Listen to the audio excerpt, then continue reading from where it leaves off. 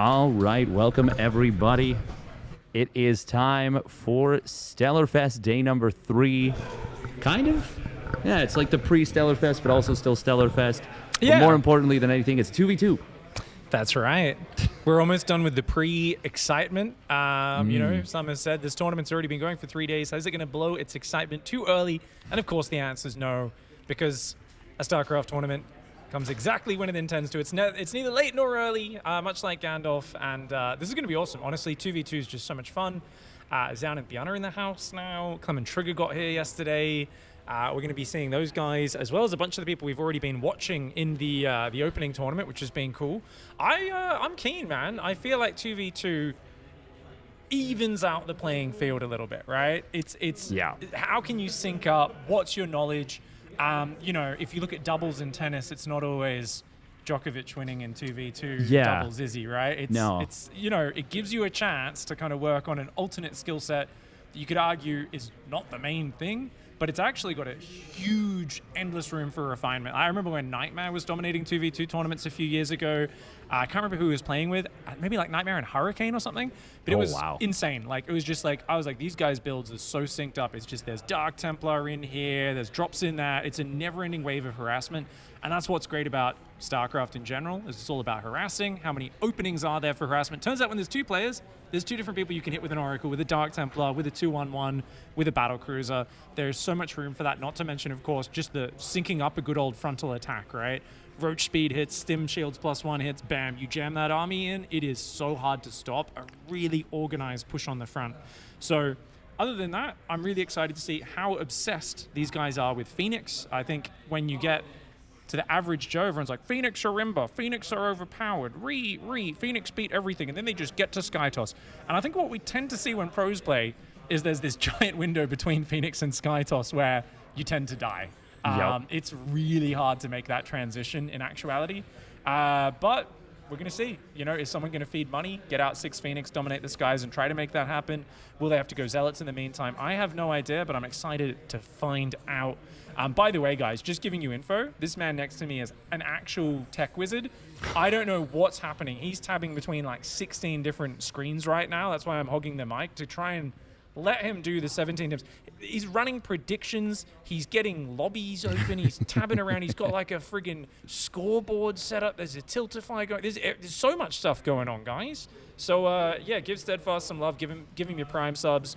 We are gonna be swapping from this channel, by the way, guys. I know there's not that many people here, but just getting in the mode of doing shoutouts, because we want to try and do this to make sure everyone knows where the tournament is tomorrow. Do us a favor. Get over twitch.tv/UrsaTV_esports. What's the chat command to link? Well, there it is. Yeah, I added a button for it. Oh, yeah. We've got a button for it. Oh, and that's that one, is it? UrsaTV promo? Yes. Yeah. Beautiful. All right, guys, click that link. Give them a follow. We're going to be live tomorrow, the day after, and the day after that for 3 days of Stellarfest Constellation Cup, which is, of course, the big playoffs. For those who don't know, lots of cool tournaments within Stellarfest. Stellarfest is the entire week-long festival. We've already done the Merryvale Open, concluded yesterday. We found the top 8 players to join the 4 that already online qualified, joining Clem+Zoun and those guys, ByuN and Trigger. Now we're doing the 2v2 $5,000 Open, as well as, of course, the free-for-all Brawl later today, which is going to be friggin' awesome. Not sure if we're doing Beast of the Hill for that or not. Do you know? We are doing Beast of the Hill for that, yes. Ooh, but like 5 points or something to make sure it's not like over too quick, or 4 points maybe? 4 points is what we're doing. 4 points is still pretty hard. If the players play smart and actually go, hey, that guy's on 3 points, which is not a given when you've got pro gamers playing, because they do get angry and just go to kill someone else. They think they're playing a 1v1 when they're playing free-for-all sometimes, as we've seen. Yeah, it's going to be really interesting, because, you do need to work together when somebody gets to 3 points in this scenario to make sure they cannot grab that 4th point. A lot of times when the game is played properly, the first person to 3 points actually ends up just putting a gigantic target on their back. So what you really want to do is set yourself up to potentially put the hurt on somebody else. Yeah. And then... Or set yourself up to maybe get, a slew of points in a row. Yeah. Yeah. I mean, it's hard to do that, but... super difficult. Kind of crazy. Like, the guys who've played a lot of Beast of the Hill tournaments... For those who don't know, by the way, Beast of the Hill is a format where there's a point in the middle, and at certain timings, it's kind of like whoever controls the point scores a goal. I call it a touchdown. I don't know, because you're touching the friggin' point. That to me just makes sense. But yeah, essentially in the first to like normally 3 points, we're going to do 4 points, wins the entire game. So this isn't the guy who sits in the corner building battle cruisers and comes in at the end, wins the game, like in a normal free-for-all, which is very boring. It actually says, hey, you've got to get on the map. And there's also, because there's that mad race for the point, there is an order of priorities where regular ground units take priority, and then it goes down in kind of descending order. It's like an invisible unit is lower tier than that. A flying unit is even lower tier. A flying invisible unit, about as low as it gets. An egg or a lava, very low tier, you know? So it's actually kind of really cool, because you'll see right on the dot when you watch the kind of pro tournaments of BSL, there's a depth shading in on the millisecond that the point becomes open. You got guys nuking 6 nukes simultaneously, all within like a 0.3 second span. People are trying to like teleport BCs in. Ultras are one of the best units for stealing the point. But of course, they do tend to get minced at the same time as they're doing it. But they are, you know, big tanky ground unit that can just kind of clear everything else off it. So Ultra Bane is good for point dives, but it can't really beat any of the other late game armies head to head in the late game. So it's kind of like one and done. It's super interesting, because you actually did a really great job there of laying out the like hierarchy, because there is absolutely a hierarchy in terms of what do you want to do and how do you want to approach it. And if you do make a bit of an alliance with another player, when do you break that off? Yeah, when do you turn on each other? When do you turn on each other? And 100%. There's definitely friendships can be tested a little bit in this game mode in particular. Oh yeah, I hope I think we'll encourage the players to chat as much as possible in that as well, because seeing those alliances get formed and then broken is really big. One of the interesting things is, like, in the past I've seen pro gamers lose Beast of the Hill because their muscle memory takes over. Like, I've seen people blink Stalkers backwards as they take damage off the point and give it up when they've had a much bigger army, and I'm like, you literally... There are things you need to do when that point comes down, which are opposite. Like, you need to stutter step Stalkers into Ultras sometimes. Like, and people are like, what? But it's like, no. You gotta, like, when you gotta commit to that point. Obviously, we'll get to that later. First of all, we're starting with 2v2s, guys. We're gonna have Future Scarlett up against FoxeR+Mixu. Really cool to see what they will bring out. Future and Scarlett are both very devious players. You know, Canada and America's cheekiest, I would say. I feel like there was a point when Scarlett was a very normie macro player, and while she's very capable of that, and the famous Scarlett creep spread, she's also capable of dirty tactics. Future's a bit of a dark genius himself, but Mixu and Fox are not to be slept on. I'm not sure what their 2v2 experience is, but I'm sure they've been up all night whispering dirty builds to each other.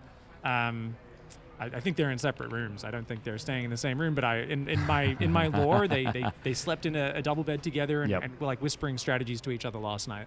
I like that. I like that headcanon. I think that works out just perfectly fine for this.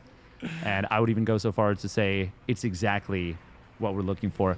This is going to be, by the way, an 8-player or 8-team 2v2 tournament, and it is a top 4 payout. First prize gets 2,500 Canadian. Ooh. Second prize gets 1,000. Third and fourth gets 750. If you want to convert that to USD, Liquipedia's got it right up there. But these are big numbers. This is a proper tournament.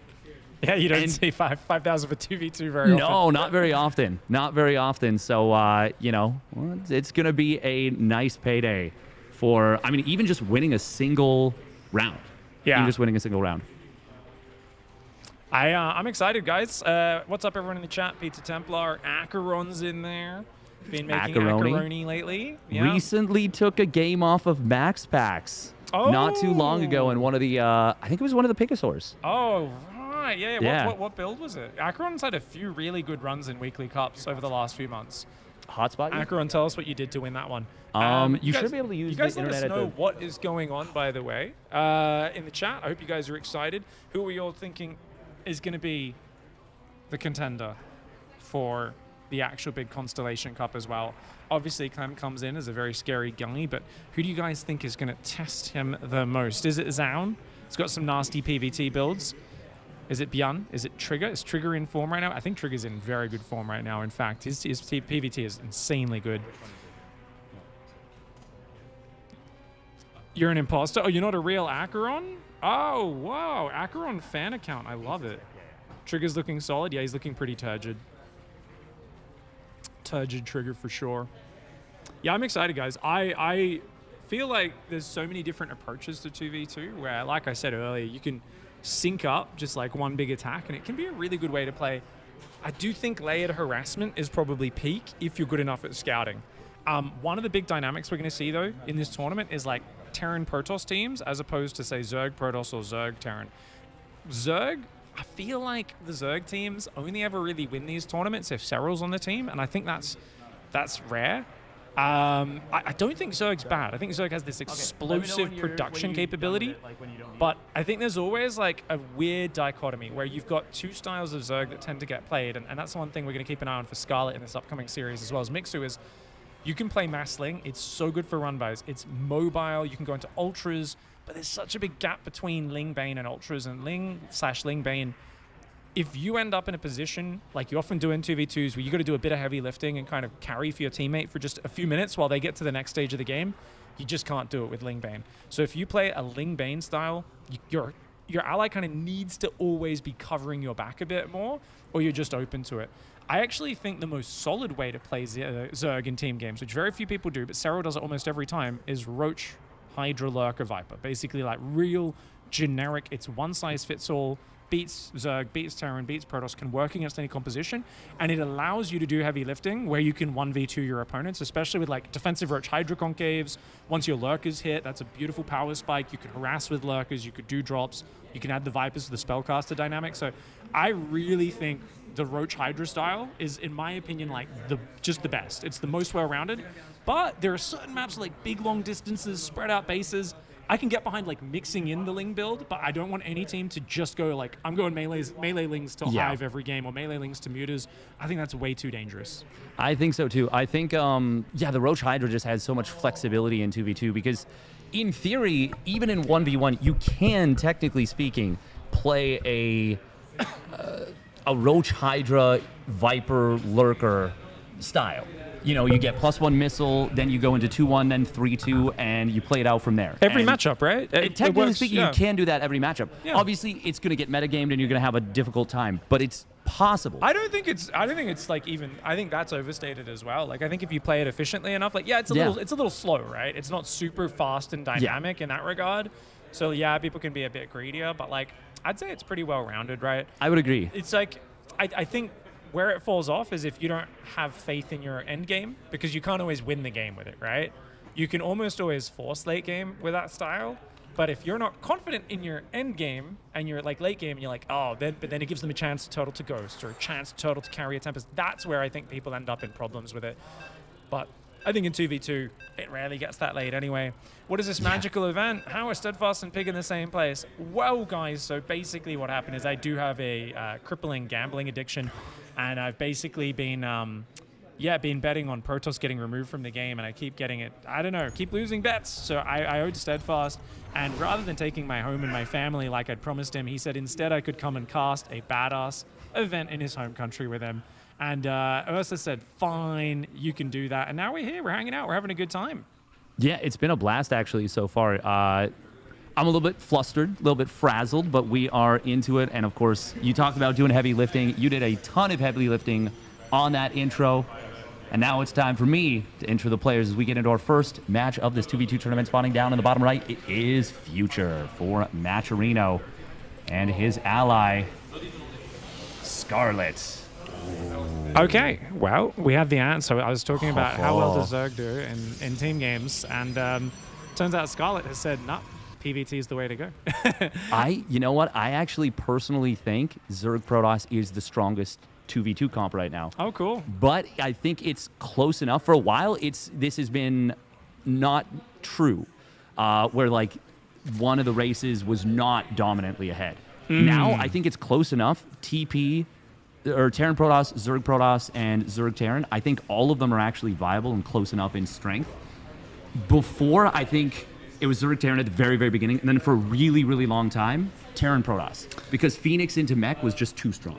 Yeah, a lot of shared bases, and like the late game would happen a lot, and definitely like Tempest Storm. You know, I was actually talking about 2v2s to a lot of these pros last night, and I was like, nothing beats Tempest Storm, right? Because we were talking about what's the better matchups, and people are like, well, late game doesn't happen. They're like, late game doesn't happen in 2v2. Like, it's not going to get there when you're playing high-level 2v2. So, yeah, Tempest Storm Thor is, like, unbeatable or whatever, but, like, that's not going to happen in a real game.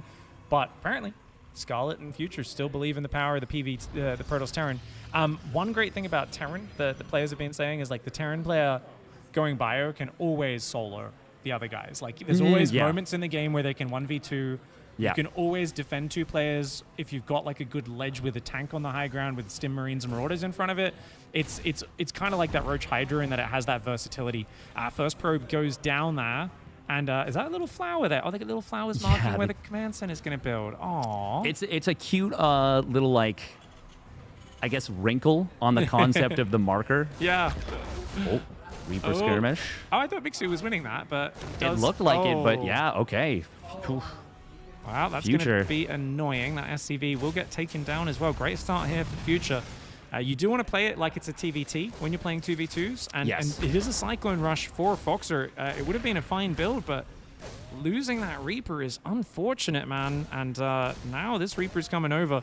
And you know when the Queen has to come defend the SCVs, things are going a little awry in the opening. Command Center is heavily delayed. Second Queen comes over. Oh, I like that move. But oh no! Oh no! Dude, Future, he's feeling himself right now. Look at this. And look how far the Queen now has been baited off creep, thinking it could get this around. Future gonna be able to get a drone as well. Yes, he will. This Reaper popping way too far off. The Reaper got yeeted onto the island. Oh my god. Oh my gosh, that's a cool resting place next to that tree over there. That's actually cool. This tree is gonna grow up and blossom into a beautiful, beautiful prick at the end of the day. Just gonna be the worst guy. You're saying that prick's gonna grow?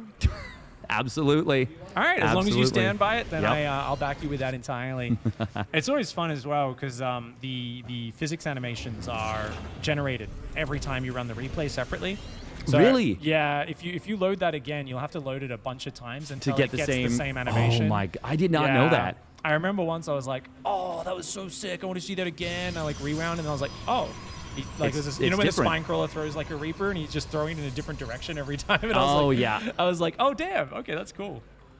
That is cool. We are going to be seeing some interesting stuff. We're not going to be too loud here about the strats, but we do have some very interesting strategies. You can obviously see them here. Yeah, we've got all sorts of units coming out. Yeah. The lair is coming in for the Zerg as well, so that's going to be interesting.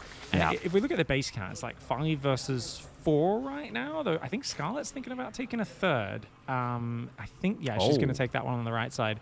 Oh, wow. FoxeR is, like, heavily impacted by the early losses. Yeah, the command center delay is really big, isn't it? Yeah. These Hellions going to come in and do something. Oh, line them up. That's a dream barbecue shot right there. Burn, baby, burn. Disco Inferno here is going to be the opening strat. I like that because it was a minimal commitment as well. It wasn't a crazy commitment. And I thought Bio would do really, really well, but it looks like Mech may be the decision from both sides. We'll see how it goes. Overlord Speed is on the way. Okay, lots of interesting units coming out. And Scarlett going for the Stalkers. How do you feel about Stalkers? I always am like, yes, they're flexible, they're versatile. Obviously, they don't do a lot of high impact. I guess it gives you the ability to be active.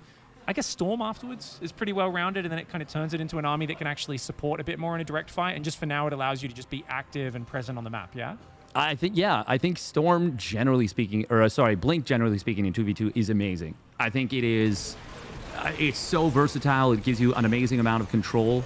But specifically against a Zerg Terran team, and on a Zerg Terran team on a map that is this big, is. The Stalkers are a lot more difficult to make work. We've already seen once they had to recall. Obviously, Blink wasn't quite done, but... Oh, this is a little bit awkward for Scarlett. She's got the units going the wrong direction, but she does correct that. But yeah, just to kind of respond to what you're saying, normally, on almost any other map, I'm a huge fan of the Blink Stalker play. This one, I'm not so sure. And it's going to take a lot of babysitting, especially with no Oracle to cover them. Looks like the units are flying in now. Banshee's on the right side. Turret's already there. Scan goes down. Nice lock-ons. FoxeR needed that. He's got a third CC on the way as well. He's going to try and recover that economy. Just doing a quick work account here. Stalker's very active on the front, but I think Tank Zergling will defend, or Tank Queen Zergling. The Zerglings go for the counterattack, and that's a huge snipe there. Mixu should be able to take that base down. Stalkers and Cyclones will at least tax them by taking out a few of these units, but The Zerglings happy to take care of that third base. Ling's a very cheap unit, so even though that's a lot of Zerglings to go down, I think that's very decent. And Mixu's got a really good worker count. Like, if we do a total count of both sides, it's 107 for that northern team, the Zerg Terran. The other side, also about 110. But that's good recovery considering how far behind they were, you know, earlier on. So if Mixu, yeah, he's a bit further ahead, but if FoxeR can get up to 3 bases, stabilize a bit, add that mech support, that'd be really nice. Then again, where's the actual army? That's just Zerglings. Hydras are starting to come out now.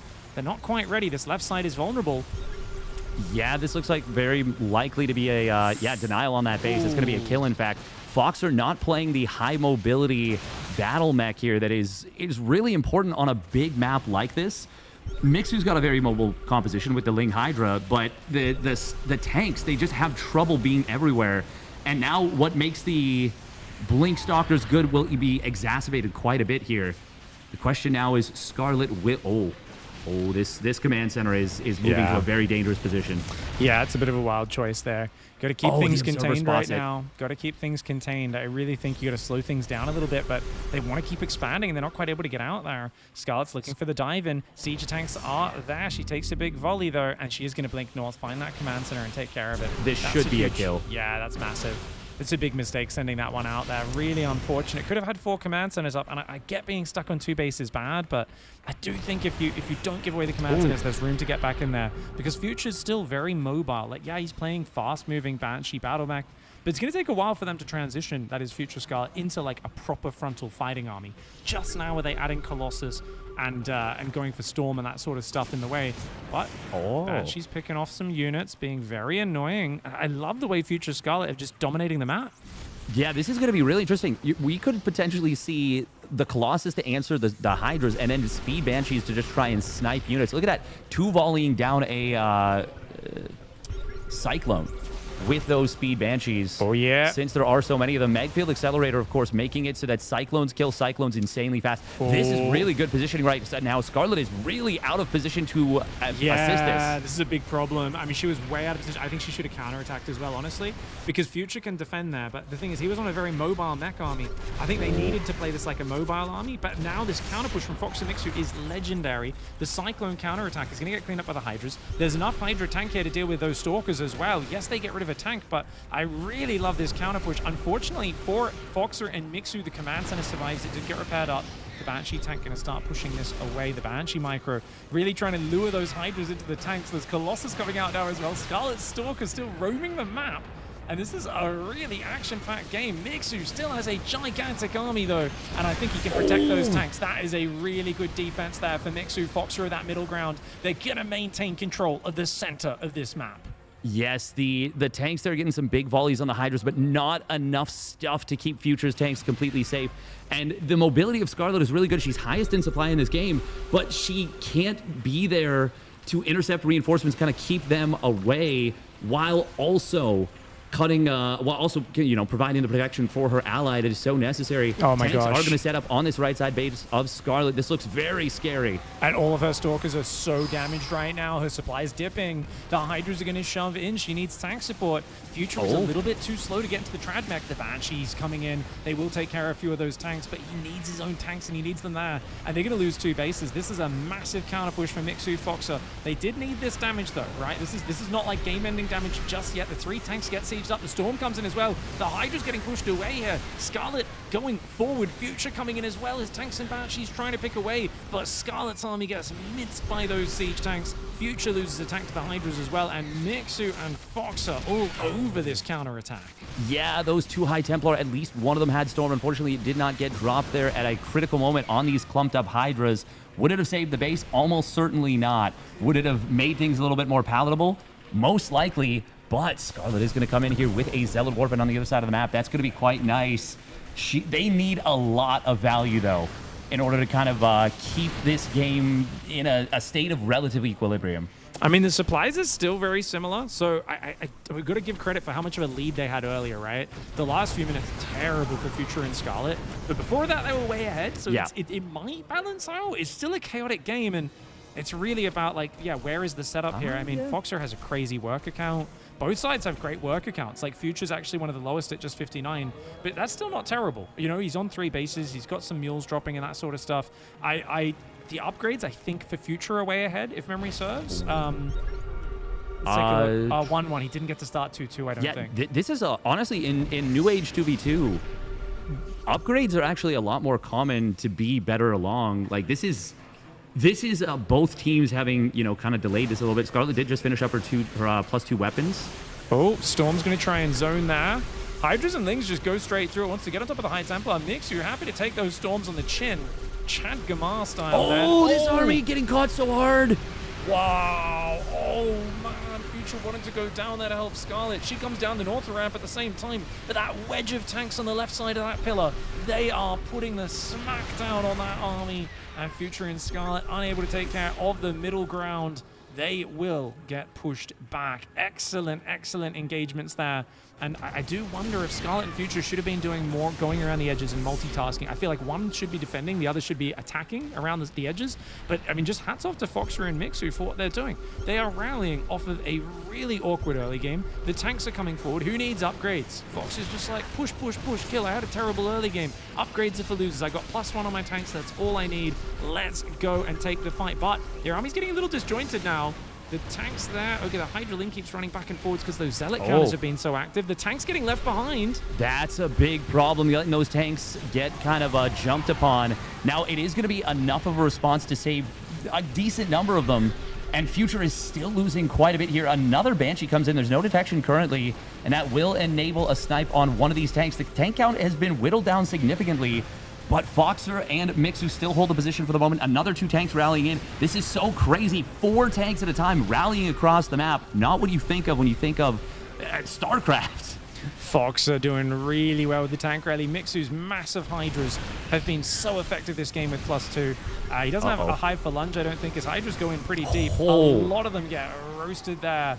I mean, this game's an absolute madman's bloody feast of savagery. Tanks, Hydras there. The High Templar running in and out. Scarlett's army's great at controlling space, but she's already pressed up against the wall. She doesn't have any space to buy.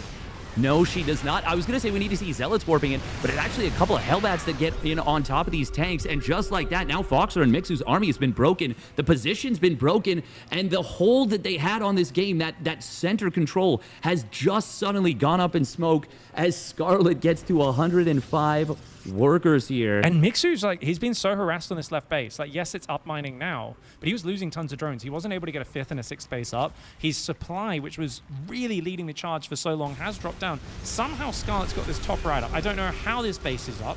I feel like she was barely hanging on to her 3rd and 4th base, and yet now she's established the top right. We're seeing tank lines being drawn through the middle. Hydras will get rid of 2 of those tanks. Nice move for Mixu. That tank on the high ground, though, they need to get rid of that tank on the high ground. Future, if he can hold this position, it's massive.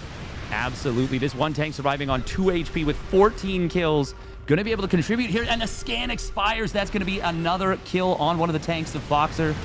FoxeR also going to lose another tank here. This is not a planetary, so there's not a great defense. Look at that. 77 ICVs, 1 mule, and 11 tanks. Nothing else. Oh, and DT's coming in as well for Scarlett, realizing they're not going to have enough scans for the Banshees and the Dark Templar combined. Oh, they did target the DTs, and a few of them went down.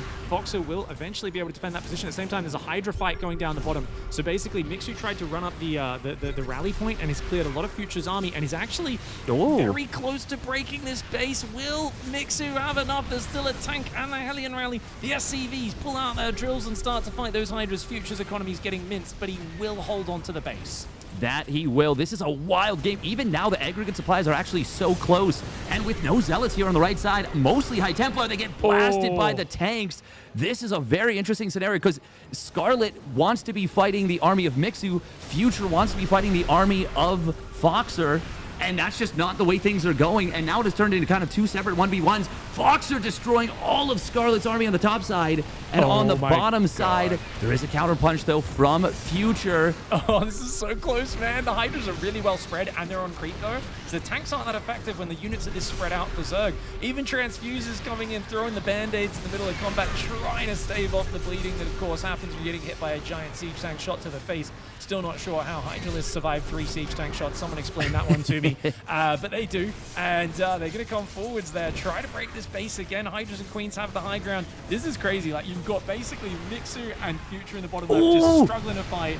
The top right, FoxeR doesn't have enough Hellions or Widow Mines to deal with those Zealots, which means so many tanks go down. But once again, he kills all the Colossus and High Templar with tank volleys. And now, if he gets on top of that base, Scarlett, if she loses that base, you know, these two bases are everything. They are everything right now.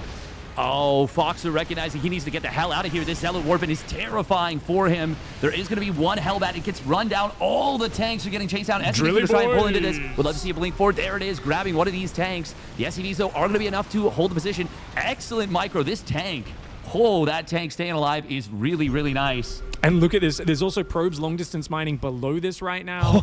There's creep there. That creep Schumer denying Scarlett's attempt to take a new base. But look at this. Oh my God, these tanks are still alive. Yeah, he took that high ground. That base is being denied. Scarlett and FoxeR is still so closely locked in combat up the top. Mixu's going to try to break through this base. Dude, if he had, I don't know, I'm like, dude, what could break? Vipers would be great, because then you could have ducked the siege tanks. Oh wait, that doesn't work anymore. But even just Lunge would be so good. He's got Hive, he's got +2 missiles. Yeah. It's I was sure that he was still on layer, but it's done. Oh damn, Lunge would be amazing in this game. Oh, these probes. Okay, the Aliens and Banshees are going to protect a few of them, but. What the heck? She's still got 97. She just lost like 10.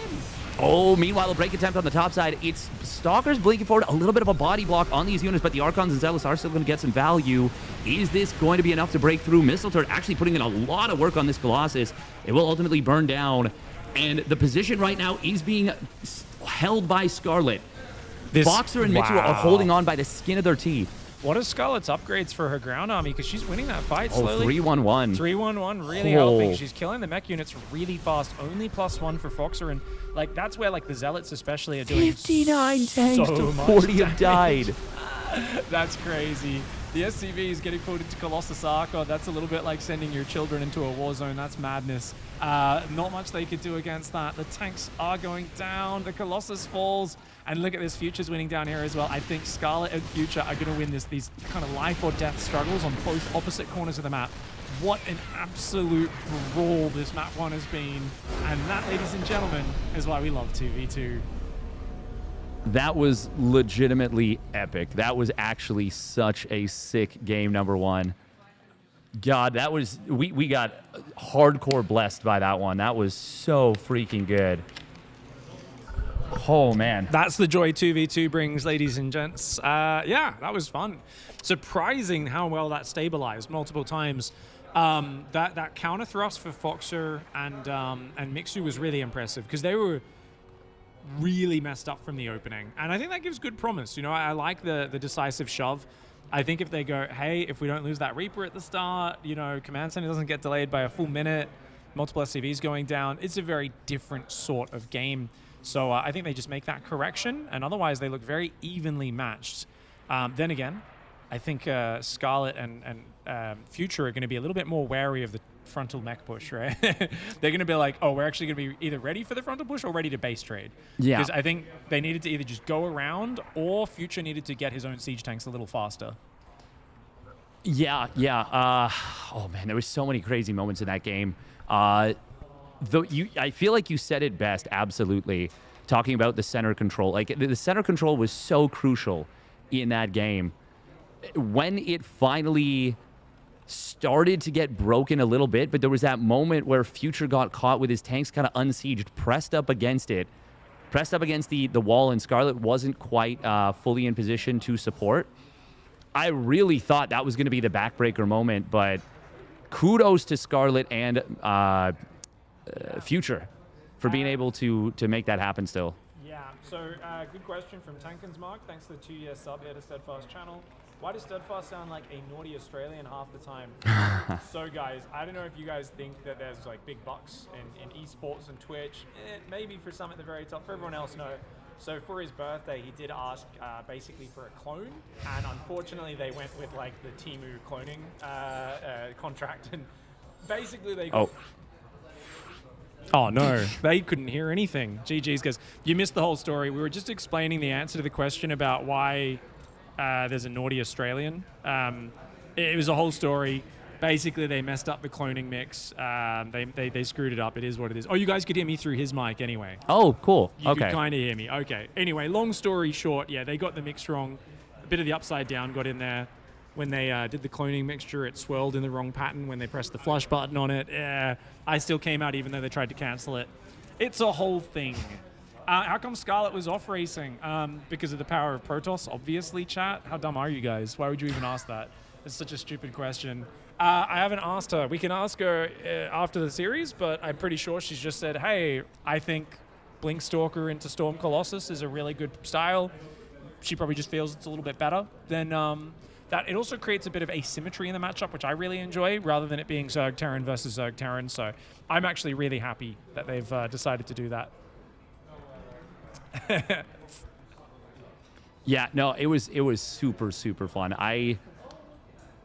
That was really interesting because one it's great because it makes it so that it's not a super mirror where it's ZT versus ZT. Yeah, which is, I mean, it's still fine and you can still have different compositions, but I always love it when it's at least 3 different comps. Yeah, in a 2v2. That 100%. That for me is the key to it being a really fun and engaging scenario. Keeps it a bit more dynamic. By the way, Turn came in, and I think he's had a seizure, guys, because there's tongue twisters, but usually it at least is meant to be like a sentence that kind of makes sense, right? This one that makes no sense. It's just, can Canada geese in a can, or can Ada Lovelace can a Canada lynx, or is Canada conquest a thing? Genghis Khan add to his I cannot. Or can Ada Lovelace can a Canada lynx? Twitch chat just lost 300 Canada IQ. Okay. I was like, who is this? What does Ada Lovelace have to do with this? And who is that? It's a famous person. She was known for creating very lovely lace fabrics. Yes. That's it. Yep, tracks. Makes sense. Women's suffrage? I don't know. Sure. Yeah. Ada, you know what? Ada sounds like a name that would be from a time before suffrage. Yeah. That, of course, is where society went down the pooper. I should never have let them vote. No. Sorry, guys. They let me off the chain at this event, so I'm trying to tank the event by saying as many stupid things as possible. What can I say? Yeah. All right, spawning down on the bottom left, it is the Shopify Rebellion Scarlett. In the orange. And our ally. Spawning down in the bottom left for Maturino, it is Future. You do. Don't know why we slipped into the French, but we are close to the Quebec burger. That is the like, you're not even doing the French accent; it's the Quebec French accent, which I love. Oh, that's great. FoxeR+Mixu in the top right side, of course. We'll see how they go. This is Yellow Jacket, guys. This map does have a B in the middle of it. I think it's because it has a Yellow Jacket. Is it a Wasp or a B? A Yellow Jacket. Oh, Yellow Jackets are Wasps, right? Okay. The only reason I know that is because of Ant-Man and the Wasp. Okay. Do wasps, they don't have to kill themselves when they sting, no, they right? don't. They have a reusable sting. Much cooler animal. You could argue bees are more honorable. You know, they sacrifice themselves every time. Like, theirs is a very heroic, sacrificial lifestyle, whereas wasps are just murderous psychos. Oh, my. Oh, my. Yeah, this is an interesting map. It's got some, I'd say it's a pretty long rush distance over here. I do love the honeycomb symbol as well. The honeycomb symbol is beautiful. Personally, I love it. Yeah. No. Oh, wow. Okay. Yeah.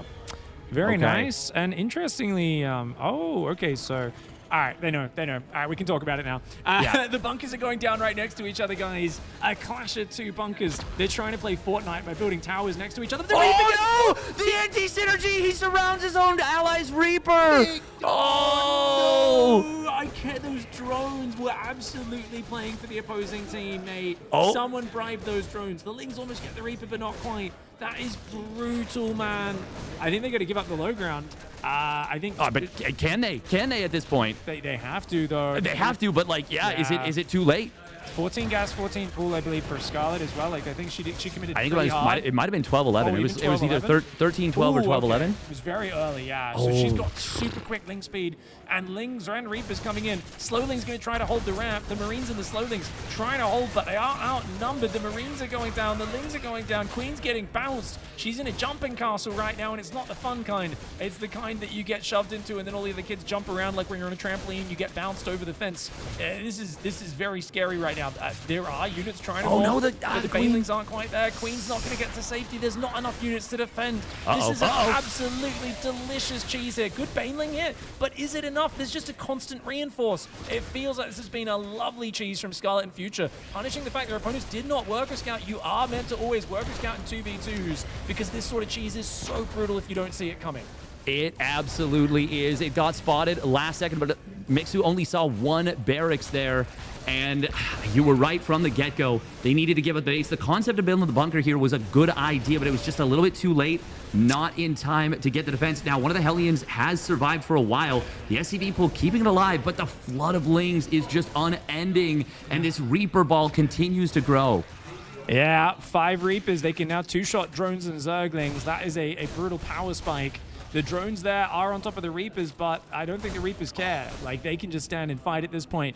No Queens, one Baneling morphing. The Lings trying to get surrounds. Fox has only got 3 aliens. The alien count is getting up a little bit, but they do need to get repaired as well. And the Reapers going to come forward and just take care of them. The Reapers focusing those Hellions down so fast. Yeah, the slip out with the Hellions was beautiful, but it's the Reapers, once again, as you said, that is enough here. GG is going to get called, and Scarlett+Future will take this one down 2-0. And that one was hot, hot, hot. Ooh, very nice cheesy build. And speaking of hot, hot, hot, apparently she was a mathematician. Thank you, chat. Ada+Lovelace. Oh, cool. Known for her work on Charles Babbage's proposed mechanical general-purpose computer. Oh, she made computers. Yeah, she's like a Turing-level computer person, right? She was like one of the very important computer people. Pretty sure she's a great person in Civilization, right? Great scientist, yeah? Not sure what her bonus is, but yeah, she's a good one. Nice. Ada+Lovelace, there you go. Very nice win, though. That was a crazy game one. I always feel like one player should worker scout every 2v2. I'm not sure if pros agree. If there's one thing I know about pro gamers, they don't like worker scouting in general, but I think it just gives you so much more safety against these sorts of cheesy build orders. I don't think, you know, the bunker maybe could have worked there, but that Reaper getting blocked by the drones was tragic, man. That was, Yeah. I'm like, were they not mineral walking? I was like, what the hell, man? It just got pushed out of the way. That one, it's entirely possible that they still kind of get snowballed in that position. Yeah. But that basically made sure that there was no chance to defend it. And when you've already pulled drones, you've already lost that first Reaper. You've already had the balance of power tip so hard. Yeah. It feels so bad to give up the base. And they if they cut bait and cut losses right away at that point, Yeah. maybe there's a chance that they can hold and that things don't go. They come out of this in a somewhat playable position. You know, the Hellion count gets a little bigger. Things, they have a chance to stabilize and maybe make something out of that game. But as it was, just not a whole lot you can do when it just kind of seems to slowly snowball out of control. And honestly, it was not even slowly at that point. Indeed. Actually, let's do a quick little interview here. Ooh. Why Scarlett, chat wants to know why Protoss? Why do you hate Zerg? State. Oh. Okay. Why? You just think Protoss is better? Okay, that's true. All right, nice. All right, apparently Future told her, guys, and yeah, he basically just thinks it's better in late game. So she was like, all right. Apparently she's bowing to Future's 2v2 dominance. So good to have that info. That's how we're doing interviews this event, by the way, guys. We have the pro gamers arrayed around us. We're just going to shout at them questions that you guys ask. And then if they choose to answer, then that's good. Yeah, this is cool, guys. Obviously, we are going to a different venue for Constellation Cup, which is the big 1v1 $15,000 playoffs of Stellarfest. That's starting tomorrow. But we've been here in this venue for the opening play-ins, the Maryvale Open the last 2 days today for the 2v2 tournament. This is a cool little esports arena we're in. It's been really nice here at Click Esports. It's been really, really awesome. If you guys want to watch tomorrow, we're not going to be on Steadfast stream, guys. He basically said he's fed up with the BS here. He's like, no, it's too much StarCraft. 1 week is too much. No. Apparently he's got to go on a retreat to a spa or something. He gets too stressed out. So we're going to be over on that UrsaTV link in the chat. Give it a click. Follow it. Help us pump the numbers up. Tell your friends. Post on Reddit about this tournament. Let people know It's obviously it's a huge event Ursa's putting on. It's been so awesome to be here. Everyone's here live in person. Tons of players getting flown in, you know, getting treated beautifully. We're getting delivered on a school bus to the venue. Most of us, I don't know about you guys in America. For you guys, it's normal in America and Canada. For Australians, Europeans, we're like, this is ridiculous. You guys have a special bus just to take children to and from school, and dumb gamers who are basically mental children like all of us. We're just like, ooh, goo goo gaga. We get taken in the bumpiest bus I've ever been in my life to and from the venue, which is fantastic. I thought it was a school bus, so I am confused. We are apparently able to hire those out. I've always wondered, though, why there is a special vehicle just for children. If you guys can explain that to me, someone who's not from the North American area, why do you need a special bus for children? Why don't you just use a normal bus? I'm very confused why this is a thing. Is there an original reason? Is it so people know, hey, that's a yellow one, kids are going to come off that and run in traffic because kids are stupid, therefore be more careful when driving near it? That would make sense, but I'm actually honestly curious. So let me know in the chat, and please explain North American culture to a dumb Australian. Yes, I agree. All of that. Do we need to play an ad break, by the way? Yeah, we're gonna play an ad break. Big 3 minute, yeah? Yes, we'll do 3 minutes. We'll maybe take like 5 minutes. Just put that on the timer. Get that set up with the break screen. So we'll be back very shortly. We'll mute our mics in a moment. Oh, so I was right. Thanks, Orgia. Yeah, I was like, why is this so weird? But it does make sense. So it's going to be... You know what they could do, though? You could just use normal buses and just have a sign you put on the back that says, oi, there's dumb kids on here. They're going to run into traffic. Just like when you're dropping kids off, you know? Yeah, right. Do you guys have different speed zones near schools? Like where I live, you have to drive very slow around the start and ending of school near them. Yeah. That's like the #1 place where people get speeding tickets and where there's cameras set up and stuff. We do, and that's the one thing where people are like, no, it's fine. Like, it's fine that there's speed zones, but we have like speed cameras everywhere.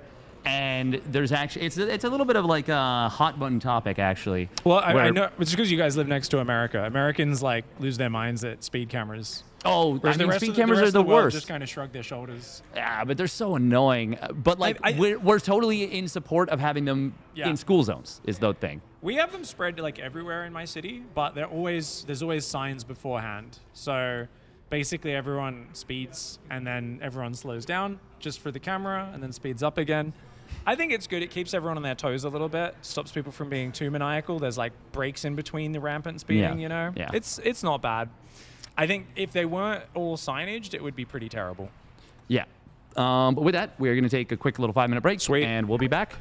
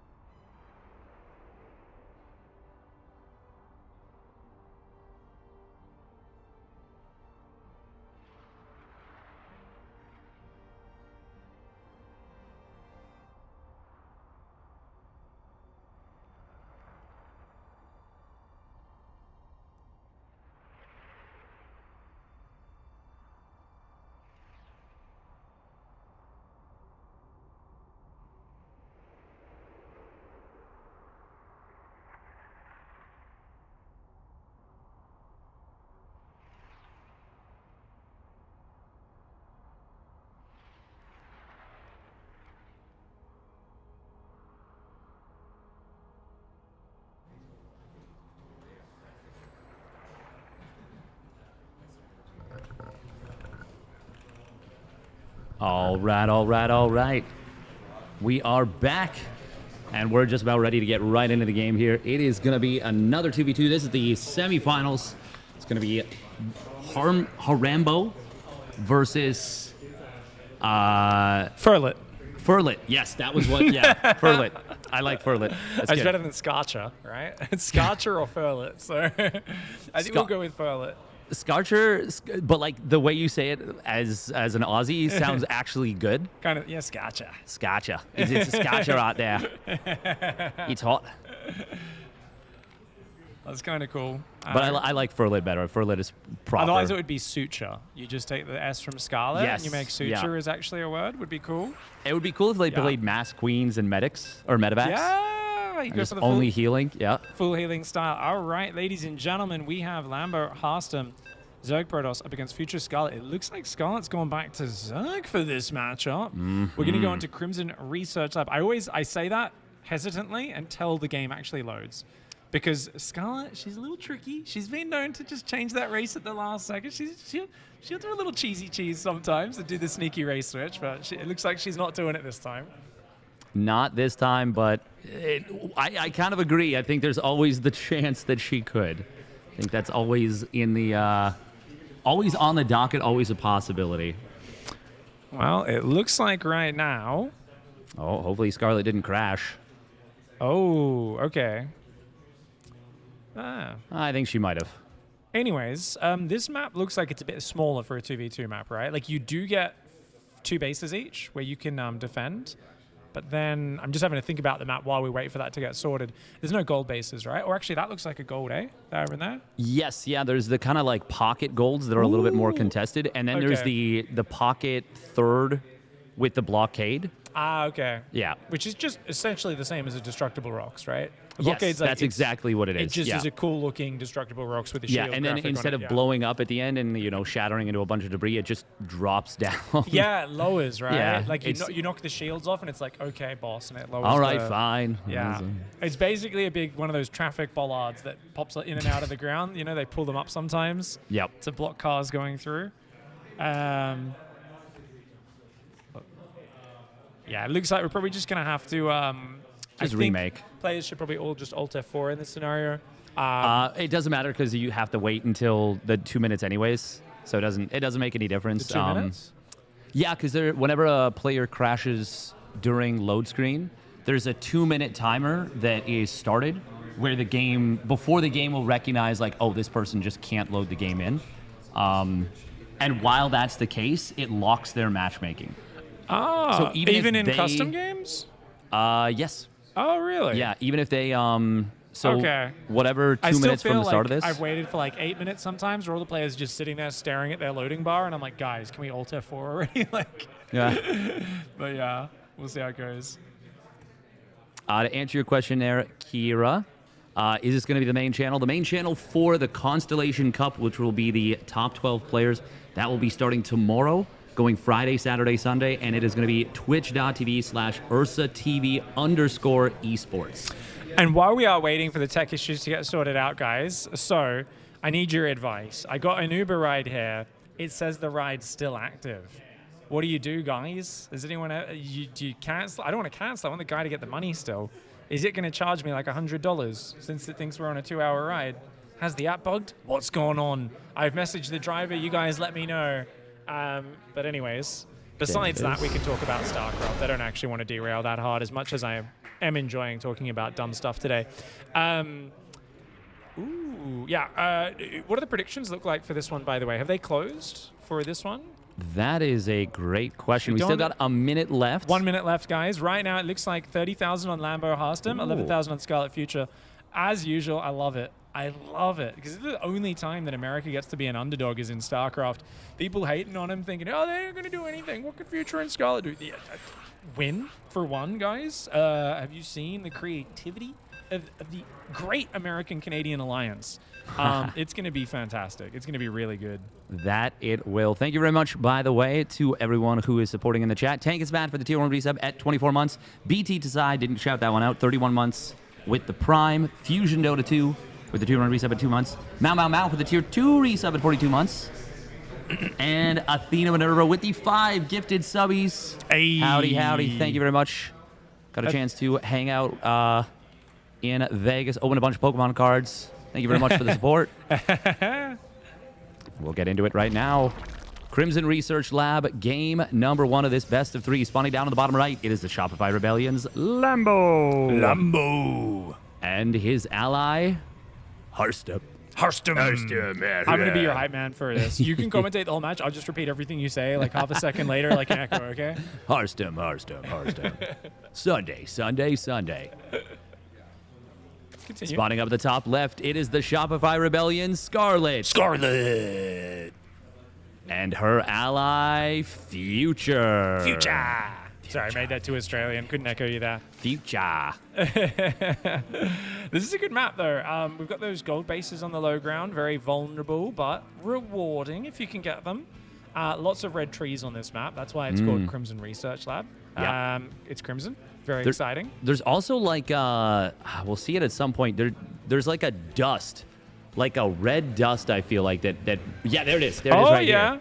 That, this is definitely something. Oh, they kind of look like flowers, right? Yeah, I think. Oh, like leaves from the trees. Yeah. I think there's also are. like a red magic energy going Yeah, through as well. yeah.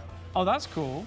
And that's kind of like out here in Ottawa right now with the red leaves kind of blowing around off the trees right now here in the middle of fall, as you guys call it. Autumn, what I'm used to calling it. Autumn.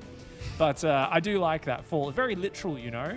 I feel like sometimes we could give names simpler things. Like, I think, you know, you go to like a medical term or something, or you need like medicine, and it's always some weird Latin-y name. You're like, get out of here with your Latin and your Greek.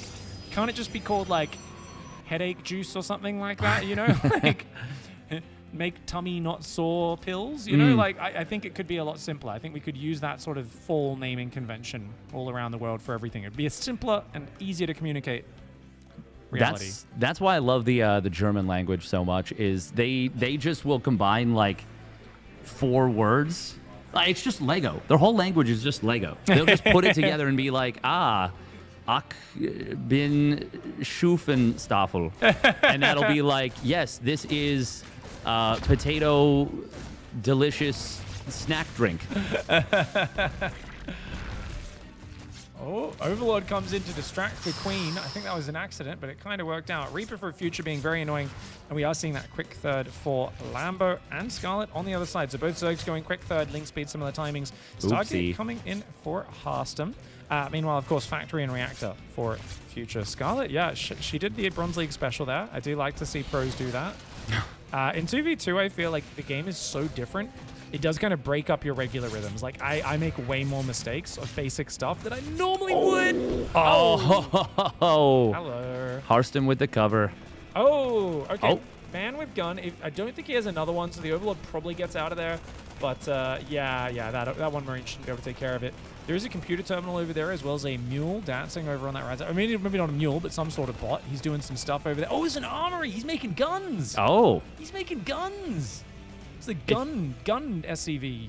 Wow. If you look closely, he's not actually interacting with them at all. I feel like this is that guy on that ship in Star Trek. This is going to be a reference that almost no one gets. But he's like doing this weird thing with his elbows, and he's interacting with literally nothing. Oh and my. It's like an extra in a scene. It's just the most random thing. Oh, this is very nice. Juicy Lucy. Oracle from the south comes in. Slow drone pull for Scarlett. And that's a beautiful start there for Harstem. Finds some big damage. 5 workers on the first Oracle. Not something you want to have as the Zerg player. Meanwhile, Lambo's going to take advantage of that to race ahead. Looks like we'll probably be seeing roaches for him. I do wonder if Scarlett, she's a bit heavier on the lings for now. And there's Hellions out as well. They're going to go across this map. Can they find some damage? Few Adepts ahead, not much else. And they're going to look for the Adepts, going to look for the Hellions. And, ooh, there is an Oracle, though. Oracles can deal with Hellions and Lings, especially with that energy recharge. So Scarlett and Future will have to back off for now and macro up behind it. Yeah, this is very costly, actually, that they commit into this, and that Harstem did, in fact, not just go for a single Oracle, but added that second Oracle. Going to make it a lot easier to defend this third Nexus. I feel like at minimum, to get the value out of this, they needed to get a cancel on this base. Just because of the relatively large commitment. We do have Orcus in the house, by the way. Oh my God, Ursa's absolutely so adorable sausage dog right now, sniffing around. We do have a professional admin here by the name of Eon Blue Guys, whose entire job is right now to walk the dog around the venue, which is, I got to say, the best job in the house. I'm kind of jealous. Yeah, no, if he wants to sub in and let me have, like, just carry the dog around, he can absolutely do that. This is the... Oh my God, you're so cute. You're just so adorable. You just looked up like... He's so shy as well. Yeah. He's just getting used to the space. He'll warm up. Carapace on the way there. Nice upgrade choice for Scarlett. Oh, good cancel on the 4th. Don't want to be letting Lambo run away with the roaches. And this is so interesting because we are seeing like that kind of lings into... I think she's going to go either Mutas or Hive as Scarlett. And it's Mass Roach for Lambo. So I think Lambo and Harstem might do more of a frontal push. We might see them like want to go and push hard and get that damage. Oh my gosh, Phoenix fights the Banshees. Oh no, Future. He's got one Marine. One Marine, not enough. Oh my gosh, the Phoenix. Oh, it is okay. Okay. Cloak saves the day at least on one of the Banshees. But still a very good Phoenix. Phoenix a nice cheap unit. And is going to go into the main and die to the Spore Crawler. Apparently, he'd already seen enough in this game. Now, meanwhile, can we get a worker check on the units tab? Because it's going to be 110 for our northern team, and our southern team is even higher than that, at about 120, just over. So, another cancel on the 4th there. Scarlett's melee Zerglings? No, they don't even have melee. Just those Zerglings doing really well. And she's going to go for a second Evo chamber now. Meanwhile, Mass Roach on the way for Lambo. Harstem's going Stalker Zealot. I think Lambo and Harstem are looking like they're just going to go all in. It's hard to say, but it does feel like there's an opportunity at the very least, especially since Scarlett went for the double Evo, yet just now starting the melee. It's so late. That is really, really going to be a problem. Now, the +1 Carapace will nullify that +1 missile for the moment, but it's not done yet, and this gold base for Scarlett looks to be in potentially a lot of trouble. Yeah, Stalker's coming forward. Oracle as well. The Stalker Roach Ravager timing is brilliantly paired up. Very well synced. We just had all the factories finished. They're starting to pump out the units that would defend this, but they're not ready yet. I think Scarlett wise to give up that right side base. Oracle being a bit of a D-bag right now, just doing so much damage. Link counter unable to find purchase on that third base of Protoss. Oracle goes a bit too deep though. And those mech units, they're coming out. The tanks are coming down. They're sieged on that high ground. Good siege up location. Bling Bane's going to have to commit. Bling Bane, you cannot just like and ah. You've got to go for it. And she does go for it. She won't kill the whole army. She kills a bunch of it. And those tanks, they are covering from the high ground really nicely. Dude, these tanks are doing great. Yeah, they are absolutely putting in work here. The +1 Carapace, besides helping out a little bit against those roaches, not the most valuable upgrade against Stalkers. I don't think it makes any difference to how many shots it takes to kill. But it will be handy against Zealots if they get added in. And charge is done.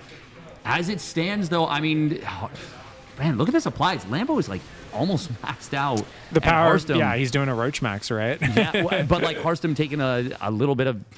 Taking it a little bit on the chin there. Yeah, we're in a few oracles as well, right? So Lambo didn't really commit anything in the early game. He just got to like be the macro boy, and now he gets to carry through the mid game with an immense roach count. So hard to defend this. Hydra Bane is out for Scarlett, but not many tanks covering this right side. They're a bit exposed. The tanks are trying to get over there. They're not in position just yet.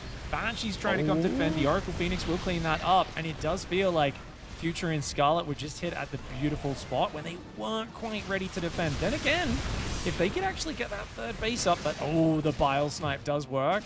The Banshee going to start to push them away from the high ground. Scarlett's been so active with her Zerglings. It's just Lambo has such a crazy count of units, they can't cover both sides at once. No, they cannot, and this little split off from Harstem is actually going to be a really difficult task to deal with. The tanks were not in position to cover this pocket third after the initial losses. And even though Future is going to be able to hold this position on the high ground, Lambo can find some more SCVs. He's not going to go for them just yet. That would be a really valuable play. But the kind of a little bit of a hemming and hawing right here will allow the base to be secured. On the other side, Scarlett is going to finally clean this up. I mean, this is so funky because the supplies between Scarlett and Future are very similar. Harstem, though, is so low in supply right now. But Lambo just has so much Roach Ravager, and he needs to either trade it or find big damage with it like he is actually doing right now. This is actually so good. The tanks are not in position, and that is going to allow Lambo to potentially knock out multiple bases. Roaches on top of Hydras is always so bad for the Hydra player as well. Yes. The Hydras had to just bail. They had to abandon those drones. A few of them do get out, but the tanks just don't have the mobility. Phoenix picks up one of them. The Roaches are going to shove, and that is going to be a game-ending push. Lambo gets away with the early greed. The Oracles did damage, defended the counter push as well. Harstem did all the heavy lifting early, and Lambo just basically barrels forwards, 3 base income really early, nothing but mass roach, and he goes for the win. A really good pairing up of both players, and Scarlett and Future, they just didn't have a good enough early game and were caught off by this push. Really well played. Lambo is perma-maxed, and I think he can push in to finish at any point. Not sure why his roaches backed away there. I guess it's just being a little cautious, but of course he immediately turns around and says, oh wait, why am I pulling back? Let's get in here. Finishes off this situation. Tanks trying to siege up behind. That Phoenix has actually been so effective at disabling siege tanks. And there's 3 left. Phoenix picking up the ones in the back. The Roaches going forwards. Their numbers getting thinned out a little, but of course Future and Scarlett Supply are both below 80. Yeah, this is a situation where if they can get this damage to the army, if they can find a way for those tanks to, well, really what it came down to was that rotation from Lambo. That rotation from Lambo basically, I mean, it basically put the game out of reach. Yeah, I mean, you can defend that main ramp quite well, but you just end up having to spread to both sides, and you can't cover both at once unless you have 14, 12 siege tanks at least against that roach count, 6 on each side. There was like 5 siege tanks at that point, just not enough. So a little bit hard for them to handle it, but at the end of game 1, they come out on top. The Oracle, I think, was pretty rough at the start, and then you got to realize that like it's kind of weird because Scarlett was, I guess, playing that Ling Bane, and I talked about it earlier when we were talking about just Zerg dynamics in 2v2. When you play Ling Bane, it's hard to carry your teammate through a dangerous period. Yes. Right? You're like, oh, I can run by, I could base trade. Hopefully they'll follow me around the map in circles and chase their own tail, but like push comes to shove, your tanks are kind of killing the Ling Bane a bit themselves. You are crashing Ling Bane into Roach Stalker. It's not the most effective, and it is always dangerous if you want to play that more mobile Zergling style. Yeah, and I do think that on the map coming up, I think that a Ling style probably has some very decent potential, and that is going to be New Bed of Chaos, a much bigger map. Yeah. And also a map where there's really only one entrance for a frontal push, and the tanks can really set up well for that. But on the previous map, Crimson Research Lab, as you take more bases, the tanks just have to be covering so much more area, not to mention the fact that 100%. It's a smaller map, so the Lings can't do as many effective backstabs. Now, they got a couple of them. They got a cancel on the 4th. They got a little bit of value, but never really enough to justify things. And it just was a very difficult situation for Future and Scarlett. But if she does decide to play Lings this game, I think it's valid this game. I mean, I think it's always valid. You just gotta find your way to get on up there. And the bigger the map, the more open, the more run by paths, the better. If you can use things like drops as well to open new fronts in the main base, that sort of thing, always useful with Zerglings. Such a cheap unit. It's just about finding an undefended angle. Yes, exactly. And we're going to be getting into game number 2, map number 2 of this one. Okay, good. I was going to say, hopefully we don't crash. That would be unfortunate, but we don't. We're good. New Bed of Chaos. Did this stream crash just before? Oh, no. The viewer count just jumped back up. Never mind. That was just my internet, Did it? Oh, okay. I was like, we have 70 viewers? I was like, what's going on? I was like, oh, no. Oh. And then it updated. It was back to the 350 that we're at. Sorry, I just panicked. Steadfast, guys. It's like, what? Yeah, I don't know why it said the wrong number. That is okay. As we have spawning up at the top left for the Shopify Rebellion, it's Lambo. And his ally, Harstem. Down in the bottom right side, Scarlett. And her teammate, the Terran player, Future. This map is really similar to that map that's been in the map pool forever, where it's like the same spawn locations, top left, bottom right. It's like almost the same map. This is what, New Bed of Chaos, I think this is called. This one, yes. But it just, to me, looks exactly like that map. The only difference is this one to like the left of here, that's a high ground gold base on the other version of this map, right? Oh, that yes, the layout's copied from. Yeah. And there's like a bit more of like ledges through the middle, I guess, a little bit. Yeah. But otherwise, like the base layout's very similar. The starting bases with like the shared ramp is very similar. I guess there's 2 ramps on the natural on that map as well, or 2 entrances, whereas this is just 1. But, there's like a corridor over here towards this kind of base. That's funny. I was talking about it with Eon Blue, and I said the exact same thing. Yeah, literally exact same thing. Well, it feels so similar. I literally thought we were going onto that map. Yeah, and I saw like TLMC play, new bed, and I was like, well, what? It's a different map. The what now? The what now? All right, guys. So Zerg Virtus up against Zerg Terran. Will be interesting to see. Did either side SCV scout? I think Future did, right? They both did, yeah. Okay, and Harstem. So those are both the players that took the economic hit. They let the Zergs be greedy. Yes, they did. Of course, Zerg really does not want to drone scout. The only one who's happy to do that is Katz, and he doesn't really do a drone scout so much as he will send 2 or 3 or 4 drones to just harass you. I think that's because Katz is kooky. You know? I think it makes no difference if you do it as a Zerg or a Terran or a Protoss.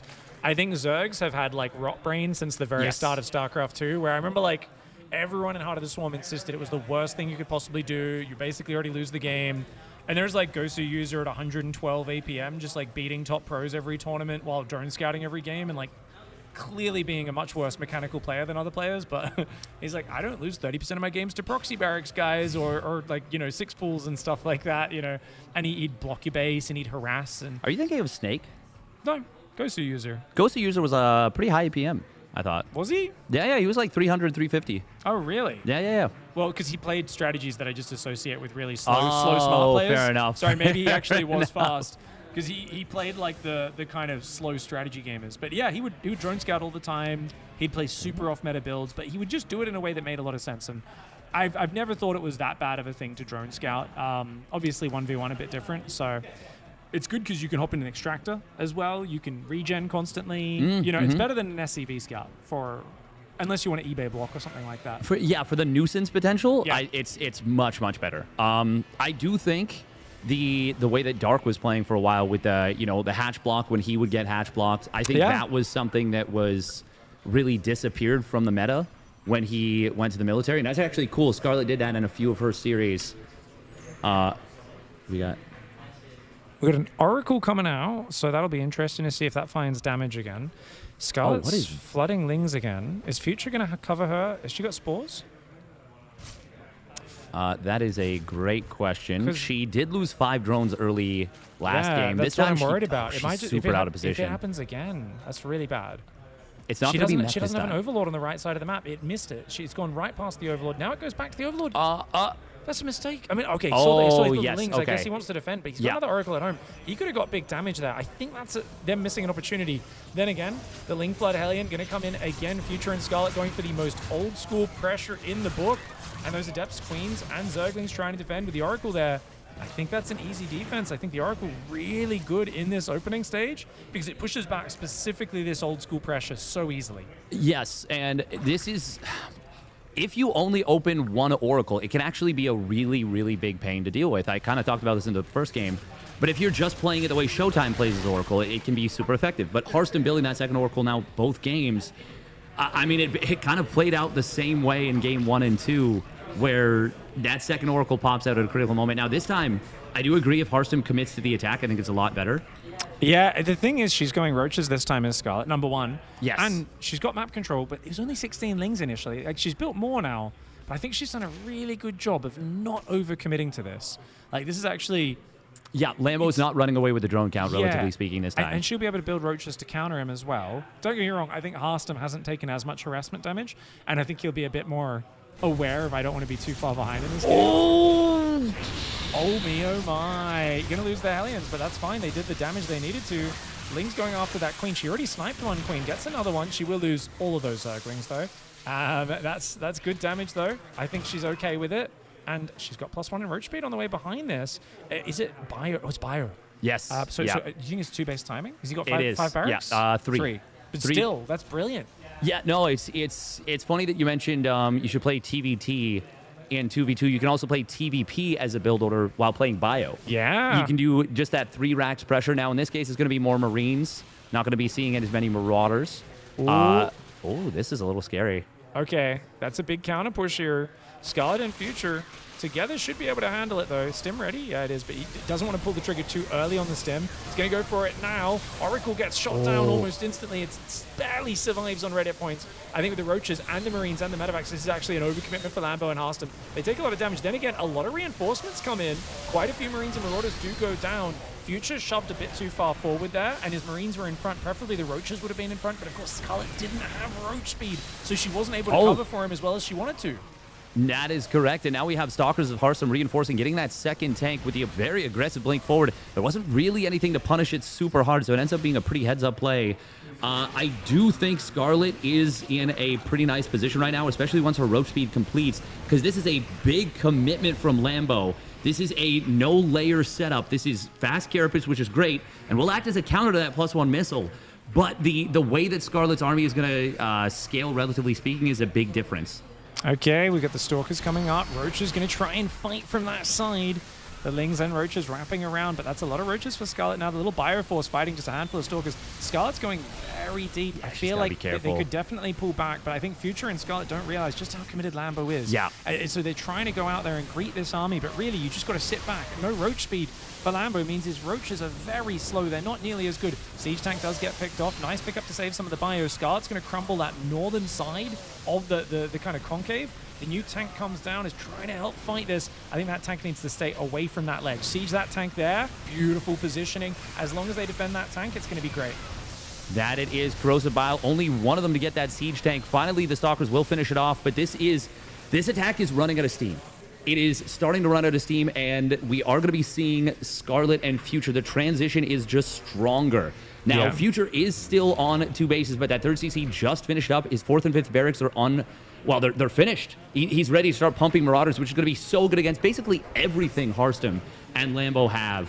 This is getting better and better the more time that progresses for Scarlett and Future.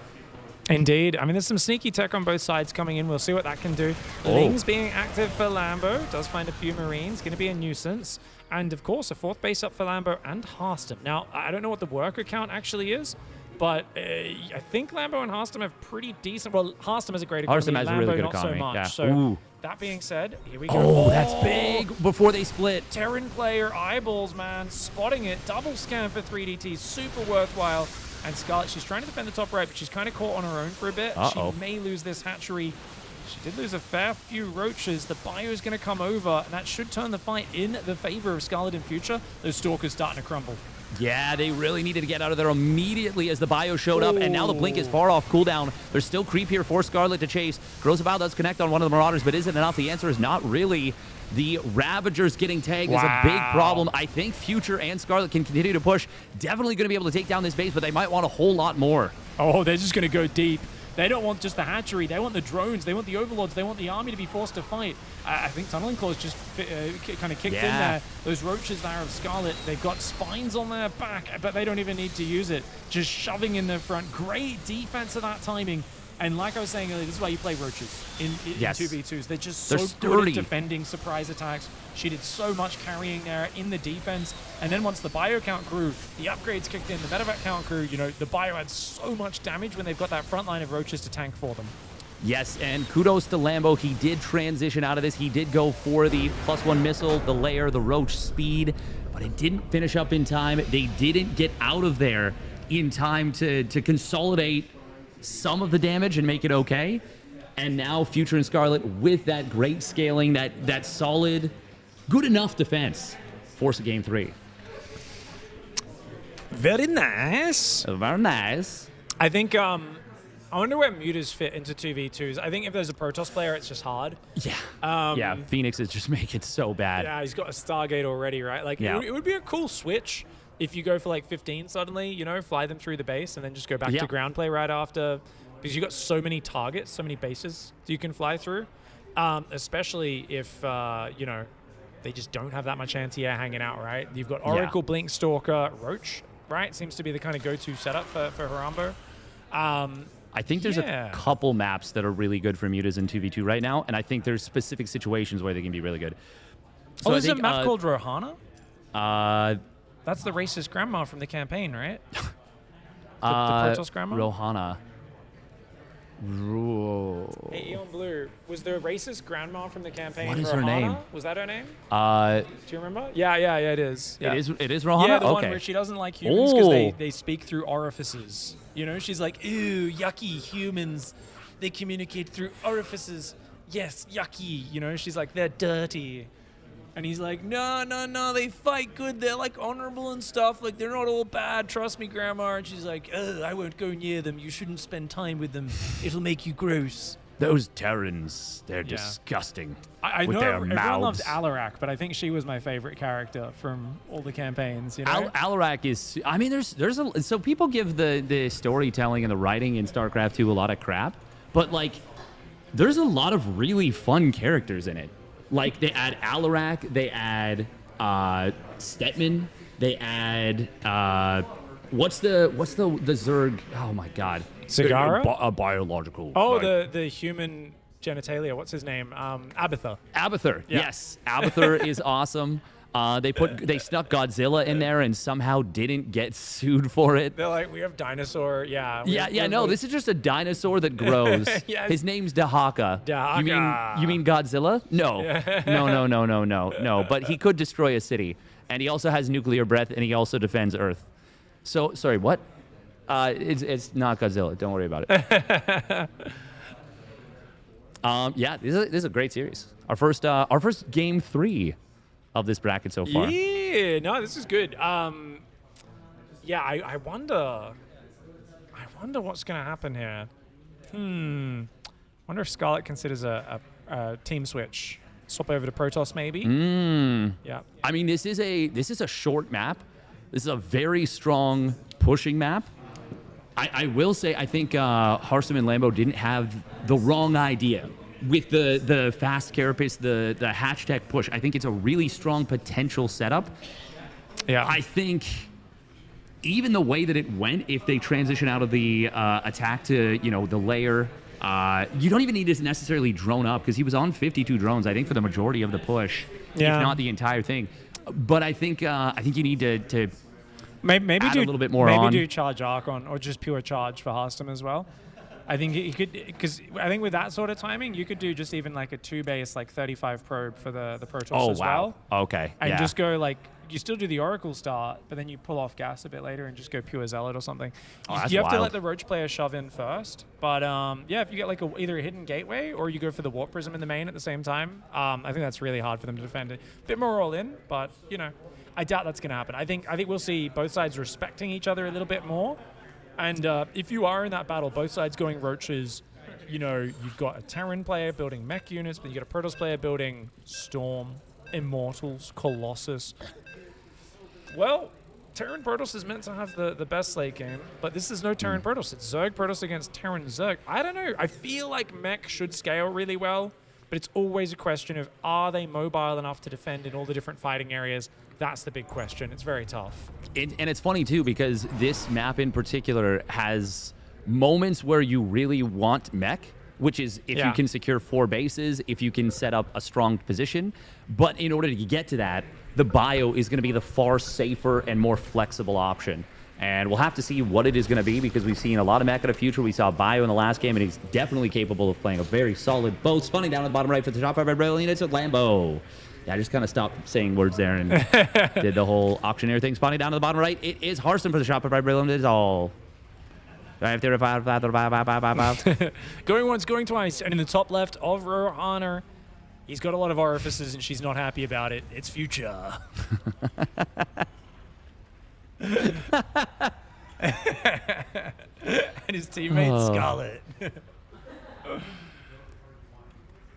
She's only happy about Harstem being here, to be fair. Everyone else, she's like, get off my map. This is yucky. Look at the expansion pattern on this. So you get this huge ridge in front of your naturals, right, out here. Yes. This is kind of cool. So that would be a really good like mech stronghold there with tanks on those ledges. But then your bases start to get pretty exposed, right, on both sides. Yeah. You kind of like, you start branching pretty far out to the right and left, depending which way you want to go. And yeah, so third base is spread pretty far. Fourth is super out there. And that's going to be interesting to see which way it goes. So we don't have a worker scout for Future and Scarlet. I think because it's a smaller map, they figure the Overlord's going to get there pretty early. But Harstem did work a scout. I think you should always work a scout in 2s. That's just something I truly believe in the core of my heart is like skipping a scout is so dangerous in this. It can really backfire on you. Now, this is kind of neat from Harstem, going to be able to get a big block on this. Will cost him the probe. That's 600 minerals almost, delay. though. Yeah. That's like a big delay. Very nicely done. Factory before command center, you know? Don't see that every day. No, not, and it's not by choice is the thing. You really don't want that. This is super interesting, though, from Harstem. Yeah, that's an odd one. And they did scout just a bit later. Okay, I see. Yeah, but he hasn't seen yet that there's no Nexus. Just now going to see that. Okay, and the double gate has been revealed. And yeah, you can see that the ping immediately pings it. Yeah, he's like, oh, we got to watch out. We really got to watch out here. That's interesting.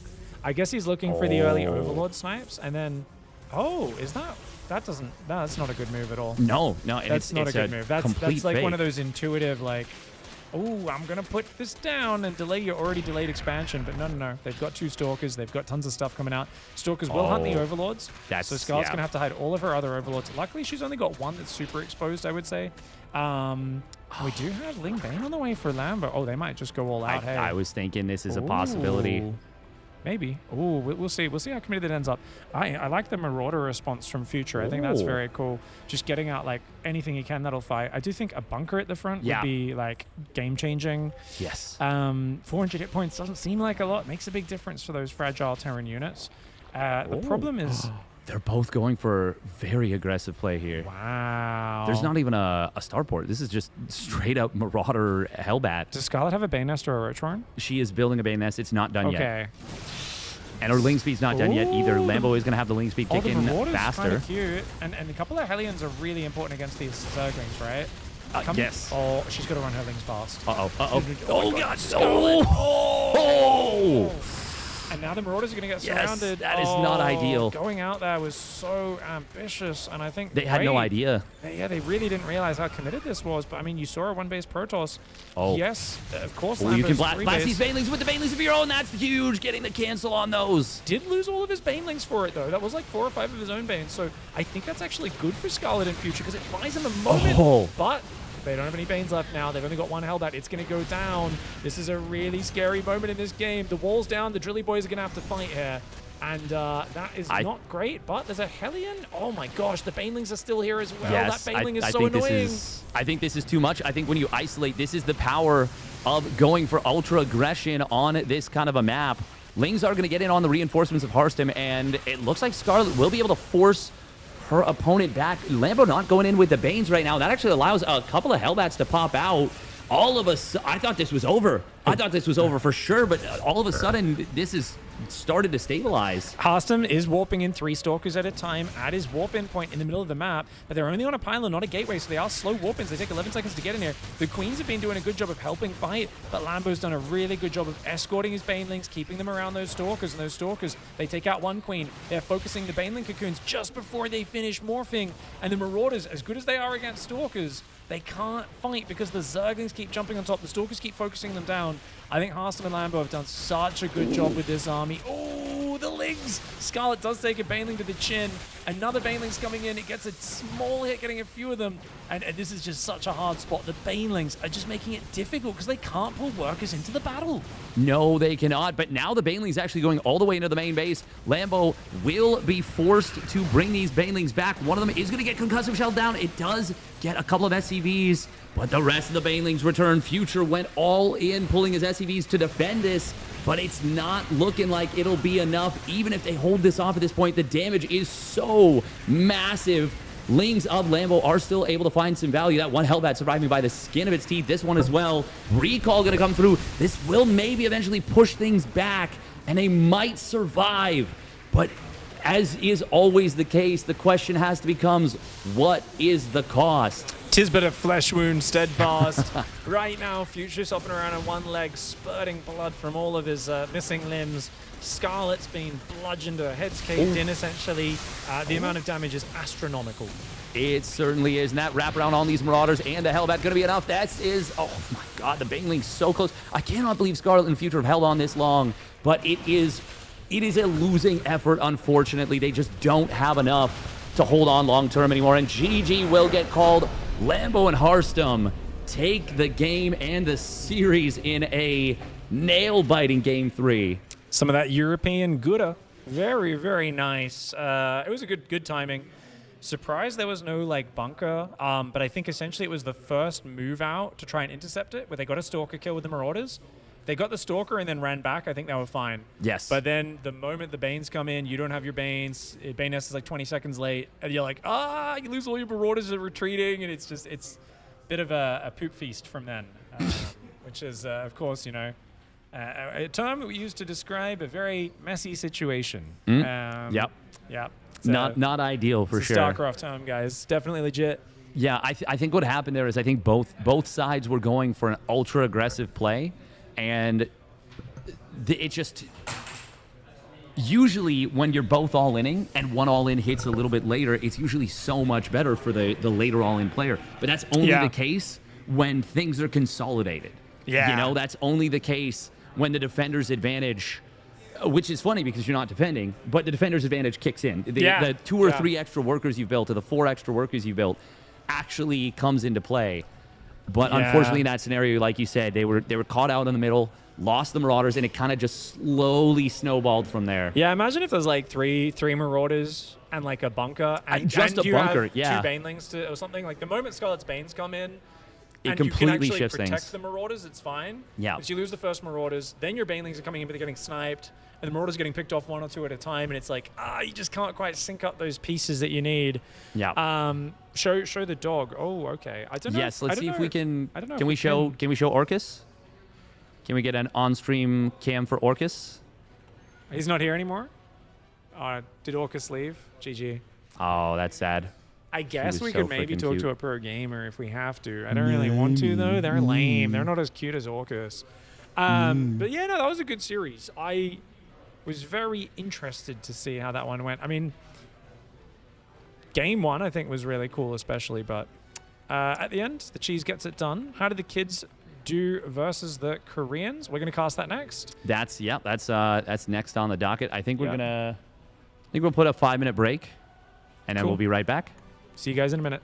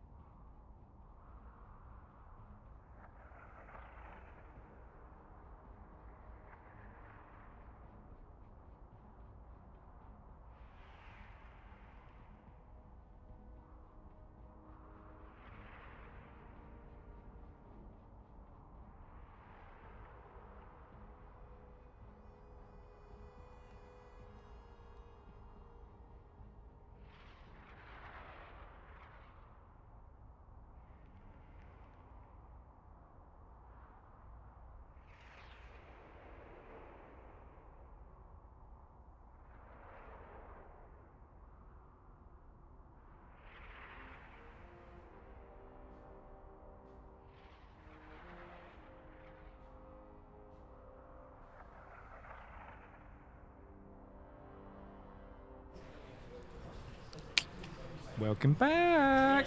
We swap sides, guys, because we like to do that. Sometimes he uses my microphone, I use his microphone. Sometimes we tickle each other when we're on break. It's a good time. And now, you know what's an even better time? Team 6-7. That's right. The kids, Clem and Trigger, are going to be facing off against ByuN+Zoun. I don't know if they have a team name. I'm going to nickname them ByuN Town. Oh. They're gonna take him to ByuN Town. Yeah. Pound Town? Zoun Town? I don't know. Pound Town? I think Pound Town's a good name, actually. What do you reckon? Yeah, why not? Why not? Let's in for a penny, in for a pound. Let's go. In for a penny, in for a pound town. Yeah. It should be really interesting because this is a mirror matchup, right? It's TP-TP, which is a term for toilet paper, but also for Terran Protoss. So Terran Protoss versus Terran Protoss. I know if we look at the recent matches, you know, Zoun's gone Phoenix a fair bit in the past. Will they stick with that? Because from what I can tell, most players not that big on the Phoenix. But I don't mind it as like an opening, but I just think if there's no Zerg opponent, especially no Overlords to snipe, it's super dicey. I think you kind of go, steer away from that and see how we go. Yeah, I think it's... Quick? Yes, good to go. Yellow Jacket is going to be map number 1. We've got Yellow Jacket, then New Bed of Chaos, and then Crimson Research Lab if it comes down to game 3. Cool. Winner of this will advance on into the finals. Thank you for gifting sub, by the way, Shurikash. Oh, thank you very much, Shu. Shu. Appreciate it. All right, we're going to be getting into it in just a moment. Phoenixes on this map are, I think they're not the worst, but I don't think it's necessarily the best map for it either. Guys, Control-Shift-3, and then we will get on into it. That is, us starting things off. All right, top right side of the map, Shopify Rebellion. It is ByuN. Oh, you use the mouse there, don't you? Yeah. Oh, yeah. Getting used to it. Yeah, it takes a while. And his teammate, Zoun. Spinorama. Very chaotic intros. And in the bottom left?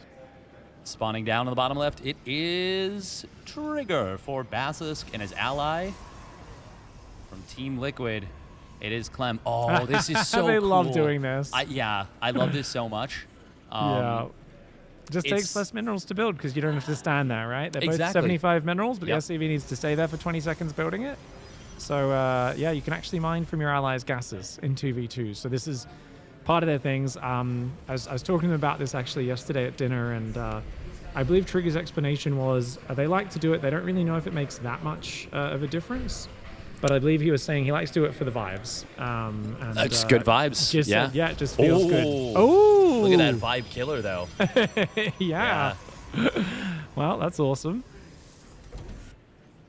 Oh, hello. That's interesting. The other cool thing about the gas is that it enables a faster 1-Rax expand, because it's as though you did a gasless expand. Which means that your orbital command comes online faster. So the value of that is significant, because the Mule gets ready to go quite a bit quicker. I love that he just throws it down in the middle. He's like, well, you can't block it here. I'll float it to whichever I'll base float it to I whichever want one goes unblocked. Or, sorry, whichever one you block first, because the Nexus can go wherever. Now, obviously, you got to watch out for cheese if you get gas stolen, right? Because the natural thing is to just go build a Nexus. You've kind of been channeled into doing that. And Trigger and Clem, they did scout, right? They see that there is a cyber core before Nexus. The Reaper's going to clean up that probe. They don't know that there's a Nexus down. We do. Yes. Obviously, they don't know about this either. So that's the big thing, I don't think this is like a crazy cheese from Zoun and ByuN or anything like that, but I think it's just going to be see if they can get some damage, disrupt with the gas steal. Obviously, the Reaper can't waste its time attacking with a simulator. It'll take forever to clear that out. We can see if they can find some damage. That gas deal's showing the lack of setup here, and now this is where the jig is up. This is where they know what's gone on. The command center finishing up, that's huge, and that is enabled by the speed of the fast gas built for your ally. Now we do have a gateway being put on the low ground, no shield battery anywhere. So the fact that this has not really gotten, oh my god, what? And in your opponent's face. But what is this? The funny thing is, it's actually going to work well because ByuN has gone for 2 racks or 2 commands that are behind this as well. Wow. They do have to be very, very careful about this moment. And that Stalker getting jumped. Oh, no. They don't have any units yet. That's why this is so crazy to build that on the low ground. I mean, it's actually just silly. Adept is going to deal with Clem's Reaper as well. It goes down. They've got 1 Stalker and 3 Marines. They're in trouble, mate. Yeah, I mean, if it's a high ground 3rd CC, it's totally fine. It matches what their opponents are doing and holds the economic lead, but with this now, so many probes have gone down already, losing that Stalker. The 3rd CC has been so delayed. ByuN should click it. They can kill that command center. It's like the best kill here. But it's going for the SCVs. Those are pretty juicy as well. I think they could have got that command center. I think actually the Stalker micro from Trigger was really nice. Bought a lot of time, right? Going back and forwards and just being as annoying as possible. But what I've always felt like Korean players do the best in 2v2 is just layers of BS. Layers of, here's a proxy, here's this, now I'm doing that, now there's a drop in the back. It's always like, I really, I was talking about Nightmare earlier because I feel like Nightmare was just one of the best 2v2 players for a while. And he was just, every time he played, it was, hey, I'm hitting you with this, now my teammate's getting you that. And it's attack, be greedy while your teammate does something annoying, and then they're greedy while you do something. And it's just layers of aggression. I really love the way they play this out. Yeah, and I like that a lot. It's not just, you haven't solved one problem and solved your problems. You solve one problem, and there's another one, and then another one, and then another one. And you just don't really have ever a moment's peace once the chaos starts. And I think that's something the Korean mantra kind of reflects overall over the course of StarCraft 2's history. And it's not as powerful in 1v1 because players have gotten so good at defending because you know the ins and outs of every type of aggression. In 2v2, it's not as explored as it used to be. So maybe you're not necessarily expecting this follow-up that we're going to be seeing. I don't think the gateway is done on that proxy location. Stim's only just started. Oh, big mistake there for Zoun. Okay. The Marines were friendly walking next to it. Dark Templar's going for the depot. Did not get inside. Nice depot raise. Really nice depot raise. Unfortunately, he's been very good at dropping mules, which means he doesn't have a scan until now. And actually, it survives the depot. Wow. Very good defense. Do they have protection on the way, though? That's the real question, because another Dark Templar is going to walk in right after that. And, of course, there'll probably be another one right behind there as well. That Dark Templar starting to swipe. Yes, I do wonder, because there was 3 DTs warped in. One just got caught up there in the Terran base. Well, I think that was the 4th one, unless I'm mistaken. I feel like there was a lot of Okay, no, that was just the 3rd. Okay. Yeah. I got myself all tangled up there. Good defense, though. But at the same time, I don't think Zoun and ByuN are overcommitting. They're about just under 100 workers up against 75. That's great. That's a big 20-plus worker lead. And where's the timing attack to punish that? Well, Stim and shields aren't done. You can't move out. Your blink is almost there. I mean, they could move out now and have those upgrades finishing when they get there, but I mean, what Protoss units are there? 11 Stalkers, you got a Packer Buyer, proxies out here. I mean, they've at least cleared the pylon on that one. There's still other buildings hidden all over the shop, and it is hard to punish. So right now, let's do a quick kind of check of the Protoss base, right? Zoun's got his own blink. He's got Forge on the way, so he's kind of just like, hey, I'm going 4-gate blink, taking a 3rd, right? Pretty straight up setup. On the other hand, ByuN here is going 5 barracks and also 3rd command center on location. They've gotten away with these expansions on location because they've been in their opponent's faces. If they can defend this counter push, I think they're in a great spot. A phenomenal spot, yeah, especially with ByuN going double NG Bay with this. They really need to get the hurt in it now. Looking forward, very nice little play there from Zoun to punish this. The observer there did spot this double drop. Now the question is, do you commit Clem? Clem says, yes, I have to. Don't really have a choice. Stim is done, combat choice. Oh, that's a lot of Stalkers, man. That's a lot of Stalkers. They're going to make mincemeat of this drop.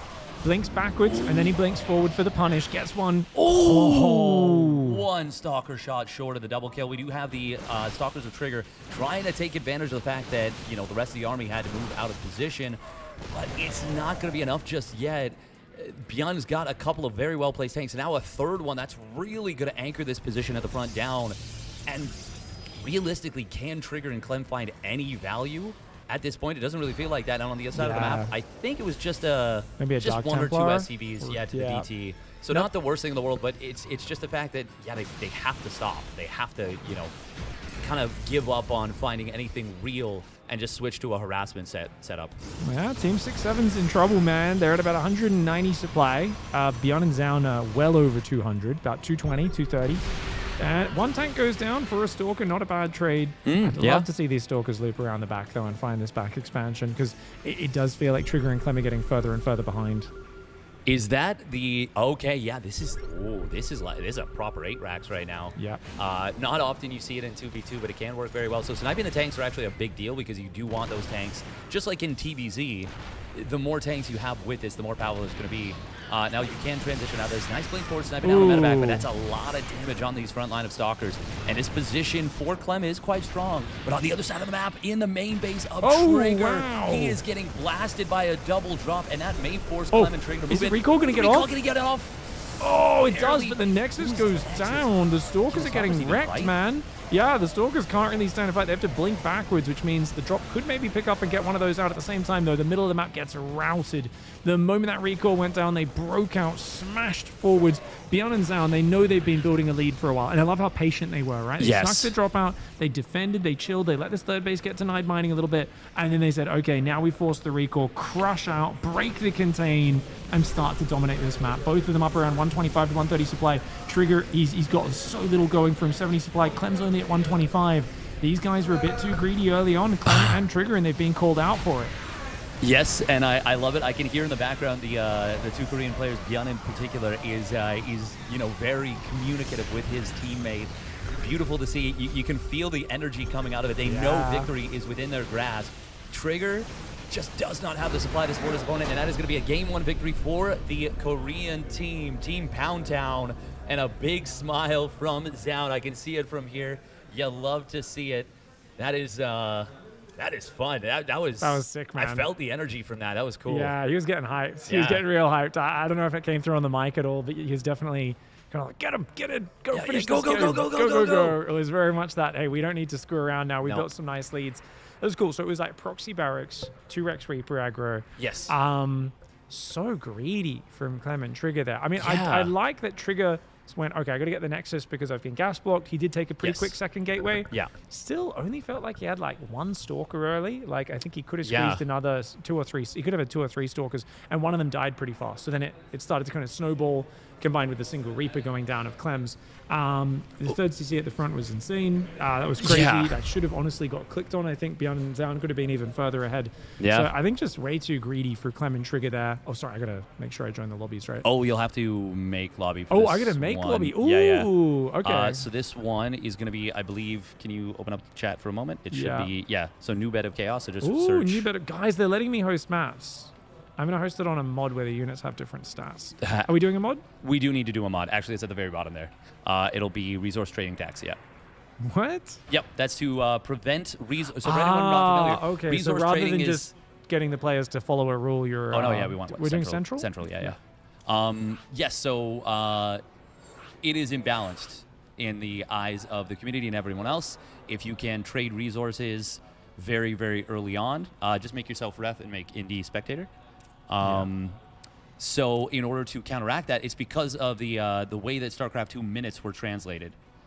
They were translated in a funky fashion. So yeah, in order to counteract that, it was basically decided that if you go 7 minutes in game, that changes it to 5 minutes in real time, which is what it was before. So it's just basically bringing it back to parity from before. So we just leave that on that, yeah? Yes, exactly. That's already correct. Match history, no match history, and Trigger needs to switch to red. Was he red in the previous game? I'm not sure what the colors are. Game privacy? Oh, there, right. Yeah, Trigger just needs to swap to red. And then we are good to go.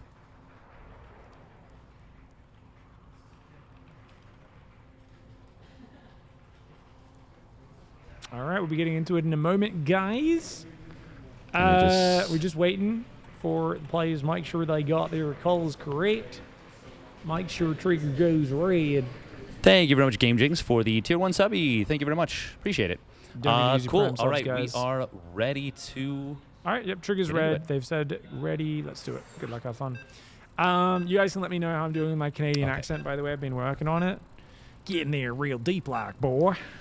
That's, I've heard that's an authentic Saskatchewan accent, apparently. Yeah. Did I say that right? Saskatchewan? The Sasquatch province, that one. The one where Sasquatch comes from. There's the big furry guy. Yep. Yeah. There's too much to dissect there. We're just going to say yes. Yes, you nailed it on all fronts. I appreciate it. I'm becoming culturally Canadian, guys. By the end of this event, trust me, I'm gonna bleed maple syrup. It's gonna be great. All right, let's go on. Up 1-0. Really, really good start to the series. I love the layered aggression. The DTs coming in behind. It was constantly something for their opponents to deal with. No chance to be greedy. And of course, ByuN leading the team there, as he is the man who clicks the Terran units. But the man that the name of the team, Pound Town, comes from, it is, of course, Zoun. Likes to take people to Zoun Town. And when he's playing with ByuN, they pound even harder. So it is going to be excellent. We're going to see nice early, scouts potentially. I think scouting is important in 2v2s, but I don't think you need to do it at the start. Looks like, I think, probably both sides end up doing it, but we'll find out in a moment. This map's pretty big. New bed of chaos in terms of the rush distance. It's huge, yeah. So Zoun actually goes right in. Oh, he checks immediately at the start. Okay, very, very cool. This is wild. To see. Do you think he gas steals again? No, he's not going to let him. Trigger's like, he wanted to. He was going for the same thing. You generally want to play mirror matchup builds, and you always play double gas 2-gate in PvP, right? He's going to let him steal it this time. Oh, he gets back. Trigger tried to be too greedy there. Oh, Zoun would that was love very, very close to limit that option, but he's got a lot of minerals, dude. What are we doing here? What are we doing here, Zoun? 400 minerals. I guess he's just going to go core before Nexus. Yep. Command center goes down once again for Clem, smack bang in the middle. That's so funny. I think it's like, I don't want to block a base and then your base gets blocked. You know, you take the unblocked base. I'll that's exactly what it is. Yeah. I'll float to that one. Real bros, you know? Yeah. You build me a gas, right? And that's where good vibes come from. Yeah. Yeah. That's what that vibe gas, enabling. It's not always about winning. It's about being an awesome team. Did he steal the gas after all? Oh, yeah, he did. I can't tell if that's he did. Yeah, he got the gas. Yeah, he got the gas after all. Sorry, I missed that. Wow. Okay. I just assumed Trigger would leave a probe on hold position, but apparently he tried to be greedy, ends up getting blocked. That he did. Now, we are going to be seeing a rescout coming in. Yeah. And it's going to see the lateness of this. I don't know how much vision has been checked. Okay, that's huge. Yeah. Yeah, no. Seeing that timing, that should tell you about this hidden barracks. We'll see if they've made the read or not. It's the exact same really opening as last game. There is a bunker. Not many units inside. You can run straight past it, but it's dangerous because then you got to run back past it to get out. So I think this is really nice adjustment. ByuN and Zoun kind of doing the exact same build. And Trigger and Clem, the kids, they learn fast, man. Yes. Team 6-7, not actually representative of the IQ of the players, but only a small fraction of their IQ and their APM. Trigger and Clem, basically the fastest kids out there. These guys play mouse accuracy games all day. They are APM machines in every game they play. Just sheer mechanical side of StarCraft, no one's really as good as like Clem and Trigger. I feel like these guys are just the best. So we'll see if ByuN and Zoun, with their experience, their layered aggression, which did so well in Game 1, we'll see if they can find a way here in Game 2. Yeah, it's going to be really intriguing. And I was going to mention, actually, that I think the biggest deal in the previous game is when they saw the second Reaper, which tells you basically it has to be a proxied second barracks, that TVT build that we saw in both games so far. Yeah. I think what the correct play would have been for Trigger to drop down a cheeky shield battery at the natural. And this time they have made the correct compensation calls. Now, you could make an argument that building the bunker and the shield battery is maybe a little bit overkill, but I think it's far better to slightly overdefend than underdefend and find yourself in a similarly uncomfortable position like we saw in game number 1, where you're just taking so much damage from a build that you saw kind of in time. They're kind of distracted by the Reapers right now, so he hasn't actually signaled the Stargate. So I'm not sure if he realized that there's an Oracle on the way. He did signal the third command center that ByuN built on location, so they know, they're playing greedy, but will they have anti-air ready? Because right now, he does build a battery. Battery in both bases, really good. Okay, that's really nice. And they're going to spot the Oracle there if they didn't already. So they're going to move forward with a little Marine Sentry Stalker pressure, very much a poke more than anything. Yeah. I think they just realize, hey, you've taken a greedy third. Let's go forward and just exert pressure without really committing that much. Yeah, knowing that the Reapers can't really fight super well, if there's a Guardian Shield here, it would actually be so good against those Reapers in particular. Nice grenade. That is going to knock that aside, but we are going to see these units kind of splitting off. Cyclone getting pushed back. It will get a decent lock-on, but not onto a Stalker. On the other side of the map, energy recharge used to save that unit. Siege tank popping out for ByuN. ByuN and Zoun look like they're going to be able to hold this. This is This is not looking the most successful so far, and that Oracle on the other side of the map has fully depleted the energy. 6 kills, not bad, not bad. Really nice. Yeah, it gets through. And remember, you do damage. It does 22 damage a shot, so that's 10 shots to kill a probe, even while you're depleting the energy, right? And then the energy runs out, you just blitz them down. Absolutely smash through. Simulator is going to go down as well. Not bad at all. Feels like Trigger and Clem, they didn't commit a lot to their aggression. They're building their economy a lot smoother. So you can see the economy is like dead even between both sides. Upgrade-wise, Stim, double upgrades for ByuN, as opposed to single for Clem. So Clem's a little bit more smoother maybe into his tech, right, his upgrades, but he's not going to have the same upgrade pacing as the game goes longer. Then again, Zoun's third, as you can see, a little bit faster than Trigger's as well. So I still think Zoun and ByuN, very solid position, very balanced game. And interesting to see after the earlier series where Mech was a big mainstay, it's Bio plus Protoss very consistently. Blink always. It seems to just be the standard in 2v2s as well. It's funny because I've always, like, in my games been like, man, Blink Stalkers is the worst thing your Protoss teammate can go for. I forget that if you've got one of the best players in the world controlling those Stalkers, they're actually really good. For the average Joe, the guys on ladder that use the Stalkers, you're like, please stop. Like, please make a unit you can actually A-move and have it do good damage. But, you know, your Triggers, your Zouns, these guys are so good with these Stalkers, man. Yeah, no, the potential, the micro potential, the skill ceiling is so high. In 1v1 with Blink Stalkers, in 2v2, you double the potential almost because there's so many areas to find. And look at this. This is so much value right there. Get punished, though. On these units. Stasis! Oh, that's a big one. That Cyclone chasing is so funny, by the way. It's such a Clem thing to do. And it actually gets him another Stalker, maybe a second one as well. Almost. Very cute chase. ByuN's still been chilling at home. He didn't want to move out yet because he didn't have Stim in 1-1. That's now finished. He does need to remember his shields. Right now... Is that Oracle still alive? Oh, the Oracle? Did he lose it at some point? Okay. It's just out of energy. Still 6 kills. Just been spamming those stasis traps. Observer on the right side, so they've moved through. They got rid of the stasis traps now, except that one on that ramp. And they're going to quickly dive. Wow, Trigger and Clem going deep right now, man. Stalkers blink forwards. Marines coming in from behind. Those 3 tanks for ByuN will siege. He's got to pull his Marines back, though. They do not have combat shields. They're quite fragile. That they are, and he still hasn't started it yet. He's doing the ByuN thing. Unfortunately, he started the +2 armor. We do have the Stalker Concave a little bit better here for Trigger. Will that be enough? At the moment, no, because those tanks can't anchor the position, and there's just so many tanks here for ByuN. That is going to give him the hold. There's the combat shield started up. Really needs to start that +2 attack, and does that exactly when the kind of a moment of chill, a moment to breathe, moment to. And you guys are wondering, why does he always make that mistake? Because it's not conscious. He just goes to start both upgrades at the same time, and he just taps one key and then the other in a certain order. So if he doesn't have the money for both, it's always the armor key that he taps first.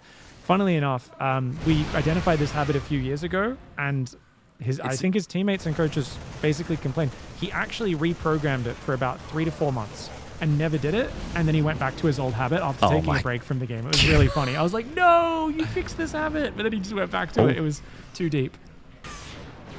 We're going to see a small little component of Stalkers getting caught in the middle. Oh, do not try to sneak past. That's too dangerous, mate. Looks like a push is setting up here. Is 2-2 nearly done? That's a big blink, and that's going to be a trap on the middle. You can hear the Koreans in the background getting very excited, recognizing that this was an opportunity. Great move. Once again, the tank count is big. Combat shield's going to complete in a moment. The upgrade timing is significantly advantageous for ByuN. He is supply blocked a little bit at 141 and 141. Not ideal, but 2 command centers in production. One of them about to complete. That's going to unblock him.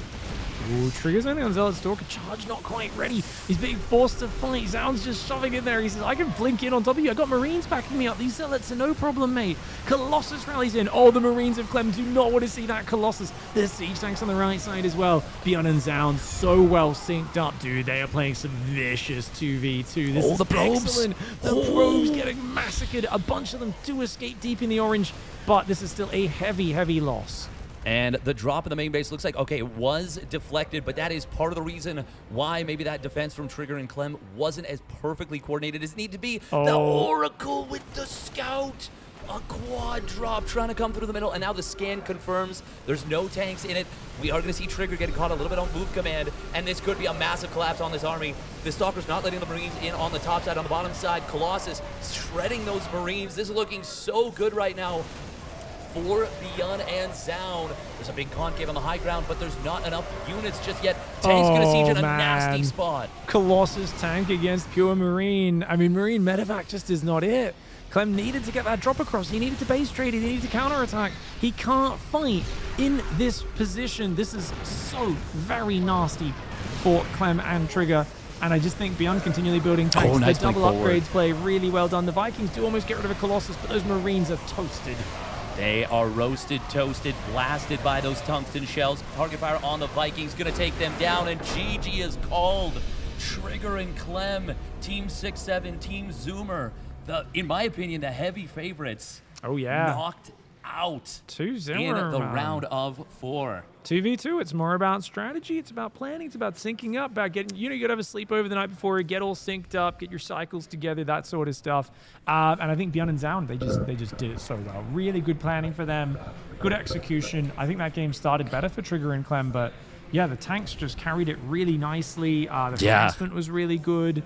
And game 1 was just a big outclassing, right? Like that was total dominance game 1, really, with the early pressure, the DTs, and then just outscaling them. Game 2 looked a bit more competitive for a while, but then it's just like Clem had a huge supply. It was just too Marine medevac heavy, right? Yeah, like, there was not enough nothing to tanks, anchor not it, enough no Marauders, stabilization. no tanks. Yeah. I wonder if it's a good strat, pure Marine. I mean, against Zerg, I think it makes more sense, right? Yeah, But yeah. even then, most people are going to play Roaches. Like normally, and we saw in the previous series, it was like 3-4 Tech Labs, Marauders, right? Early heavy Marines, but then you transition. The argument behind this style is like, Clem's crazy good multitasking. If he can be on the offense and just dropping everywhere, Yeah. they're going to kill workers faster. Like, yeah, it's probably a good style, but you just can't fight front on very well with it, yeah? Yeah, no, definitely. And it makes sense and it doesn't make sense on that very map too, because the map itself is gigantic. Yeah. Lots of counterattack potential, but it also has a lot of cliffs, a lot of high ground, low ground locations, which is where those tanks really thrive. It felt like there was like 4 or 5 times where ByuN shows up to the fight with like 5 tanks, they siege up and they lock down the whole screen. Yes. And the Marines can't approach anything. Yeah, man. And yeah, every move that Clem and Trigger, it felt like, tried to make in that game number 2 got just hammered down about 5 or 6 seconds into any start of an engagement, because you just couldn't do anything once the tanks were sieged. But for this one, I think maybe we might see if we can get ByuN. We're not gonna maybe have an interview, but we're just gonna have them maybe wave at the camera, say hi. If we could get maybe Carter, if he's listening, to just maybe have ByuN and Zoun pop over. We just say, wave to the camera, celebrate their victory. We're not gonna put them on the spot. We don't have a translator here, but we'll just maybe if ByuN wants to say 5 or 10 words. Did Harambo play yet? Yes. We Yes. saw Harambo play before, guys. They did really good in their series against Scarlett+Future. They cheesed out game 3 and got a 2-1. Yeah, we get it. Yeah, we got ByuN there. Can we get a flex for the camera? Oh, look at those guns. Ooh, the Look gun at those. show. Well played, guys. Well played. You want to say something for the... Epic. Very good, very good. Exciting. Love to see it. Love to see the energy. Love to see you guys communicating, yelling back and forth. Very exciting match. Yeah, so good. Yeah. You gonna win grand finals? Maybe lose. Maybe lose. Well, he said they were gonna lose the last round, so I think they're gonna do just fine. Nice. Humble. Reverse psychology. I like it. Yeah. Very good. Very good. Yeah, very good, so very good. Is the finals best of 3? For now, we're gonna discuss that. We're a little ahead For of now, it's schedule, best right? of 3, but we're gonna go to a break, and you guys take a few minutes, 5-10 minutes, and we'll be back in just a little bit. Finals coming up, guys. Is going to be Harambo up against ByuN and Zoun in just 5 minutes or so, or however long. My man. Dude,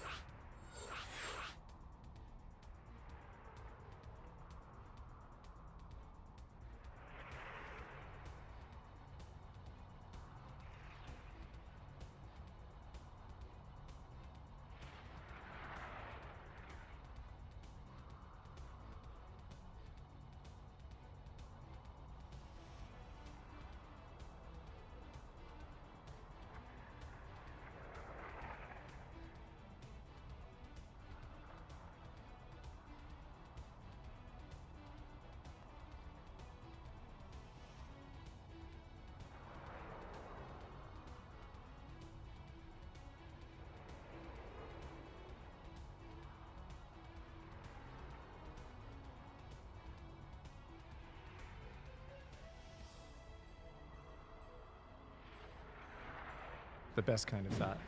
Oh, hello, ladies and gentlefolk. We're back here. I hope you also like rusty spoons like us at the Stellarfest. No, this is not a Salad Fingers sanctioned event. Unfortunately, guys, your 20-year-old memes will have to wait. We are going to be going into the grand finals momentarily. Players are already in their seats. They are ready. They are talking strategies. We have Harambo. That's right, Harstem+Lambo. And of course, people are pulling important things out to support them. On the other side, we do have Team Pound Town, ByuN+Zoun, who just took out the favorites for the entire tournament. Trigger in decisive fashion. So this is going to be a really fun one, man. Yeah, I think it's going to be really interesting. I just asked Lambo and Harstem, you know, are you happy or sad that Clem+trigger are out? Because once again, they were the favorites coming into this for sure, based on performance recently. And they were like, it does make a difference. They're the same skill level. It's the same. But they were like, they were trash talking though, and we wanted to beat them. You know, and I think that's just, I think that's fun as hell. We are going to be seeing the match getting rolling in just a little bit. Harstem is shouting at Zoun right now to change his color. I love that Harstem has become our unofficial admin. He's like, player, color, pick the right color, get out, chill, you're lagging. Chill, get out. Before we do call it though, before we get into the game, want to show a couple of things. We've got a couple things coming up. So one, right after this grand finals, we are going to maybe do a short little break, but then it will be a the free-for-all brawl. Well, before we do the free-for-all brawl, we will be picking the brackets. The draw for the drawing the brackets. Yeah, it's going to be a fun little event for that. So I'm looking forward to that one. For the main event that starts tomorrow, guys. That's the big $15,000 tournaments. We're going to find out who's playing who, that sort of stuff. Yeah. So that all the degenerates out there can get excited for it. And then after that, we will be having an FFA Brawl, which is going to be played on the Beast of the Hill mod. And big shout out to Bruno. We're going to make this very quick to show it off, but made some very cool little trophies for it. You can see right there a little bear. That is a bronze bear. That's for third place. That's the poopy one. That's if you lose. Third place, loser prize. Second failure. Second failure. And then we have the silver medal right there. Second place. This is actually really cool. I love this. It looks super cool, yeah. I don't know what you call that, but I think like tessellation is what I use, but I don't know if that's actually very like fancy, even remotely accurate. Yeah, no, very cool. Geometric teddy bear. Is what I would call this, I guess. Yeah, but it looks like it feels cool, you know, like it feels pleasant to hold. Yeah, no, that's actually a very cool trophy. Yeah. I'd love to get one of those up on my shelf. I will not be playing though, we'll be casting, so we'll see who gets those, which should be friggin' awesome. I hope you guys are excited. We're going to be going into the finals momentarily. Players are ready. I think we're good to go. Best of 3 for the finals, so it is still going to be pretty brutal. These players have got to be on their toes. We need scouting. We need to make sure we're not getting proxied, and the players are going to be throwing things at each other. They are already spamming the chat.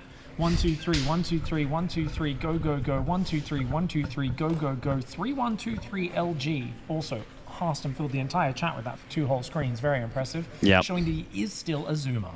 Yes, despite the fact that they insist that they're slower players. It's a ruse. It's a ruse. They're capable of spamming with the best of them.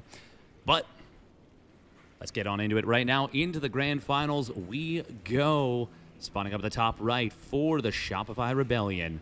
It is the German Zug Lambo. The Bromeister, as we've seen the audience nickname in this event. His teammate up here, he is tall, incredibly tall. He's Dutch, and he's Protoss. It's Harstem. Harstem. Team Shopify Rebellion. Very good team. Yeah. And spawning down on the bottom left, it is Zoun from Vitality in the orange. Stealing Harstem's flag, as it were. His, the color of his people. The color of half my people. And his ally, also another Shopify Rebellion player, played against his 2 teammates. It is ByuN. Oh. That's going to be really exciting to see what goes on there. So, very exciting to see what the players bring out. If we take a look at the scouting quickly, you can tell. Greedy. European greed. Everyone knows about the European greed. All they did was check for the closest proxy location, and then they just expanded. Meanwhile, Zoun actually went to check what was going on. So the Koreans are playing responsible, safe, solid StarCraft. Europeans, like Europeans do, just gambling, you know, just let's just flip a coin, hope we don't get cheesed, we'll see how it goes. And to be fair, they've gotten away with it so far, I think. It looks like they're doing okay anyway. Yeah. Command Center and Nexus there, yeah. Yep. It's greed all around, top to bottom. Everyone going with a fast town hall structure. We do have the... this is actually CC first, right? It is, yeah. Oh. Yeah, it's CC first into 2 barracks behind it. Oh, very early. Nexus first into 2 gates behind it. That is intriguing. I love it. I'm whispering a little bit here. It's not a stage whisper. Whenever I do this, that's a stage whisper.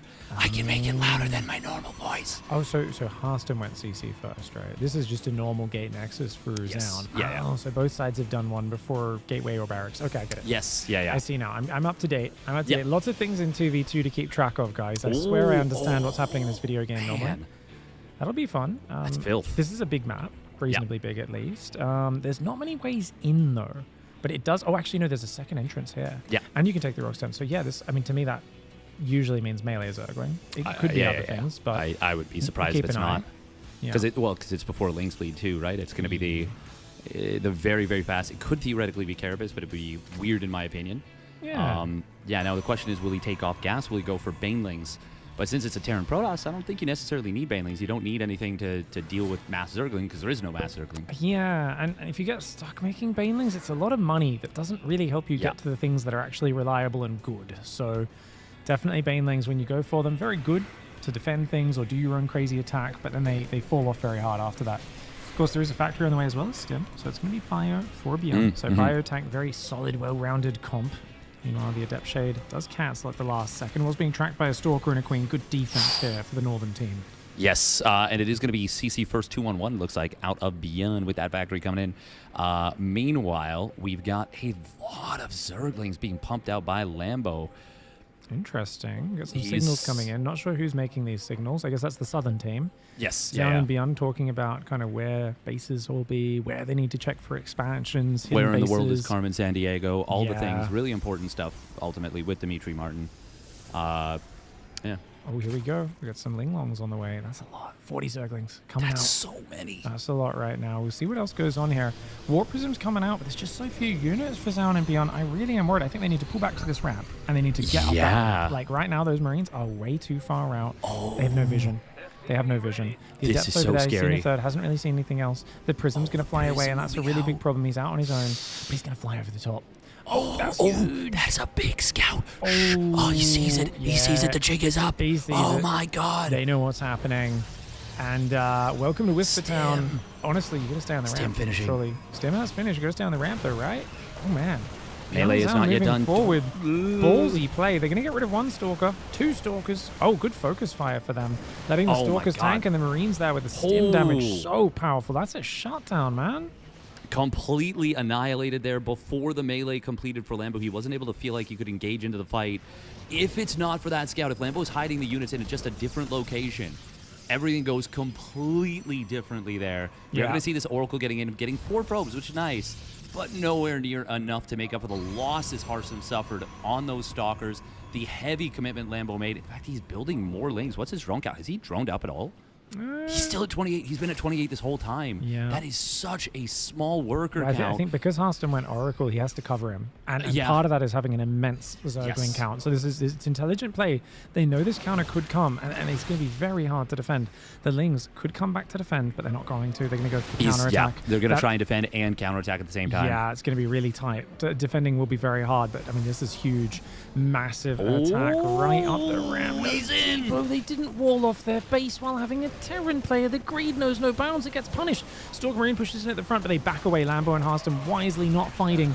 These +1 melee lings. Those Zealots and Adepts getting in on top, but the SCVs are not able to defend. All of the mineral lines are taking big damage. The main base does have a shield battery. They're pulling back. They still haven't stood and fought. This is really good for Lambo and Harstem to not fight just yet. They've got to be careful. Oh, the Observer gets sniped. Oh, look at that, though. Big surround. Big surround comes in, and the Dark Templar will be coming in, no doubt, in the moment. Ling's doing so much damage. Oh, my lord. TT Shrine just now completing Lings with +1 melee. Getting the kill on the Prism is massive. We heard a nice from Harstem, and that was a very nice pick-off. And with that, GG is called. The all-in defense from Lambo plus the counterattack getting the job done. You said it perfectly. He covered his ally. They could not have drawn that up any better. 114 lings go down. 11-4, as it might be said by literally no one except maybe Bilbo Baggins. It is going to be a beautiful Game 1 victory for Lambo and Harstem. That was strategic mastery at its finest. Yeah, it was very smart. I mean, you've committed to the Oracle and stuff. You're doing a defensive all-in after that. Like, if ByuN and Zoun don't move out, you're in big trouble. Harstem has a good economy, Lambo doesn't. But it's pretty predictable that they were going to want to counter push, right? That's very common. I think they read the play really well, refusing to fight the main army and just pulling back while those lings ravaged everything else. Beautiful, beautiful play there. Yeah. Love to see it, man. I think that was very clever. It feels so bad when you're doing that, like, because you're like, oh, if they don't move out, we're screwed. But sometimes you just have to flip that coin. You have to take that gamble. I think it was a really intelligent, well-read gamble by Lambo. Yes. And him and Harstem find a very successful victory. ByuN and Zoun going to be a little frustrated by that. They're like, damn, man, how many Zerglings did you have waiting in that corner? Yeah. But they were a bit lucky before that, right? The Prism scouting the lings. Obviously, Lambo probably shouldn't have been sitting there. We say lucky, but I mean, it's lucky because I think Lambo hiding the lings so close to the front of the base when he could have been maybe on the south side. With those slow lings, there's a second ramp. I think if you go down to the bottom, it's less likely an air harassment unit or an observer or something flies over you. I mean, the thing is, it's such a weird build that Zoun went for too, right? Like that was 4-gate Prism, not 4-gate Blink. Like it was a weird timing for any units to be moving out at that point. So I can't really blame Lambo for having a unit set up in a position that shouldn't really be scouted. It's ultimately one of those scenarios where you can kind of go back and forth with it. But to me, the most impressive thing is the immediate pivot into a game-winning strategy. And it works out so bloody well for them. And now they find themselves one map away from getting a 2v2 victory here, spawning down in the bottom right. Can he make it 2 tournament victories in 2 days? It's Lambo over the Shopify Rebellion. And his ally hanging on like a barnacle. Just kidding, he's done his work as well. It is the Shopify Rebellion's Harstem, the other side of Harambo. And of course, their opponents on the other side got caught out in that one, but I'm sure they're going to be fighting back. I really feel like they played so well in a lot of the games. Let's see what they can bring out. ByuN up here in the top left, and of course, his teammate Zoun. As I lose that I use a very small mouse cursor. You can make it bigger if you want. No, that's okay. Do you normally use it this small? No, never. Oh, okay. I just tried it.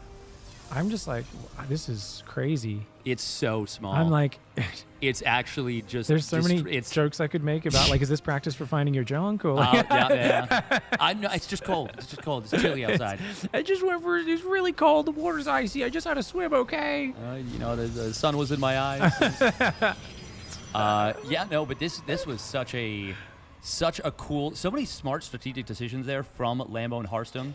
Of course, the snipe on the observer to make sure that defense had they basically not only made some nice, created some nice outs for themselves, they created more, like obviously the scout on the lings was a painful situation, but the snipe on the observer, the run by, like it was just a very nice symphony of 2v2 coordination, and we do see a little bit of scouting here from Zoun. Tell me what's been interpreted. Yeah, both Protoss players have scouted, and they've both seen the other Protoss has gone 2-gate before expand, which is mirrored, and then you've got hatchery first, standard greedy build up against command center first into 2 barracks. So, one player's basically the Protoss players playing conservatively and covering their teammates. The Terran and the Zerg are both being greedy, with the Terran being the greedier of the two. But of course, that remains to be seen what happens in the next few minutes, where Lambo can definitely take a third. He can drone a little bit harder than normal. And we do see the Nexus on the way for Zoun. No doubt Harstem's will be soon to follow.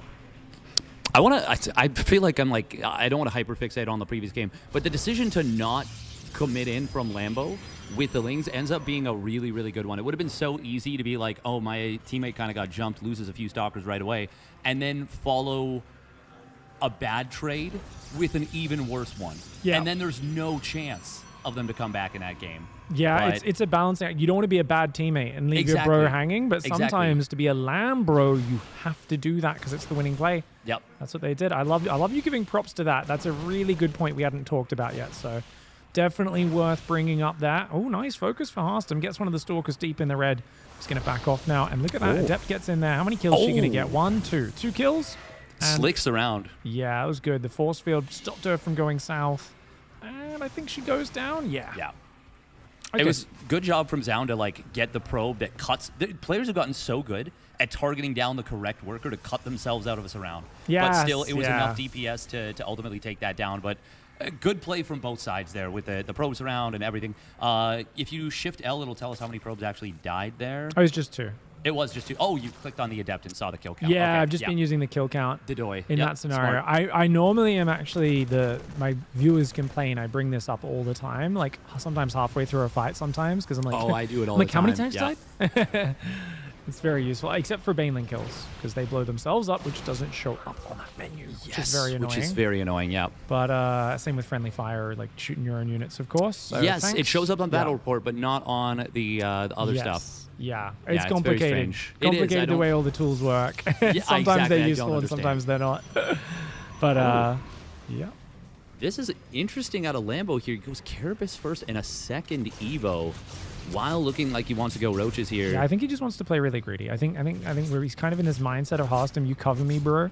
I'm gonna go double ups Roaches, right? Like let's see if I can get away with 66 drone, double upgrade, and then mass Roach.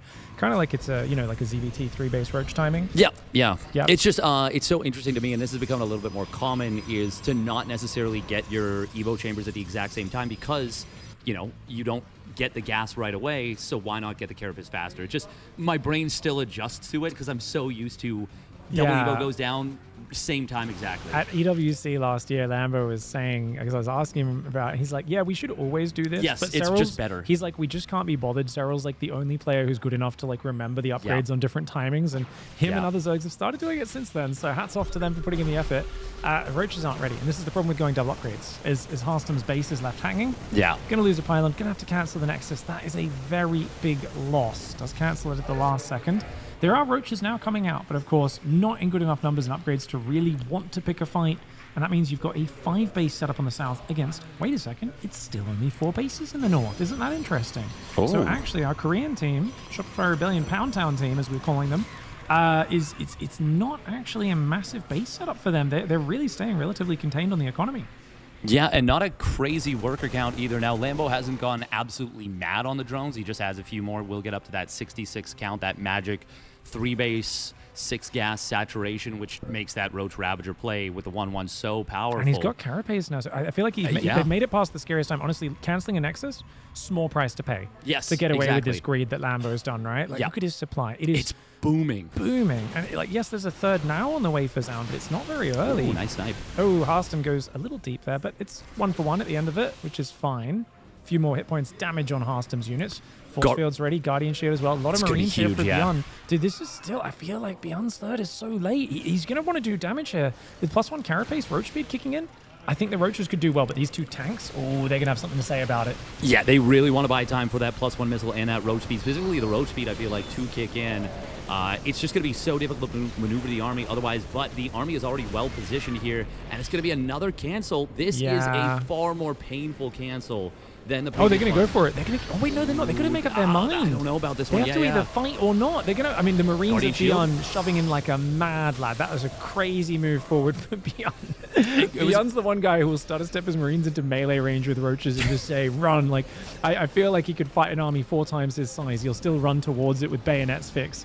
The man is a mad lad. Oh, nice job right there from ByuN. That was a posturing move from Harstem to maybe snipe that medevac with both tanks inside, but ByuN with a good drop and kind of a reposition, manages to avoid losing anything. A little bit awkward for Zoun, but only 1 Stalker going down. That could have been a lot worse. You know what else is looking good? 176 supply, Steadfast. And you might be wondering, why no 2-2? I think we know why. Yeah. Because this man's about to drop the hammer, that's why. He wants a few more Ravagers, a few more Roaches. Lambo has so much. Harstem's army, tiny in comparison. Fake I Prism. think this is exposed on that side. Oh, it's so exposed, yeah. This is going to be really interesting. The Fake Prism doesn't get spotted. There's Roaches ready to go on different sides. Oh. Double drop does split off. I don't know if that's because he saw it or he's just going for his own drop. The Stalker sentries, I think he might be pursuing that Prism, actually. That Prism's done a great job because it flew right past an observer. Yes. I mean, it does reveal that it's a fakie. Blink 40 is going to snipe the Colossus. That's huge. And that will enable the snipe on this command center if they want it. But it looks like they're going to go back a little bit. Surround coming in from the back. Corrosive Vials. Ow. Don't quite pair up on that tank, but he's still able to get 2 of the 3. That's really nice in terms of knocking off the defensive power of ByuN. Yeah, Roaches are so good in 2v2s at this point in the mid game because there's so many avenues they can go for. There's so many big wide open areas, and you just can't cover all these bases. There's always somewhere you can fight just 1 or 2 tanks, right, and an army in the open. So ByuN now finally getting some counter damage, which is very necessary, especially for containing Harstem, who is, of course, nowhere near maxed. He's just now getting into Colossus and +2. That drop's going to hide in the dead space on the right side. They're going to move out with a big Marine tank Stalker timing. Is there splash damage to deal with those Marines? I don't think so, right? It's just Guardian Shield, Stalkers. I mean, the Colossus. The Colossus will be out. 1 is almost out. Yes. Yeah. No. There's one for Zoun, but Harstem's is about to pop. Yeah. Exactly. Yeah. But these units are already in position in the meanwhile. Guardian Shield going to help out a lot here. ByuN has a lot of tanks. Blink forward on the top side to block a jump on top of the tanks. Marines doing good work here. Oh my gosh. This is just a murder. Those 1-1 Marines just ruined. These Roaches came in way too late in the north. And there's a lot of units out of position from the double drop as well. Wow. ByuN and Zoun, dude. We were talking about you can't go pure Marine. Clem made that mistake before. Well, guess what? ByuN does the exact same thing and shows that when you've got Stalkers with your army, your opponent doesn't have splash damage yet. That's where those Marines are so powerful. That was a brilliant timing. Yeah, just not allowing your opponents, not allowing your. Oh, did you want to show this? Yeah, why not? Yeah, sure. Sorry, I have to indulge my curiosity on like how much of their army was actually here. I do think they got pushed into a bad position. I think this is. I know this doesn't look like a choke. That is a choke when you've got 2 big armies. Yes. And half of his army's got to run down here in this little mineral line. They're kind of doing that. The fight's already started. 30 or 40 supply. Yeah, he's got a bunch. Like that's a lot of Roach Ravager there. Yeah. That's 15 units. That's 30 supply. These Stalkers kind of matches up with the double drop in terms of supply. But and then the tanks are sieged. There's a Guardian Shield. There's a Colossus. Like it's just a great position, a great setup for the ByuN+Zoun team. And I think the hatchery really messes up the concave too. Like it just makes things so clunky and clumpy. The Ravagers get busted down. Yeah. The Marines, it felt like weren't really shooting into the Guardian Shield units that much. Yeah. That's just a great fight. Really good timing. Lovely engage. Yeah, you can see that the coordination from Zoun and ByuN was just really, really top-notch in that game. And they just took much snappier fights together than their opponents. And now we're going to game number 3 of the grand finals. This is going to be the decider. Winner of this will win the 2v2 UrsaTV Open. That's right. By the way, make sure to follow UrsaTV. Yeah, guys. _esports. We're going to be on there live tomorrow and the next Marcus 3 days. back. And that is where the try-hard tournament begins. If you guys miss players who play so well at StarCraft that you think, has this guy ever felt the touch of another human being? Yep. Does he have friends or family, or does he just play this game all day? That's what we're going to have 3 days of that, Steadfast. It's going to be amazing. There's going to be people microing, sweat running down their faces, hands will be sweaty. It's going to be a fun time. Mom Spaghetti's going to be going everywhere. Win or lose, it's going to be an exciting time. Yep. It's going to be a blast. Yeah. Mom Spaghetti, always. We are going to be getting it. Oh, okay. It looks like they're going straight into game number 3. Yeah. Oh, We're no, doing this no. Quit. Yeah. I mean, Wrong. they're not going to trade resources. No, anyway. but we still have to do the We have to correct do thing. it? Yeah, 100%. You guys 100%. follow rules, eh? Damn, that's crazy. Sorry. You got a remake with the correct mod? Sorry, what map was it? Rohana. I'll do it. I'll do it. I got it. Rohana. To the bottom, yeah. Perfect. Resource trading tax. Dude, 16 ping. That's so nice. I know, right? This is the joy of not living on an island in the butt of the world. Okay, let me just hang give on. these guys a little lobby link. What's up? Oh, yeah. Yeah, that works. Give them a little lobby link. Unless did they already remake or? It's fine. We'll use this one. Yeah, Okay, Do they know what to host it with and stuff? That's all. They 'Cause I can join theirs if need be. do, but it's all good. Just type "we remade" or. Okay, Lambo's got one. It's fine. We'll join his.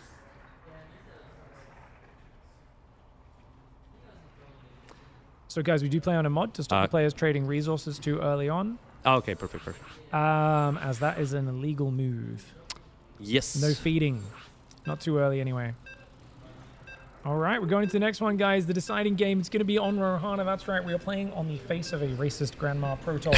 Some call her a preserver, but the only thing she's trying to preserve is out-of-date ideas about humans being a lesser species. Humans are great. I know many humans are fantastic.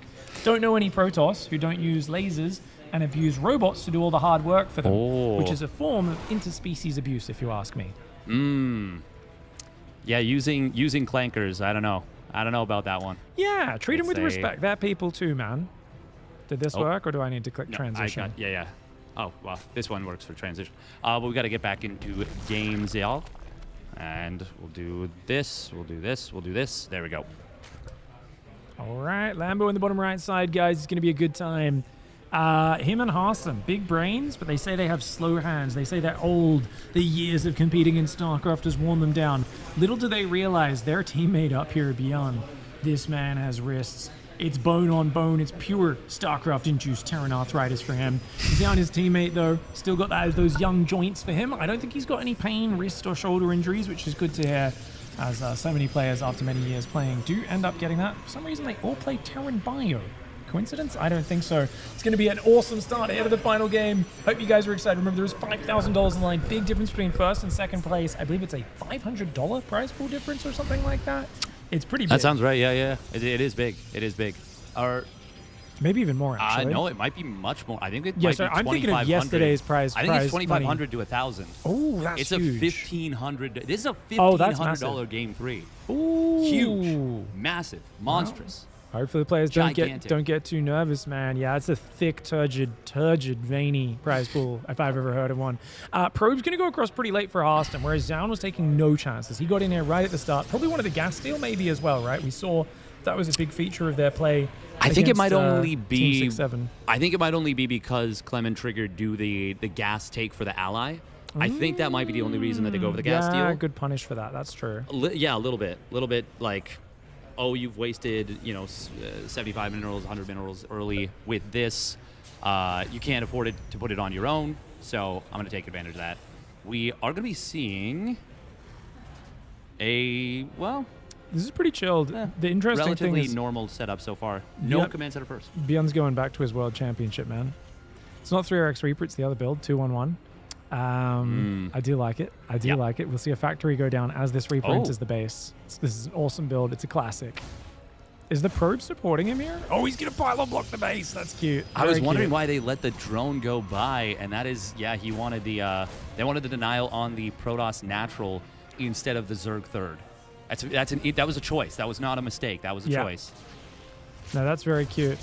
Lambo, of course, does have that base out front, but Harstem right now, just chilling on one base. Oh, there we go. His Nexus goes up. ZyuN. Oh. Hello. Oh, hello. Oh, hello. Okay. Sorry, guys. Just getting a bit excited there, as you guys can see. That Adept is really good for ZyuN, though. ZyuN is like, hey, wait a second. Where's that Nexus? What are you doing? And if this Reaper doubles around to double check, that'd be amazing. How many drones do we have right now for Lambo? A pretty high count. Solid 19. 3 on gas. 16 on minerals. He's pulled off gas, actually. No, he's pulled off gas. 19 on minerals. This is a turbo all-in right now. Good micro commitment so far, but this is going to be so committed, and this is going to take advantage of the fact that there is not a shared base bunker not yet done. Shield battery's not yet done. Wow. Army is going to get surrounded in the middle. This is going to be a huge pickup. That's looking so rough right now for the ByuN+Zoun squad. Yeah, there's going to be more Stalkers warping in on the front, guys. There's 3 more reinforcing right now. Ling's trying to run up the ramp. Can they get a wrapper out? He's through. The depot can't get up. ByuN. Oh, no, he needs to pull the boys, but all the Marines are already gone. He's got no more firepower left. That is a disaster. ZyuN's got a few Stalkers out front here with some shield batteries, but Lings will surround those and take them down. Harstem and Lambo say, keep it simple, stupid. You gotta be ready for your one base all-ins, and I get it, the Zerg has 3 hatcheries, but remember, hatcheries are basically just barracks or gateways. They're production facilities. They don't have any drones on them. It's all to make extra Zerglings. The Stalkers are getting gunned down, and that is a brutal winning. On 4 minutes and 20 seconds, which is the national time of Canada, the home of the marijuana plant. Beautiful win there for Lambo and Harstem. That was a very nice, cheesy, elegant, simple finish there. Yes. Yeah, very simple, very easy peasy. Nothing quite Nothing crazy there about that. Oh, I already swapped us out of game, unless you wanted to. No, I'm just looking around. Oh, okay. Just seeing if there's anything. I mean, they went straight for the proxy after scouting. They went straight for the 3 hatcheries. There was no wasted time. This looks like it was mapped out before the game started. Oh, yeah. And the fact that Zoun and ByuN were like, we're blocking your Nexus, actually was really unfortunate. It's There's just nothing wasted money. worse than it wastes money, and it convinces you like, hey, the reason you're one base is because we're forcing you to be one base. And it's like, no, dude, there was never going to be an expansion building anyway. So it actually backfires really hard because it gives you the illusion of, oh, yeah, I mean, they might be a bit more aggressive. You don't realize, no, they've done the most optimized aggression the entire time already. So that was just sick play, man. It was, and this was the perfect map to do it on. No shared base. This is where Zerg all-ins are so much more powerful. Yeah, those single stalkers or marauders running down the ramp and just getting surrounded, same as in their previous series. They won Game 3 against Future and Scarlett the same way. Yeah, very, very well done right there. Do we want to do a cheeky little interview with the 100% the victory team? Yeah, Harstem said yeah. He said yeah. You're doing an interview with us. This is not an option. Do you want to interview me? Sure. I mean, actually, we can both share a mic. Yeah. So we can share a mic. Yeah. Just only thing is that the arm is not super long. All right. Yeah, we share this microphone. Yeah. Yeah, looks good. Harstem barely fits in the frame. He's too tall. He's on a very tall stool as well. Stool, I should say. Congrats, guys. GG, well played. So what do you have to say? There have been a lot of complaints that Europeans only know how to macro. Was this Game 3 your answer to this allegation? 100%. Yeah, it was a statement made against the EU haters. The guys that said we are very one-dimensional to show them what's good. Very nice, very nice. Counter argument, was that the exact same build you used Game 3 against Future Scarlett, or it was a little bit different? A little bit different, no banelings. Yes. Okay. No banelings. I think we did a better job at selling that this was completely macro because they actually tried to scout super hard my drone count and stuff. They never saw extra Zerglings. We also, they blocked, which helped us as well because then we couldn't even expand, you know. So yeah, it was pretty nice. Yeah, and let's not forget that they only won the macro game because they played like greedy little pricks in game number 2. They would have died every single time. We killed them game 1, we killed them game 3. Had we tried a game 2, they also would have died. Which specific move would you change in terms of the greed? Would you just pull back one expansion or something, or? You mean for their opening? Yeah, like in the opening, what would you do to beat that? To be honest, I think maybe game 1 they can hold if you need to go sentries. Because game 2, I think, did you go Nexus first, or they they went Nexus first. Okay, they went Nexus first. But they don't really make any of the defensive structures blindly. They didn't scout. They had no Reaper. They had nothing. So they would have no idea of knowing what's coming. I think you need to at least open sentry with one of the first units. Yeah, to get the hallucination off. And then you need to like mass sentries to wall the forward ramp, or you need to wall at the front, and then you're also safe against that type of stuff. Like Protoss Terran, very often on maps like that, they just put their first buildings there, and then it's a lot easier to defend. I mean, you guys were still doing pretty good in that game. Like, you had a very quick Roach Max, 1-1 upgrades and stuff, so it was still pretty close. Yeah. Do you think, should you have Nidus? Do you think there was something more in the mid-game? It's hard to get in because the tank coverage was really nice. Yeah, I think we lost it when we tried to defend the base a couple of times, and I tried it really poorly, because theoretically, I feel like we should not have even tried to take a third base on Protoss, because they were 2 base and 2 base, and I was 66 drones. So I feel like if I max out cleanly, and he also just has a 2 base blink all in, I feel like we should just stomp them. Yeah, but we were very not confident. Like, he also asked me, do we hold the base? I was like, nah, let's not hold it. Maybe, and then nah, and then we block each other as well with those armies, because both armies are so fat. Yeah. So yeah. And there's like a turning point, because ByuN also kind of did what Clem did earlier against them, where he went pure Marine, like super Marine heavy. The moment you get out like 2 Colossus or something, the power balance shifts very hard, right? It just feels, I was so prepared on going for like a Blink Stalker mid game, and then my Nexus got killed twice, I think. Yeah, so and like then the even rest on of the my right side as well, it got denied a third time. Yeah, so my infrastructure is really weird. Like, I already can't really afford the 6 gate properly, and then adding, I was trying to get into Coloss, and I think I had 1 out at the end, but it was like, it was too late. Kind of waddled in, the tanks are already sieged in a line with like Stalkers in front of them, right? Yeah, it's tough. GG though, that was a pretty sick win overall. Love to see you guys play so well. Yeah. What do you think is the secret to communication in 2v2? Honestly, I think the most important thing is that someone makes a call at any point. Like, do you guys have a shot caller, or are you just kind of fluid? Usually he says it. Like, okay. Yeah. But at other times, like, if someone sees something, then I think it's important to just both listen. Yeah. More than anything. Yeah. and just follow. Go all out, even if you think it's a bad call. Do you guys share unit control? Okay, cool. If we don't forget. Sometimes we forget, but Do you ever accidentally like mess up their control groups with like the stealing or anything like that, or no? Doesn't No, we're happen? pretty good, I we're think. pretty good about it. We always Okay. say, okay, I'm gonna take your Oracle, and then. Okay, sick. Yeah. That's really good. Yeah, because I always feel like that's a big boost, right? Because it's just there's so much going on in 2v2. There's always a moment where like you notice Harstem's mineral line, for instance, has an Oracle fly in. He doesn't see it. You can just pull the probes while you're telling him, hey, I pulled your probes. I shift click them back on that base, right? Yeah. Yeah. That's a huge game changer. I know some players that don't like doing it. So game one, obviously you had a prepared build, and you know that kind of the NA special with that Evo chamber first, melee first into link speed. When that got scouted, obviously plan is out the window, but the follow-up plan was so good. Like it obviously was a risk, but you know you've been found out.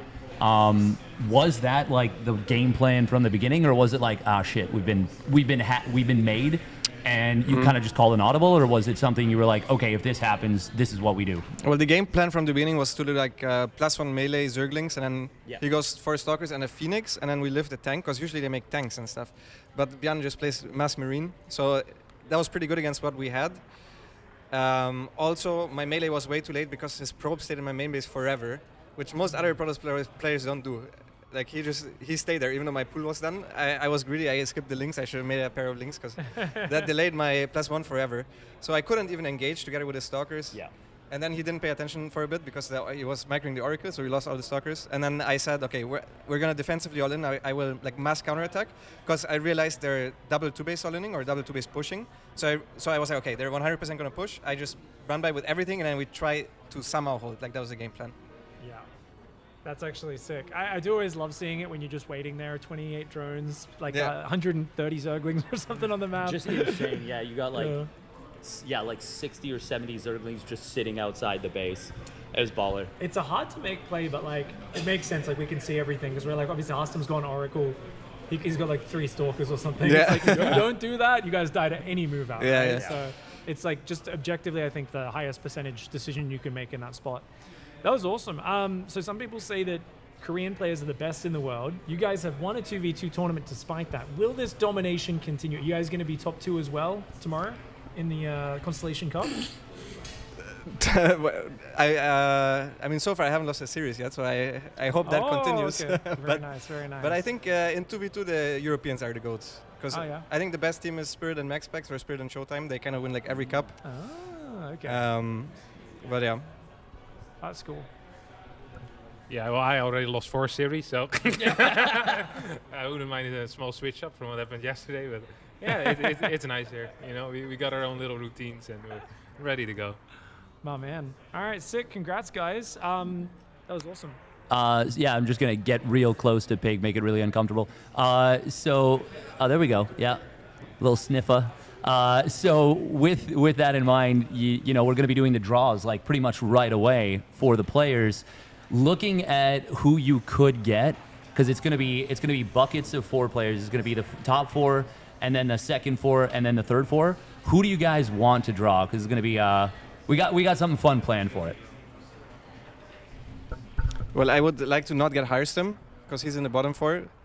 I think not only because he's my teammate, but also because he's the strongest player there. The rest I don't. I guess FoxeR would be theoretically the easiest out of the.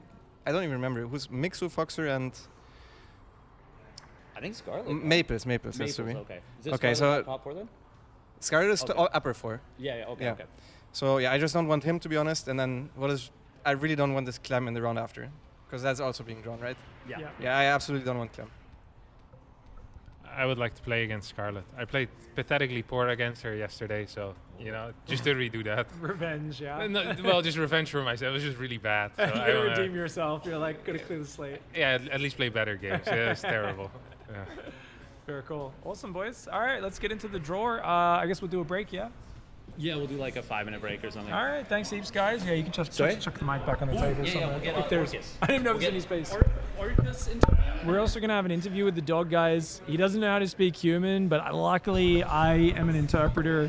I have a psychic connection to animals, and I know exactly what they're thinking at all times. Hope you guys are doing great. Thank you very much for hanging out in the chat. Elimination, Gunner, everyone else who's in there. Been seeing you guys having a good time chatting, hanging out. I'm melting. And we're going straight into it. Heck yeah. This is all Orcus, right. guys. We might have to adjust the webcam a little bit. So for those who don't know, Orcus, so named as the Ravager of the West, basically, yeah, this guy has taken untold souls, is a veteran of many conflicts. I'm going to get out of this chair so you can sit here. How can I make this more visible? There we go. Let's get the little guy. Oh, he's okay. Hello, Orcus. Hello. Look at this little guy. Isn't he just the cutest thing you've ever seen? He's not super happy right now. Oh, he's so shy. But yeah, he is. Oh, he's just hugging onto you like nobody's business. Look at the little eyes. He's just being so cute. Maybe if I go up. Oh, yeah, little spinorama to get the... Is he on camera now? He's more or less. More or less. We'll see if we can... Remove the overlay. Yeah, that's what I was just about to do. There we go. There we go. There he is. Yeah, he's just chilling, just looking so cute. It's hard to see because the webcam doesn't have the best color setup, but you guys can see that this little lad and is I'm wearing just a black hoodie too. Yeah. It's all good. It's all good. We can see the collar. We can see the love. He's so close to you. He's just like, Orcus, hello. It's okay. Oh, he's so warm. Oh my goodness gracious.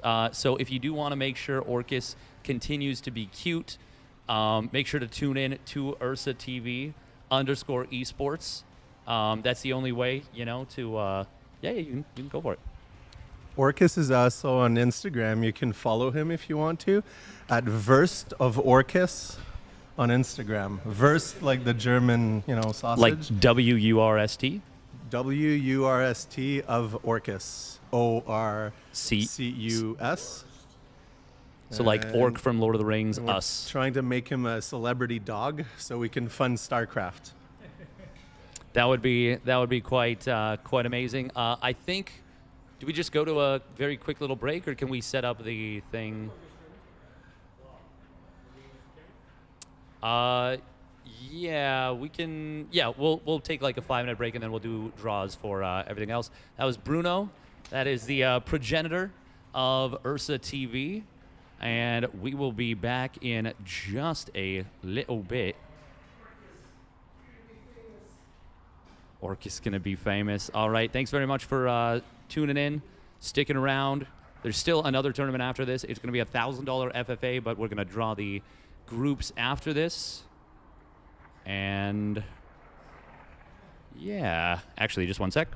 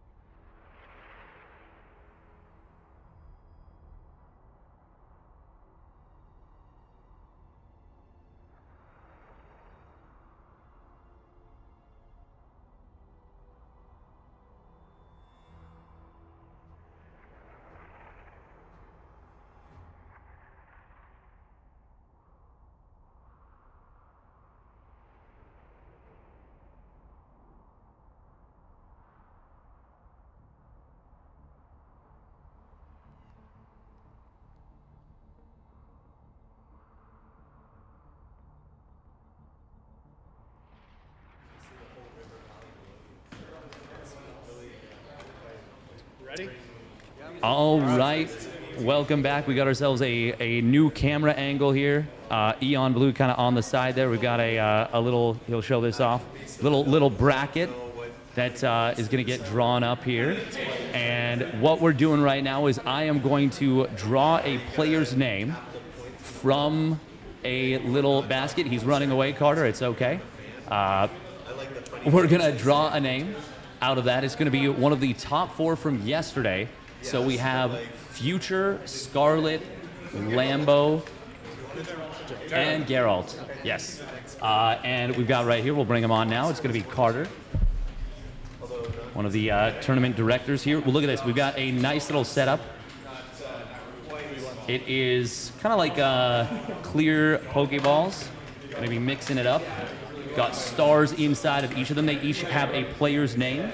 And we'll draw one of these. I will be drawing one of these. And then that player will come up and pick their first round opponent from the bottom 4 of the Maryvale 8. And then after that, they will pick the potential second round opponent. So we're picking basically the whole bracket with this.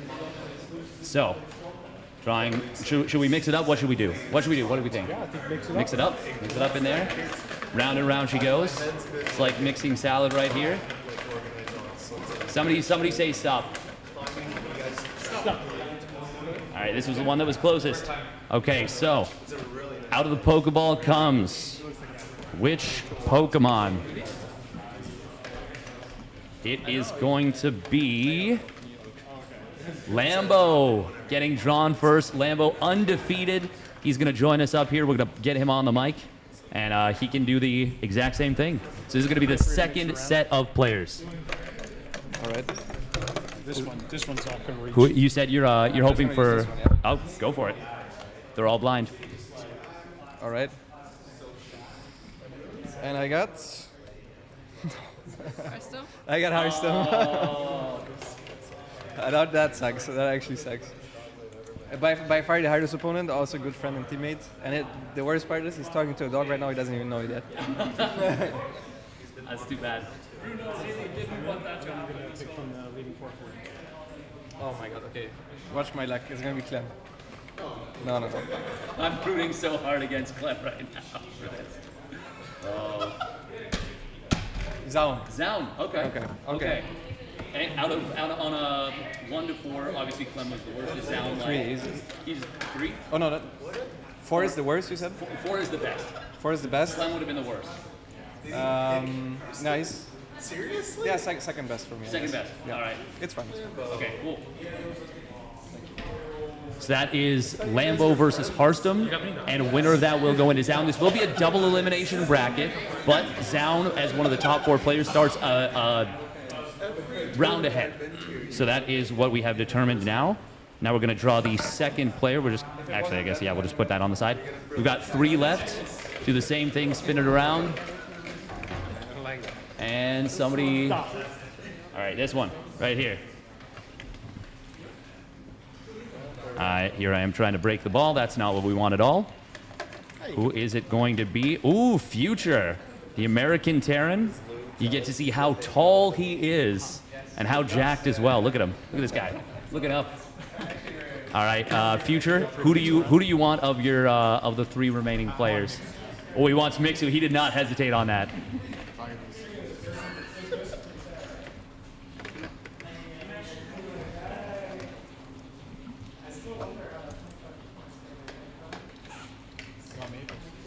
Ooh, it's going to be Mape the Ape versus Future. How do you feel about that? Let us know. I feel pretty good. I typically do pretty well against him. In Philadelphia, I had a pretty close series against him, but here it felt pretty smooth, so we'll see how that goes. All right, and now you're going to be drawing the next round opponent, assuming, of course, you can, defeat Maples. Who do you want? You've got ByuN, Clem, and Trigger. Trigger? All right.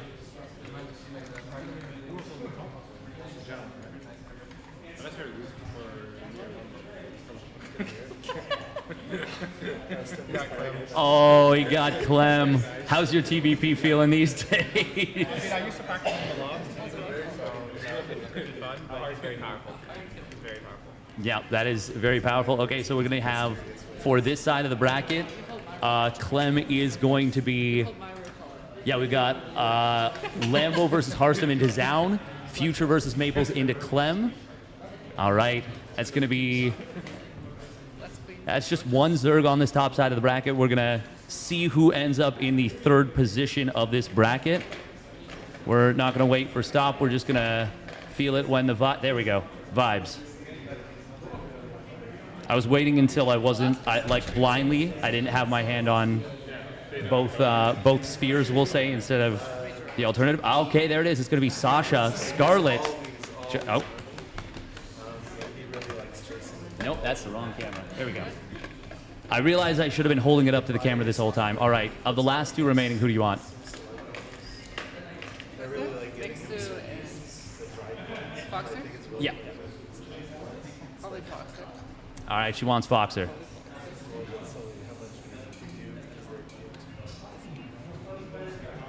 All right, we'll do the same thing. We'll hold it up to the camera. I realized we should have been doing this the whole time, but hopefully it's close enough.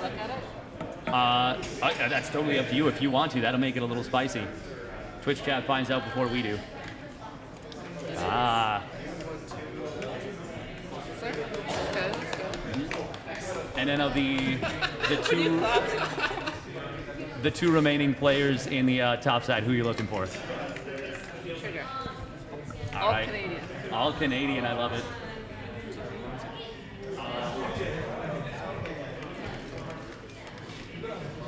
Yeah, I keep opening the wrong side. I got him on the team a few days ago as well. Oh, yeah? Get him again. Oh. The back-to-back. The back-to-back team kill. Yeah, this is, you got some Team Liquid left right now with the, yeah? Yeah, because Dario joined us. He's our manager. Oh, TLO brought it over from Team Liquid. That's spicy. And that means we have the last of our bracket determined. Eon Blue didn't even need the help there. We can actually, yeah, let's bring it a little closer to the camera so it's easier to see. So that means it's going to be Gerald versus, who is it going to be? Mixu. And then Trigger. Oh, okay. I like this bracket. That's while you're here, hot take on the bracket. Could probably, Gerald. Pretty good. Pretty good. That was the most lukewarm take of all time, but that's okay. Who wins the bottom? So this is double elimination, but who wins the bottom side bracket? Who wins the top side bracket? Like all the way through? No, just like who of the 8 players on the top, 8 players on the bottom, who makes it? Clem. It's always Clem. Clem, and then ByuN+Trigger, you, Gerald, Mixu. ByuN is probably favorite. You think ByuN's favorite? I'm gonna say you got this one. I'm gonna say you got this one on the bottom side. All right. Cool. So that is the group draw. I think we're gonna take another little break, and then we will pop into the FFA. Yeah. That's gonna be a lot. You gonna win that one? It's on some mod. I've not seen it before. You've never played Beast at Hill? I don't know the rules. It's okay. Well, we'll obviously explain the rules a little bit. It would be funny if we didn't, but there's a fair bit of money on the line, so we're obviously going to do that. It's spicy. It is spicy. It's kind of like you have to like control a specific point at a very specific time, and it's very precise in when you want to control it and how hard you want to contest it. And I believe you get bonus minerals for holding that point when it's not worth a point. Is that, yeah. But you feel confident, or? Yeah, I feel confident. No? All right. We'll put up a little break screen once again. Obviously, thank you for joining us, and good luck with your bracket for tomorrow for the Constellation Cup. Yeah.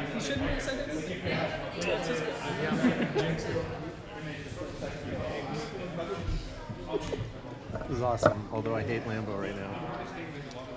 No, it's not his fault. He got bad luck on that one. That one was rough. Your winner.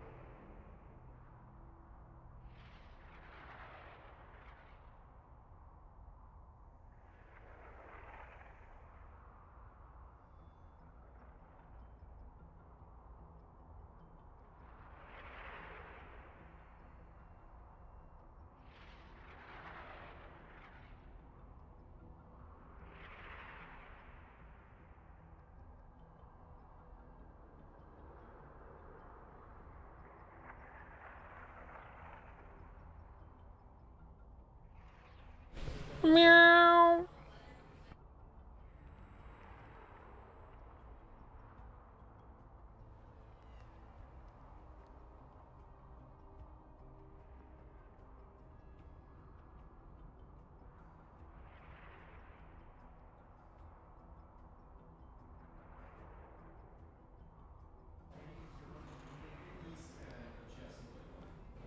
All right, we are back. You got to unmute.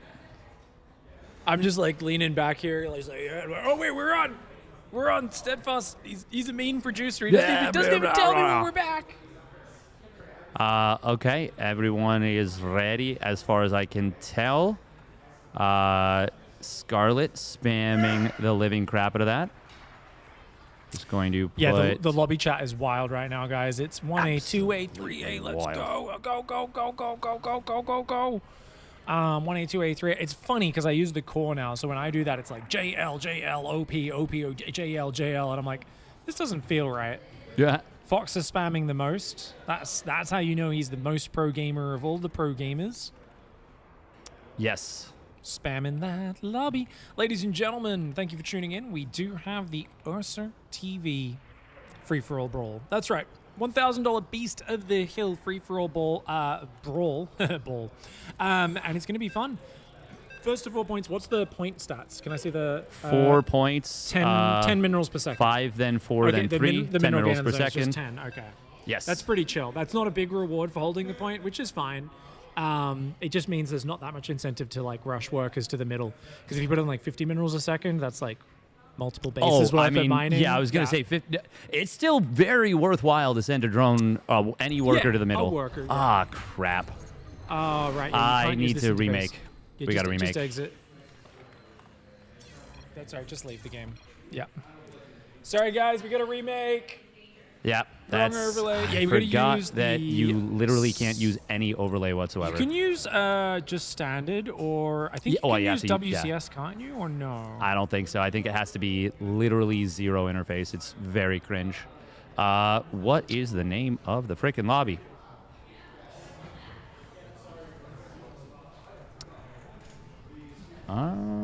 That. Are there any? There's no interfaces that work with like free for all, right? No, there's not. There's not. I just need to know the name of the thing. Default interface, right? What's the name?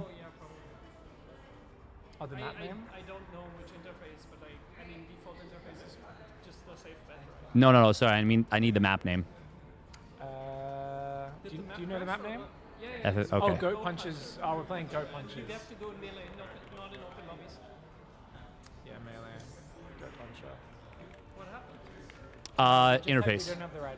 We have a different interface on. Any interface just screws with it, unfortunately. I think you can still do. No. You need to do Beast of the Hill. Where is it? Oh, okay. I have to search it. Hello? That was weird. Beast of the Hill mod? Beast of the Hill. Yep. Cascade. Cascade's the best. Cascade turning this into a mod made it much better. The category or the mode on FFA. Yep. And then you have to put the round. Yep. 4. No match history. Just the 5 then 4 then 3. defaults, yeah. 10 minerals per second. Yes. Cool. So now you can just lobby link them. Yep. That's so cringe. Lobbies up, everybody. All right, round 2 trying, guys. That happens every time I host one of these as well. It's so frustrating. Yeah. And it makes sense. Like, it's not like FFA has a consistent competitive scene, so well, why I would there think be... even the production tab should only be used sparingly in a free-for-all, right? Like, it takes up so much screen. And we will not catch everything. We will bounce around and we will catch some things, but definitely not everything. Big thanks, Railgan, for the raid, by the way. Raylan, my gan. Damn, feeling very good. I haven't actually watched Railgans play that much. I think the last time I watched a full game of Railgans, because he always streams when I'm asleep back at home, it was the Harstem, Is It Imber or Do I Suck, which was a fantastic episode, I thought. He channeled many Zerg's energy towards Skytoss in that one. Yeah, there's he's not a Skytoss enthusiast. Yeah. All right, we're getting into Clem it, playing guys. Protoss. Okay, as we get into things, Clem playing Protoss. Oh, that just tells me Clem doesn't know how Beast of the Hill works. Everyone else playing their original race. Is Scarlett playing Zerg and Lambo? Okay, so 2 Zergs. Yes. All right, this should be fun. Yeah. You had some solid analysis. We have to restart again. Oh my God! Somebody crashed. Yeah, FoxeR crashed. It's all good. We got this, Steady. So, guys, we are playing Goat Puncher's Gaudy Gardens. This map is absolutely monumental. It is massive. We are talking about ridiculous. Hyper One, I think, made this map.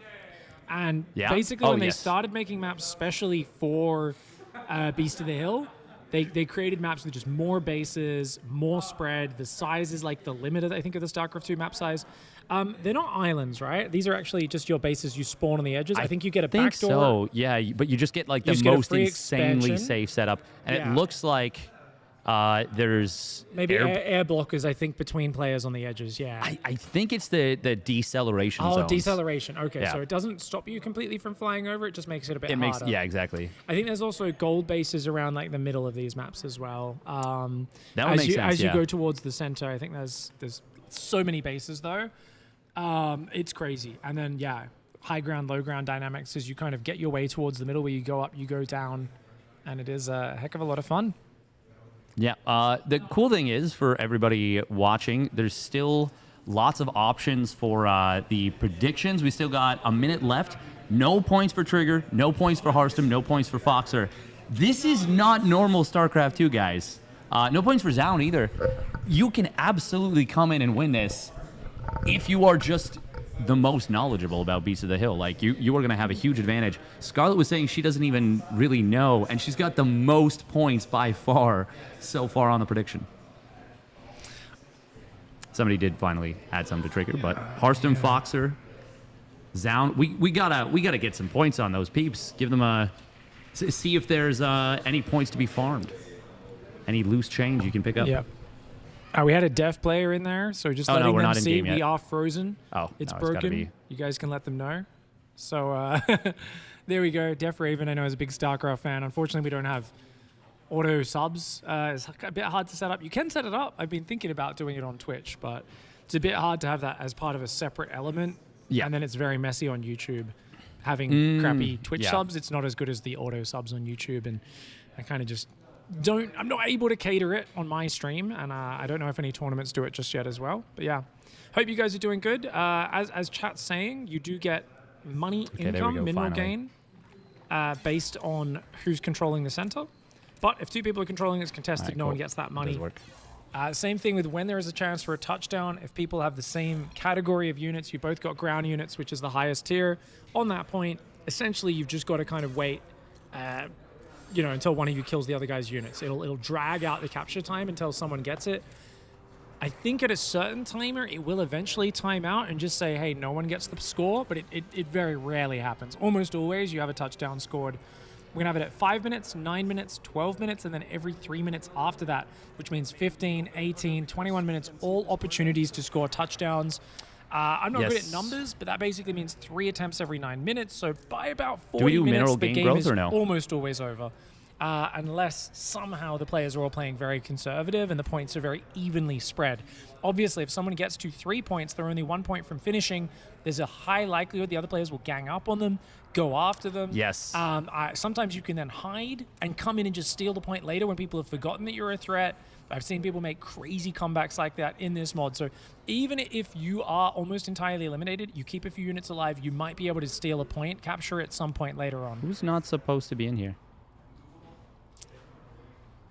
I don't want none unless you got ByuN+Zoun. Oh, who's Team 7 that just left? Oh, Future. Did I invite Future? Because when I think about you, I future myself. Cool. Cool. All right. So we've got everyone in. We're ready to go. Yeah, please do not Alt-Tab during the load screen. It will crash. Beyond even saying tap equals crash, which is close enough. Of course, FoxeR tabbed. I saw FoxeR in the chat. Go, go, go, go, go, go, go, go, go, go. 1, 2, 1, 2, I'll 1, 2, kill 1, 2, FoxeR. go, go, go. Oh my god. In-game. Savage. I love that Harstem says in-game in brackets. You see, some of the guys are standing up with knives and Trigger. walking towards him. Okay, thank God. I was like, oh my God. I saw the loading bar not coming in for a moment. Yeah. Got a little worried, but this time we have got it. All right. We're in. Look at that overlay, ladies and gentlefolk. That is pure art right there. Oh, Control Shift though doesn't get rid of it. It does not. That's amazing. It does not. Yep. I love it. They really did this. Oh, we got black really did Protoss. this. I never see black. That's not going to show up on the minimap at all. Great. It is. It's really if hard you to focus see. in on it, you can kind of see it. But yeah, let's. So let's go counterclockwise. Or go clockwise. I mean. Yeah. Harstem in the Harstem. We we don't even want to say. Yeah. I mean, Harstem's here. Just keep rotating. Go. We don't need to zoom. We got to do the intros quick. Bam! That's Lambo. Bam! That's Scarlett. Bam! We got FoxeR. Bam! We got ByuN. Bam! Down there, Clem. Oh, he went Terran instead. Clem did so swap back to Terran. He didn't go Protoss. Zoun! And that means this is FoxeR, right? No, Trigger. Wait, where's FoxeR? I forgot. Did we? I don't know. Am I crazy? FoxeR. Attacker. Oh, there's FoxeR's up there. Right, then right. we share. Oh, we've already got some blackmail coming in. Oh, damn, dog. ByuN ally. Oh, okay. We've already got alliances going. Scarlett wants to ally. Oh, right. Yeah. Okay, so this gains extra resources. 10 minerals a second if you hold that. That's huge. It's a massive Look at amount that. of income. Look, it shoots right up so quickly. Yep. So they're both it is actually such a huge deal. When it's contested, though, it does end up like right now. Teal, which is FoxeR, gets a little bit. Clem comes back and starts fighting for it as well. Now, you don't really they're sharing it. Oh. Share. Clem's saying my share. turn. Oh, he's got a little angry face. Yeah, because you're losing income if you're contesting it, right? Yeah, exactly. Okay, that's cool. That is super, super cool. Okay, this production tab is so difficult to look at. Don't even show the production tab. This is so classic Terran. The two Terran guys just getting together, ganging up on the Protoss player, just like they do in the Balance Council. No, just kidding, guys. Let's rotate around. Let's go look at some bases. Is anyone fighting yet? That doesn't look like it. Doesn't look like we got any. What's this? Just a scout? Okay. Just a scout. That's Zoun scouting around. Is anyone going super aggro? You can use the production tab for that, but you're just kind of hunting for... Oh, right. You need to look at... Okay. No. Wait. Later on, we can check on that. We don't want to look at that normally. Yeah. Yeah, but okay. Yeah, leave that hidden usually, I think, and we'll check in on that once people start scoring more. Yeah, this is going to be... Have you ever observed a Beast of the Hill before? I have. It is not easy. Yeah. No, I just kind of... It was on a map that was like half this size at most. I mean, you basically just try and find rivalries, right? And then we just hone in on them, and we miss other stuff, because that's just what's going to happen. Yep. Yeah, nothing too crazy. No one's rushing. I'm used to watching lower-level games where someone just tries to kill the player next to them for fun, but these guys are trying to hedge their bets. Scarlett gets control, but only for a second. The Adept will bully them away. It's all about controlling that middle point, though. It looks like that Adept coming in for Trigger. It's going to be a long period of control here. Yeah, that's huge. Trigger's going to get a couple hundred minerals at least from that, which is really nice. Get himself a free Nexus, maybe. Always feels good. Fox is going to try and contest, but he's going to lose the Reaper. I mean, I would actually cancel the Shade here. Oh, 100% you do. Yeah, because the income's worth more than killing one guy's Reaper. Exactly. That's actually really smart for Trigger. I was going to say, it's a big test of understanding of the mod. Okay, so we've got like production tab, we've got oracles on the way, a few people going stim, a few people going blink. Stim's really good for like just bullying people off these points. Interestingly, he did recall back, did Trigger. Not sure if he was being harassed at all or something like that. I think maybe an Adept got inside his base. 1 or 2 Adepts. Looks like he force fielded to trap him. Ended up dealing with him quite nicely. And this is really fascinating because, cheaters. Ooh, FoxeR's upset. Yeah, I mean, we did state you gotta communicate in game exclusively. Yeah. In game exclusively. Otherwise, it's technically collusion. Yeah, not allowed to shout. Not allowed to talk to each other. We do have the first point coming up now. Oh, 50 seconds. Anyone in position to contest it? Couple of Adepts to Trigger. Few Hellions. And a bunch of Zerglings. No one else even headed towards the middle. I don't know if they can get there in time. Those Hellions and Adepts going to be fighting over this point. Hellions getting a bit of income right now. Scarlett's all hitting me. Fake news, says Scarlett, question mark. Oh, Clem's looking for a team right now. Oh, who gets this? I think the Lings of Scarlett are backing away right now. Interesting. Oracles do Harstem? dive. Yeah, it does Did he find get some many value. Kills? That is a Just great click the question. for Yeah. it. 3 on well, 1. it died. And that one had 4. 7, 8. 8 kills in total. That's really good. really good damage. That's a lot of damage onto Trigger. So Trigger Clem's takes going to get that fair first bit. point, I think. Oh, wait. No. The Stalkers are here. 5, 4, Ooh. 3, 2. Oh, the attempts are going to get smashed. They let it take it. Yep, it's Clem going gets it. First touchdown complete. Fox is just there a few seconds too late to contest that. Though him and Clem have been allying, so that is the case. All right. This is really cool, man, because we are going to see all the players actually build up to not just 2 bases, but 3 bases and 4 bases. The one, actually, there's 2 players. Oh, Harstem's under assault. Top, middle left. It's going to be Trigger punching back for the little bit of revenge. This is something that can happen in these games. Is your opponent does something to you, so you say, "Oh, screw you! I'm coming right back at you."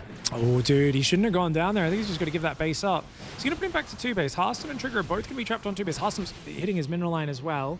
The Oracle did turn on the laser. Might have got a few more kills. Yeah. 11 kills. That was a lot more kills, yeah. 6 more probes. So it brings it up to a 14 count. What in the F? Oh, my gosh, guys. Lambo is powering hard. Ooh, meanwhile, on the other side, Dude. Scarlett going to take some big damn. Yeah, Scarlett's getting ganked by FoxeR right now. He says, need help. Scarlett attacking me. Oh, my God. Ooh, defensive roll. DT. Dude, this is sick. The DTs will save Harstem, but Scarlett's going to lose her in Lair. God, I keep wanting to turn on the production tab, but it's just such a bad idea. I can't believe it. No one has tried to turn anyone on Lambo. Lambo's getting miles ahead. He's on 90 drones. He's got 4 bases up. Lambo is steamrolling his way through while everyone else is busy fighting. They're all turning on each other. And meanwhile, the Germans sitting in the corner just chilling out, man. Yeah, you know, Germans known for appeasement, definitely. Meanwhile, there is going to be a big attack coming in here. Ooh. It's Battle Cruiser Mech Banshee. for Clem. I love that. Battle Cruiser mech is really cool. Thing is, I thought Clem, when he picked Protoss, was crazy, but the thing is, BCs can't capture points. So they give you efficiency, they can be annoying, they can clear armies, but they can't capture no points. vision! Oh, wow. Okay, he's going to blink past. That's actually going to end up trapping some of these stalkers for Harstem. Harstem in a lot of trouble here. His DT does come in, starts adding a bit of damage, but he's going to lose all of his stalkers. Oh, my. Clem right now complaining. ByuN just came in and killed his command center. And Clem back to 2 bases. ByuN says so not ByuN. I don't know what that means. Not ByuN. Oh, meanwhile, FoxeR has set up inside of Scarlett's main base. He's going to be able to just deny this once again. I'd love to see a scan to clear up this creep tumor just to make sure that there's no additional vision. Mutas, very low numbers. Meanwhile, oh, big little... Dude. Oh, that's Clem's crazy. in trouble. Yeah, he's getting ganked right now. Who's pink? This is ZOUN. ZOUN. Ooh, could be a ZOUN flank. and ByuN, they're ganking Clem. Oh my god, this Oh, command center, if it dies, that would be huge. That would be massive. Stalker Colossus Micro has been really good. There's a lot of BCs there, though. Muta's flying around. The Marines for Fox are chasing after them. Same time, middle point is uncontested. 1 minute till the next round. And I don't know if you're the ref or not, but if you are, you could definitely let people know in chat. A little announcement like, hey guys, next round's up in 50 seconds. I think that's always fair game on this mod, because otherwise these pros will forget to capture the point. Yeah, I think it's spicy to get in there. Scarlett is dying right now. She loses the Spire. She's down to just... Yeah. I mean, not a lot of workers at this point, I think. No, this is what happens. 102 drones from Lambo. Yeah, Lambo's Holy out of crap. this world. He's got lurkers. He's going Spire as well. I think Ultra Bane's one of the most important things to steal those points later on, though. Oh, scan comes in. ByuN moving in with a massive army. He wants to get his first point. Dark? Dark Templar is not going to be able to do that. And look at this. Clem's getting bullied right now. ZOUN and ByuN giving him the old double team. And look at that. ByuN's going to get the next point capture unless someone gets in there very quick. SEVs getting roasted. Oh, that's a massive amount of damage. Clem's in trouble. Meanwhile, Fox is going to the middle, but ByuN's jumping on him. ByuN leaves a few units on the point, a sieged tank, and he wins the round. Gets his first point on the board. That's right. Clem with 1 point, ByuN with 1 point. But Lambo is the force that is growing. He's growing in the Northwest, and people do not realize just how large he's going to be. Lambo will have unlimited money in this game. Meanwhile, Clem just barely fighting for survival. Clem with a little bit of cheeky lying, saying he lost all his, ZOUN lost all of his army, trying to bait somebody into attacking him, not saying help me, saying ZOUN is vulnerable, which is not true at all, but that is a very, very nice little mind game. Well, I mean, his army is out of position, so yeah, I mean, but it's a huge army still, you can just recall 100%, 100%. ByuN also has a huge army, as Fox is pointing out. I mean, Fox are turning on Scarlett. Oh, Clem. And this is huge. The BCs are getting taken down. There's too many stalkers. ZOUN takes out not 2. able to teleport. He's going to get a third one if he's not careful. He does manage to teleport back a little bit. but this is not it. Oh, he goes for the PCs. Sometimes you do need a generic army. Scarlett's trying to counterattack. She is actually getting wrecked by FoxeR. He's got a huge army. He can annihilate her, I think. Clem's on 11 supply. He left. He taps out. He's in last place. Remember, Harstem attacked Trigger with an Oracle as well, so he's been getting hammered by Trigger. Those guys are locked. Remember what I told you about how pros don't know how to play this mode? Yes. I think we need a truce. The first person who's harassed them, they've almost all been triggered into just fighting to the death with the player next to them, which is the opposite of how you're meant to play a free for all. Biles on the tanks. Oh, this is crazy. Scarlett getting a really nice set of biles there. Oh my god, the medevacs too. Holy crap. This is crazy, dude. Harstem and Trigger, they've just been locking horns for the last 7 minutes. It's a Blinkstalker duel. These armies are not going to be able to contest anyone else's army. They're just making armies to kill each other. Scarlett, she's barely hanging on. Lambo is out of control at this Zoun point. listening to Harstem. Look at that. He says, I believe. I love it. Okay, Trigger gets a Zoun problem now. Oh, and look at this. Lambo says, I'm coming in here too. Is Lambo allied with Trigger, or is he I think with Harstem maybe. But, oh man, it's going after Zoun. Yeah, he's going after Zoun's army. Nice abducts coming in Oh, the there. break on the abduct. That was cute. Nice that was swap sick. person pick up. Oh, ByuN is bullying FoxeR. ByuN already annihilated Clem, and now he's clearing out FoxeR on the other side as well. Dude, this is actually sick. ByuN and Zoun are really menacing on their sides of the map.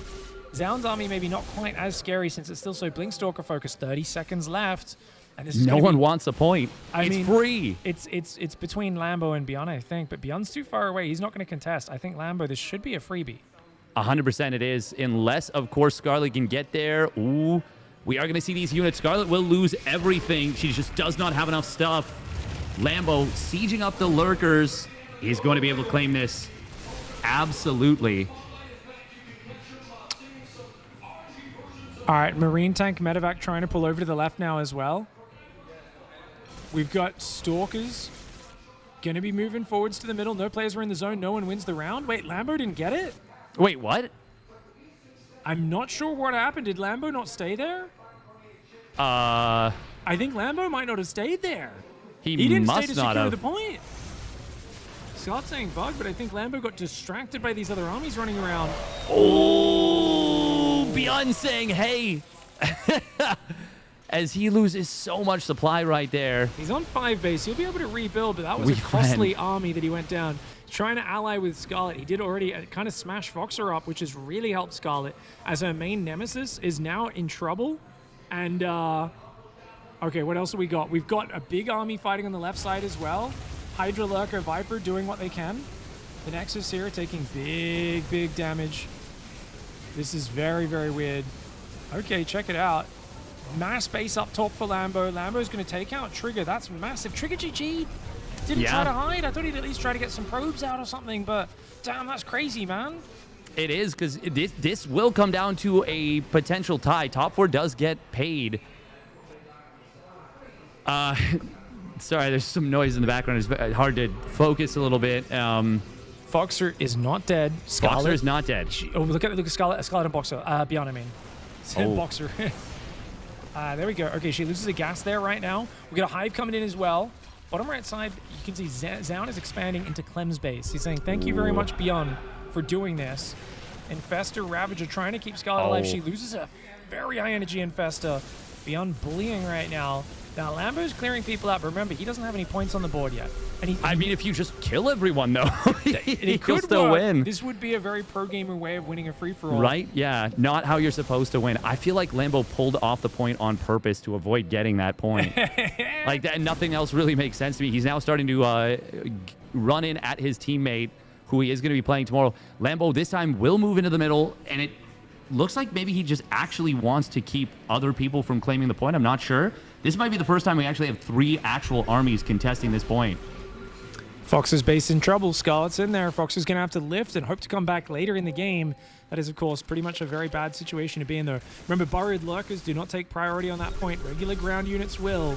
Burrow does exist below that, and ByuN gonna bully Lambo off this point. Lambo's on Mass Hydra Lurker. Remember, Ultra Bane is the best for stealing points, but he already missed that previous point capture. FoxeR tries to move forward. I mean, the lurkers can kill your opponent's units, but actually capturing the point is really tough. He needs a Hydra on that point. The lurker does get sniped down. Hydras are on top, trying to move in for the capture. Scarlett's going to try and jump in. She drops massive fungal bio combos. Scarlett! She stole it. She sacrifices a lot of units. Oh, what a cool way to steal the touchdown. She went in there, fungal biled all of his units on the point. She loses a ton of Ravagers. Who cares? She needs to swap to higher tier units anyway. I say that she's still rebuilding Roach Ravager. These players on the left, Harstem and Zoun now, are trapped in a battle. Now that there is no trigger between them, they are engaging each other. Somehow, Harstem and Lambo are back to back, and they seem to have just a straight up truce. But Lambo, because Scarlett was so busy with FoxeR, has just grown so big. Can we check the resources of Lambo? Just click on him and we'll see it in the top right. Yeah. You click on any of his units. Yeah. 16. Holy! yeah, I thought so. 17k minerals, 9k gas.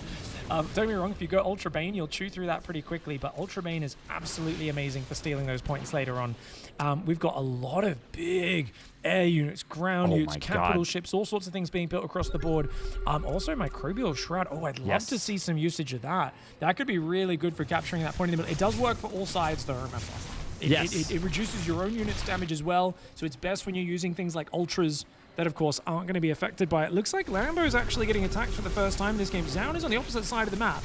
He's gone in with a Prism, and he's made a bunch of Zealots inside the main base. They're going to F2 out of there. And Zoun making a transition. Looks like a few carriers coming out. Harstem finds out about this. ByuN is trying to take the center. He's trying to build planetaries in the middle. And oh, big blinding cloud, but not that much Lurker Hydra behind it. Good engage though for Lambo. Really well done pushing ByuN away from the high ground. Yes, but it is still... Oh, I will ruin your life otherwise. Oh, okay. That was the sharpest about face you've ever seen. I mean, if you were 6'5", you would also leverage your size to intimidate other people sometimes. What can I say? It is a bit of a chaotic ogre move there for Harstem, basically bullying Zoun into submission, but it does seem to work out, at least for now. No doubt they will turn on each other inevitably in the future. Over on the right side, it looks like Scarlett's clearing out Fox's last buildings. He's still floating around. You should always stay in there. As you should. Always a chance, not a big one, but there is a chance of getting back in there. And ByuN, he's got a lot of ghosts. Now, I do think the modern Ghost 2 supply 125 hit points is one of the best, if not the best units in the game. Is he going to be able to take a Hydra Lurker with it? Yeah. It's pretty damn good against pretty much everything that's not Banelings. And of course, if you get enough planetaries, tanks, and those sort of things layered towards the middle, that could be amazing. Crazy thing to note, by the way, as I honestly didn't hear a word you said, and I do apologize for that. But the crazy thing is that Clem currently is in 3rd place. If no one else were to score a point right now, he would still... Oh, wow, because it's off touchdowns, right? It's off touchdowns, and even though he got knocked out super early... Now, as I say that, Lambo is all but guaranteed to win this point. It is almost a foregone conclusion. I don't think ByuN's going to try to stop it. Oh, Harstem does! Tries to blink it on top of it, loses everything in the army, and Lambo wins the point. Harstem getting absolutely... Harstem's laughter is booming across the arena right now, guys. He just ran face first into like 6 shotguns at the doorway. Just absolutely blasted. Oh, man. That was pretty funny, man. Yeah, so right now you see that scoreboard on the right side, guys. No one on more than 1 point. Lambo did miss that earlier point, and now, this is not... Zoun has built an army, guys, that does not win the game. All it does is kill other players, right? Because you can't capture the point. People will run in with ground units and overpower you there because your units are going to be cloaked. I've actually seen people lose in Beast of the Hill by activating Mothership Cloak. It cloaks the units. If you've both got ground units and you're suddenly become cloaked, they are lower priority. I have seen players lose this map by doing it. You have to be very careful about activating Mothership Cloak when you're contesting the point. Yeah, it's something that your instincts kick in. Oh, Harstem's got DTs like everywhere. He's actually going to deny whatever upgrade that was. Looking at the upgrade tabs is just ludicrous, by the way. I think Harstem's playing the funnest, guys. I think we have to give him props. He's been backstabbing Trigger, backstabbing Zoun, now ByuN. I mean, he's being annoying. Does this really serve his future goal of maybe winning this game? Maybe, maybe not. Lambo's going to punish him, though, I think, over on that left side. Oh, here we go. Oh, it's actually Harstem harassing. Oh no, he's gonna go south. He's bypassing. Oh, they're just full Lambo allied, needs aren't that Bane speed. Harambo just straight up allied here, guys. These guys are the foul Northwestern Alliance, and he's gonna go after Zoun's base, man. Harstem gonna do the same. Yeah, the Shopify Rebellion folks are Double grouping teaming, up. man. This is a potentially very scary position to try and attack into. Fortunately for Zoun, not all those lurkers were burrowed, but it was still enough to be a big problem here. Zoun getting hit very hard. ByuN is huge on the right side. He's huge. Okay, there come the carriers. That's going to clear up everything. I think Harstem and Lambo have said, you know what? Yeah, you guys are too strong, or this guy's too strong. He is going to secure a point here. We need to do some damage to him so we can soften him up for later. Yeah, I like that Zoun's building counter-intent Actually, batteries because he needs to annihilate people, right? FoxeR's like, I'm dead, man. I'm dead, bro. I mean, FoxeR and Trigger, I believe, top right, top left, bottom left are the only two players who've actually been taken out. Yamato's on the way, +1 melee, +1 range. Lots of units being built. Obviously, Corruptors will be the answer to this air army. They are 3-3 Corruptors, by the way. Not many of them just yet, though. And he's going to have to back away. No detection there to deal with He that activated mothership. the cloaking field. Yeah. Here we go, 10 seconds, which means he will not have a ground unit, but there's no one to contest it. It's fine. He's going to get it. Yeah. Wow. Okay. Zoun gets his first touchdown on 1 out of 4 points. I think he's got to go like 5 robo or something, and he's got to prepare to swap back into like Immortal Arc on something meaty that can secure the point eventually, because these carriers aren't going to last forever. ByuN's going to push him off the middle right now. ByuN has an immense amount of command centers. Can we get an orbital check on ByuN? Dude, 16! That is so ridiculous. I mean, there's the Iron Bank. That's 2 Iron Banks, man. He's got unlimited credit times, too. That is ridiculous. DT's in the base. He's going to recall back. Can he build detection right now? I'm not quite sure. I think he has an observer in that army. But, damn. Robo there, yeah. Yeah. 11 Stargates. Can always build oracles as well for budget detection. ByuN and Scarlett skirmishing over those middle bases. Harstem and Lambo fighting over those bases on that left side. Harstem's army is not great against carriers. It's not quite peasant militia, but it's not that many steps ahead of it. It's mass immortal, a few storms, and a bunch of stalkers. He does have good ground upgrades. Oh, Lambo though. Oh, the flank. Oh, he's gonna dive. Does he have many overseers? He's got at least one. He wants Mama. He gets rid of Mama. Drops a parasitic bomb there. There's a couple Corruptors, but I think that was a pretty damn decent attack. What are the air upgrades for Lambo, by the way? He's 3-3 air. Oh, wow. Yeah, he's 3-3 air. It's Zoun is at 3-2-3. Oh, no, 3-3-3. You're right. Yeah. I couldn't read it because I just can't read, you know? That's all right, mate. Yeah. I know you technically are Canadian, but you're an honorary American in my book. Oh, my God. What can I say? Just throwing stones. Those in glass houses, because I'm in Australia, and we're very intelligent. Anyways, we do have... Dude, Zoun's got 1 billion bases. ByuN has 1 billion bases. I will take a point next, says Harstem. He didn't ask. He just says, I'm doing this. These guys are going to split that prize money. If everyone's on 1 point, we split it all evenly, man. Which, by the way, is not how it works. It will go down to score. Player really? Score. Yeah. No, if they have a tied point at the end, obviously someone's going to get to 4 points first. But if it is tied going into that, yeah, we're going to have whoever has the highest score. Okay. Ally, stop. Nice. Stotpa. Okay. Can we get a bank check on Lambo, Zoun, and ByuN? Oh, Scarlett is attacking. Scarlett's got about 11k. ByuN's got, I think he had about 6k. 2.5, 5k. Yeah, Lambo should still have at least 20k minerals. He's at oh my god, 27,000 minerals, 10,000 gas. Just past 10,000 gas. That was actually cool. He's got Good those moment. ultras as well. 3,000, next round, 2.5. 17 seconds. All right, Harstem is hanging in the middle right now, but he's got a target on his back. Look at this. Zoun coming from the south. ByuN may come from the right side as well. Can they push him off this point? I don't think they can. I think if Harstem chooses to stand there, just running. He's abandoning. He's abandoning. Lambo's going to get it. He's going to get his second point. The first one to 2 points. Lambo puts himself the closest. Takes the lead. Yeah, he's much closer to winning than anyone else. Storm comes down. Storm does not do as much damage anymore. Lambo could be the first player to win 3 tournaments in 2 days. 3 LAN tournaments in 2 days. That'd be sick. That would be so sick. You already won the Maryvale Open to qualify for Constellation Cup starting tomorrow. Won the 2v2? Yeah, won the 2v2. Look at And he could win FoxeR. 4 tournaments, actually, if he wins Constellation as well, right? I mean, yeah. But that would be in a few days from now. You know, he can't win that till Sunday. That would be crazy, though. This is a lot of carriers. I think Zoun sacrificed maybe some probes to get such a big army out. He's down to... Oh, he's still on 70. Wow. That's crazy, man. 12 carriers, 5 Archons, 6 High Templar, and Mama. Oh. ByuN gonna get jumped a little bit here. Oh, Lambo! He's giving him the German pea spray, dude. Oh, he's going fungal on the ghosts by Scarlett in the veins. Microbial Shroud fungal combo. Ultras get the ghost. More come from the right side. ByuN's planetary fortress, or forest, I should say, it's actually getting cleared out. He had so many planetaries just go down. Scarlett from the right, Harstem+Lambo from the middle. What a beautiful combo, of course. Zoun is out for vengeance. He says, you mess with my ByuN and I will make you pay. And no one wants to build an army to counter that. Because if you build a giant air army to contest Zoun in the skies, you can't really fight for the point. And this is about capturing the points. There's a touchdown opportunity every 3 minutes. FoxeR is harvesting minerals right now at 10 per second. The legend. I love that FoxeR. He's just like dropping his orbital. He'll scan, drop a mule, and he's like, yes, I get some minerals. We rebellion. Oh, says ByuN. Trying to get his teammate to show You mercy. attacked me before, hater. I buy you bread today. Scarlett revealing that she did already try to bribe ByuN. ByuN is saying this is a mistake. I think he's actually mostly talking to Lambo.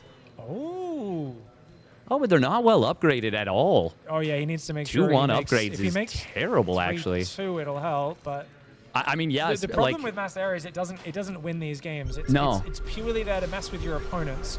But with the upgrades as bad as they are, they're not even going to mess. Like, they can't fight the Corruptor army. They can't fight the Carrier army very effectively. Like, this is just going to be really, really rough for ByuN. It will ruin Scarlett, though. And I think that's his immediate plan is get vengeance. Remember, these are pro gamers. They don't think about winning free-for-alls. They're so locked in the 1v1 mindset. It's you punch me, I punch you back twice as hard, you know? Yeah. And that's essentially what he's going for. 12 seconds left. No one's contesting. Lambo's got such a strong position. Oh, yeah. 7 seconds. 6, 5. Is anyone going to take a swing at it? Oh, the mule! The mule comes down. I love it. And the Lambo takes it. In as well. Lambo gets his 3rd point. Lambo in the lead.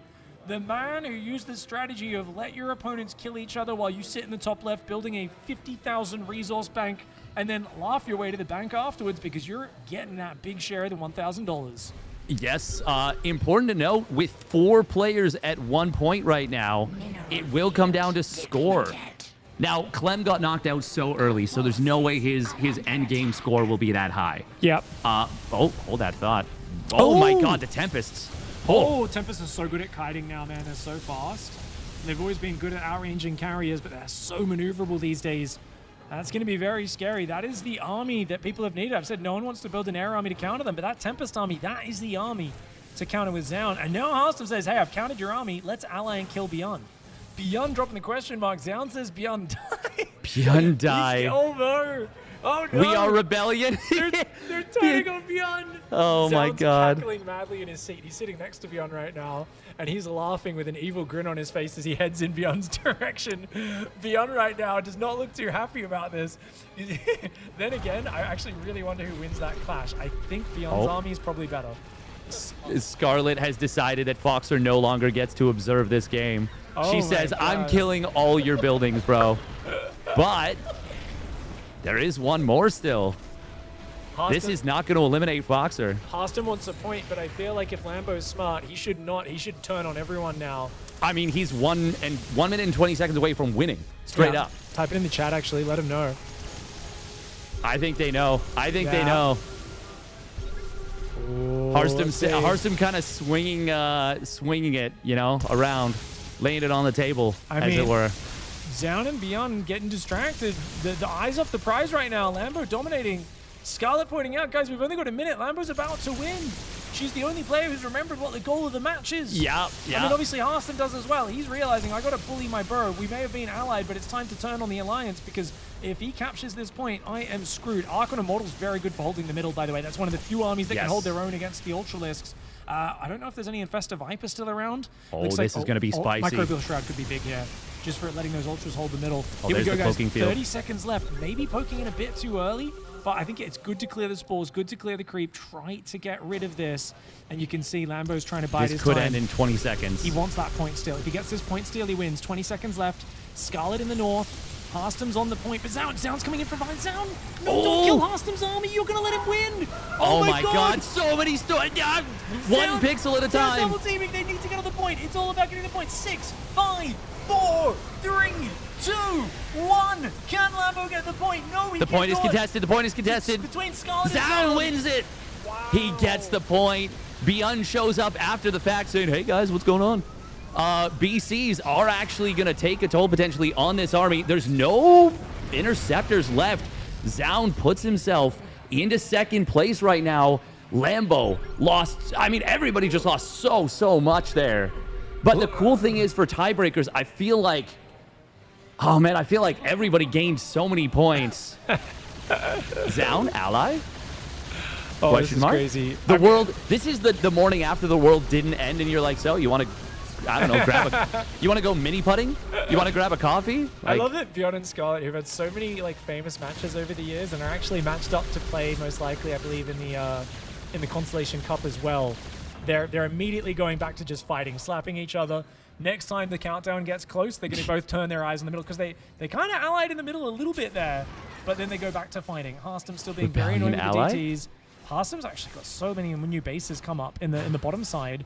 So he's slowly extracted these resources, but he doesn't have much supply. His army's really tiny. This is going to be really rough. FoxeR, how is he still in the game? Oh, he's in Zoun's base. Yeah, he's got a he's got a command center. The funny thing is, FoxeR getting a point doesn't help him at all. Like, he needs 2. This might be one of the worst trade deals in the history of trade deals if he only gets 1 point. Oh, who wants a free poutine? FoxeR is like, come on, guys. I could buy you lunch. Carriers, Archons are going to be pushing forward. Harstem's going to be losing such an important base that he so desperately needs. His main army got sandwiched and destroyed before. Changeling. Oh, that's actually getting a lot of money. That's really nice. She's got bank, but she's still focusing on efficiency, enjoying her easy money as the Changeling in the middle does get a few free bits of that income. Lambo's going to contest it now, though. Does come in with his Changelings.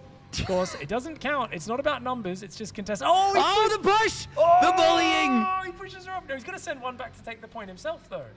Now Zoun gets with the probes. Oh my God, the cloaked ghost. That's not going to hold the point though.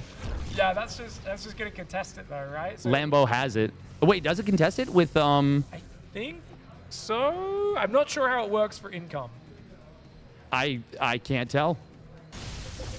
Oh, maybe. Not sure. Yeah, I have no idea. You can't really tell by looking at the income unless there's no mining going on. Yeah. This is just what's this chaos. Remax? Okay, so it's Ultra Lurker Corruptor. Interesting. Okay, 16 seconds. That is. Lambo's looking for the win. Lambo's looking for the win. Scarlett's investors. Oh no! All right, they're going for it. There's 10 seconds left. It's Lambo and Scarlett brawling. Zoun's coming in a little bit late. There's only 5 seconds left. Scarlett trying to get the point right now. BC's are going to teleport on top. It's an absolute chaos fest. Oh! Fuel's dropping it as well. Scarlett gets it. She gets it. ByuN is screeching right now. Zoun is as well. This is amazing. The players losing their friggin' minds right now. Anti-armor missile. So good with the BCs. The 3-3 BCs are shredding the cross. But the double team! The Shopify Rebellion double team. They say, Terran, get out. Question mark from ByuN as 2 Zerg allies converge on him and smash the fleet out of the sky. Shopify question mark? Oh, the betrayal. This is absolute cinema. Is Lambo still got his corruptors? I think Lambo needs to go mass Baneling. I think Baneling Ultra is the play to get the point. I don't think anyone can stop that. 200 Banelings. You suicide a massive army to force them off the point. Yeah. You come in with like literally just 5 seconds left is when you enter the area. You get to and Storms can't stop it anymore. No, they can't. You get to the circle with 2 seconds left and you just Shawarma? Spam click your Baneling Ultra in there. FoxeR is still using real life food to offer once again just a terrible deal for him. If he gets 2 points. I do Zoun with an assertive sneeze there to tell who's boss. I do love that Zoun's let him become a vassal state. Kind of symbolic one, doesn't really have any advantages to it, just sitting in the main base. Lambo's bank check? Yes. Oh, he's only down to 30,000. Poor boy. Yeah. How many workers has he got? Because his army supply must be getting very fisty, very fist of need He style. never made Bane speed. Oh, yeah, he was using slow Banes earlier as well, actually. Yeah. Wait, did he forget anabolic synthesis? Oh, no, He's no, got it's that done. one in the middle. Yeah. At the very, very No, end no, of the it. middle. That one.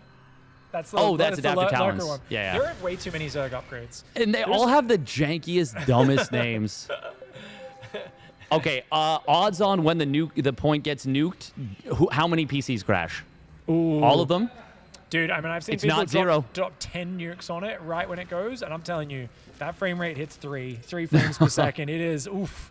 I'll It's take gonna 3 be frames nasty. per second. That means we're still in the game. Mash Gateway commented as well. People want to be warping in units We at the got a last second. Burrowed Ling. Has Zoun swapped off air at all, or is he still just mass carrier?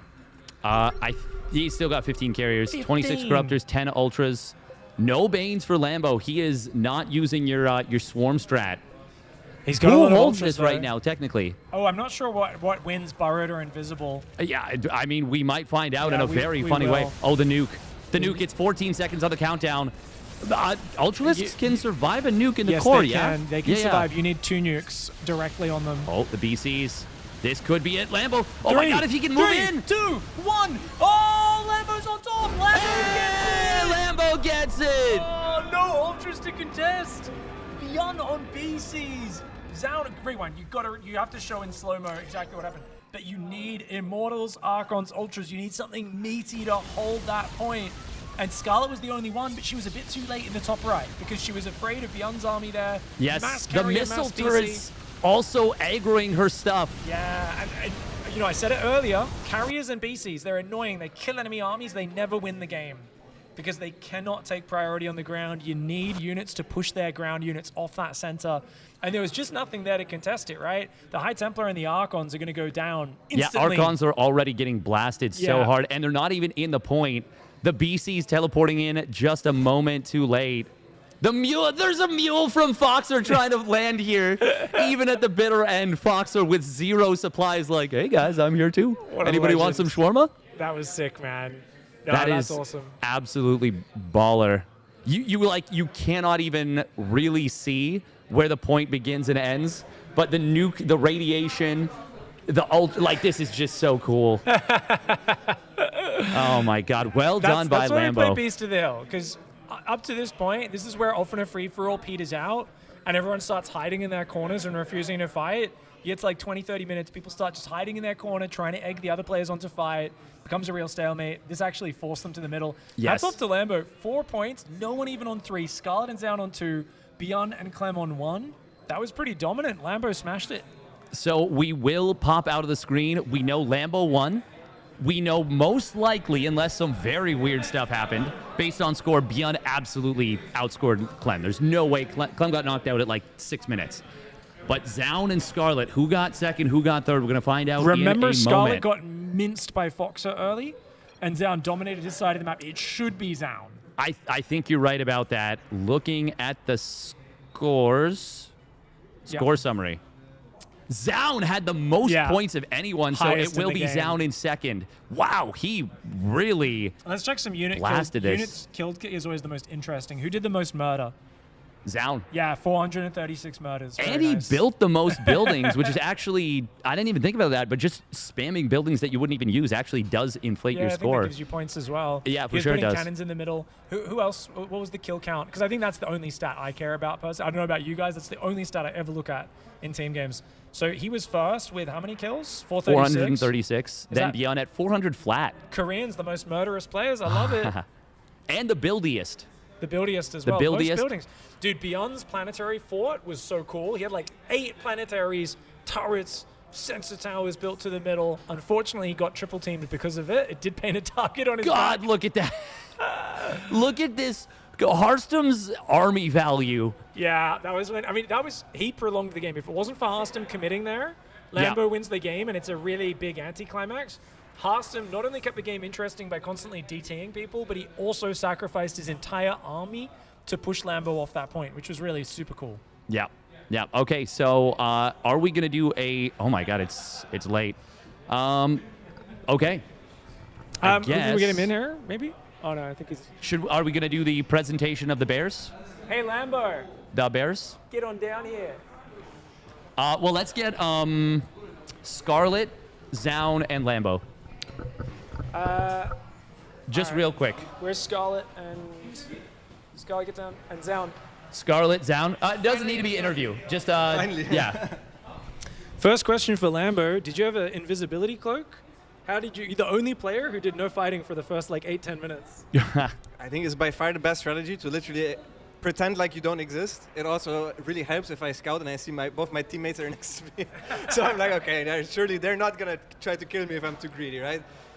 And then I was like, okay, I'm just, I'm gonna be nice and kind. I just sit there, do literally nothing, and then eventually I come at the very end. All right, so we'll do a little cheeky presentation here. We've got the bronze medal bear. This is I don't know, I guess berry white. There we go, berry bronze. And then we've got the silver medal to Zoun. Zoun, you had the highest score, most kills. Most kills. Best murderer. You murdered Harstem. Yeah. Just game. constantly, just for the whole time. It was always flashing in the bottom left corner. It was cool as hell. And Lambo, with your 3rd tournament victory on LAN in 2 days. That is baller. And you get Sir Barrington. This is the Ursa Bear right here. This is the Ursa Brawl. There you go. Nice. Thank you very much. What does it mean to you winning 3 tournaments in 2 days on LAN? That's got to feel good. It feels good, but I think the next one, if I would win that one, it would feel better than all the other 3 combined. But yeah, it's nice. Yeah. It's pretty baller. I think we're gonna keep things relatively brief here. If anybody wants to say something, I'll just throw the mic open. You can pop in here. But yeah, we gotta kind of move things along. Anybody wants to say something? Scott, sit down on this one. What? Yeah. What am I talking Zoun, you want to say something to Harstem? Why no ally with Harstem? Hello. Harstem friend? No? You always kill Harstem. Harstem, Oracle, my kid. And my multi attack. Oh, okay. Not He said you killed him Not with your Oracle, and so he killed you for the next 35 minutes. Okay, it was a revenge for the early Oracle harass, basically. Nice. Sasha, what was going on the right side? Very good. I saw there was a lot of fighting between my teammates, and I just was in between the teammates. I saw they were fighting on the right side, fighting on the left side. I was just like, So I spawned next to FoxeR, and he just made his mission to kill me, and then he was writing an alt chat that I'm attacking him the whole time. When he was just dropping me with like Marines, tanks in my main. It was terrible. Seemed a bit suicidal by him. Did you kill him right away then? No. ByuN killed him. ByuN killed him. ByuN saved me. Yeah. Oh, it was a I super rebellion dead. teamwork. Yeah. It was like unintentional rebellion teamwork. Yeah, ByuN didn't know. He just killed him. 'Cause he was full focus on me. Yeah. Nice. I also saw the 2 Protoss fighting, and I just ran by Trigger with everything, and the game instantly ended for him. I felt a bit bad about that. Yeah, I saw your base just mining next to me. I Yeah. left it be. Yeah. Like 30 lurkers just walked past me. I'm like, yeah, not gonna mess with that. Yeah, I think good call. I loved how Harstem blinked in 50 stalkers into the lurkers and killed like 2 units. I don't even think he got the point either. No, he didn't. He Yeah. didn't get the point. He's like, oh, it's just a creep tumor up here. Man, this creep tumor got hands. Okay, I think that'll finish us up for the day.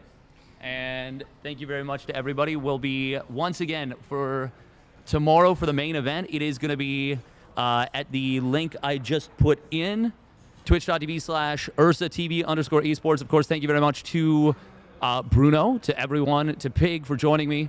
I'll be wrapping things up here on this stream, but we are going to, continue the event, the main event tomorrow. 3 days. This has just been the appetizer. This has just been the primer.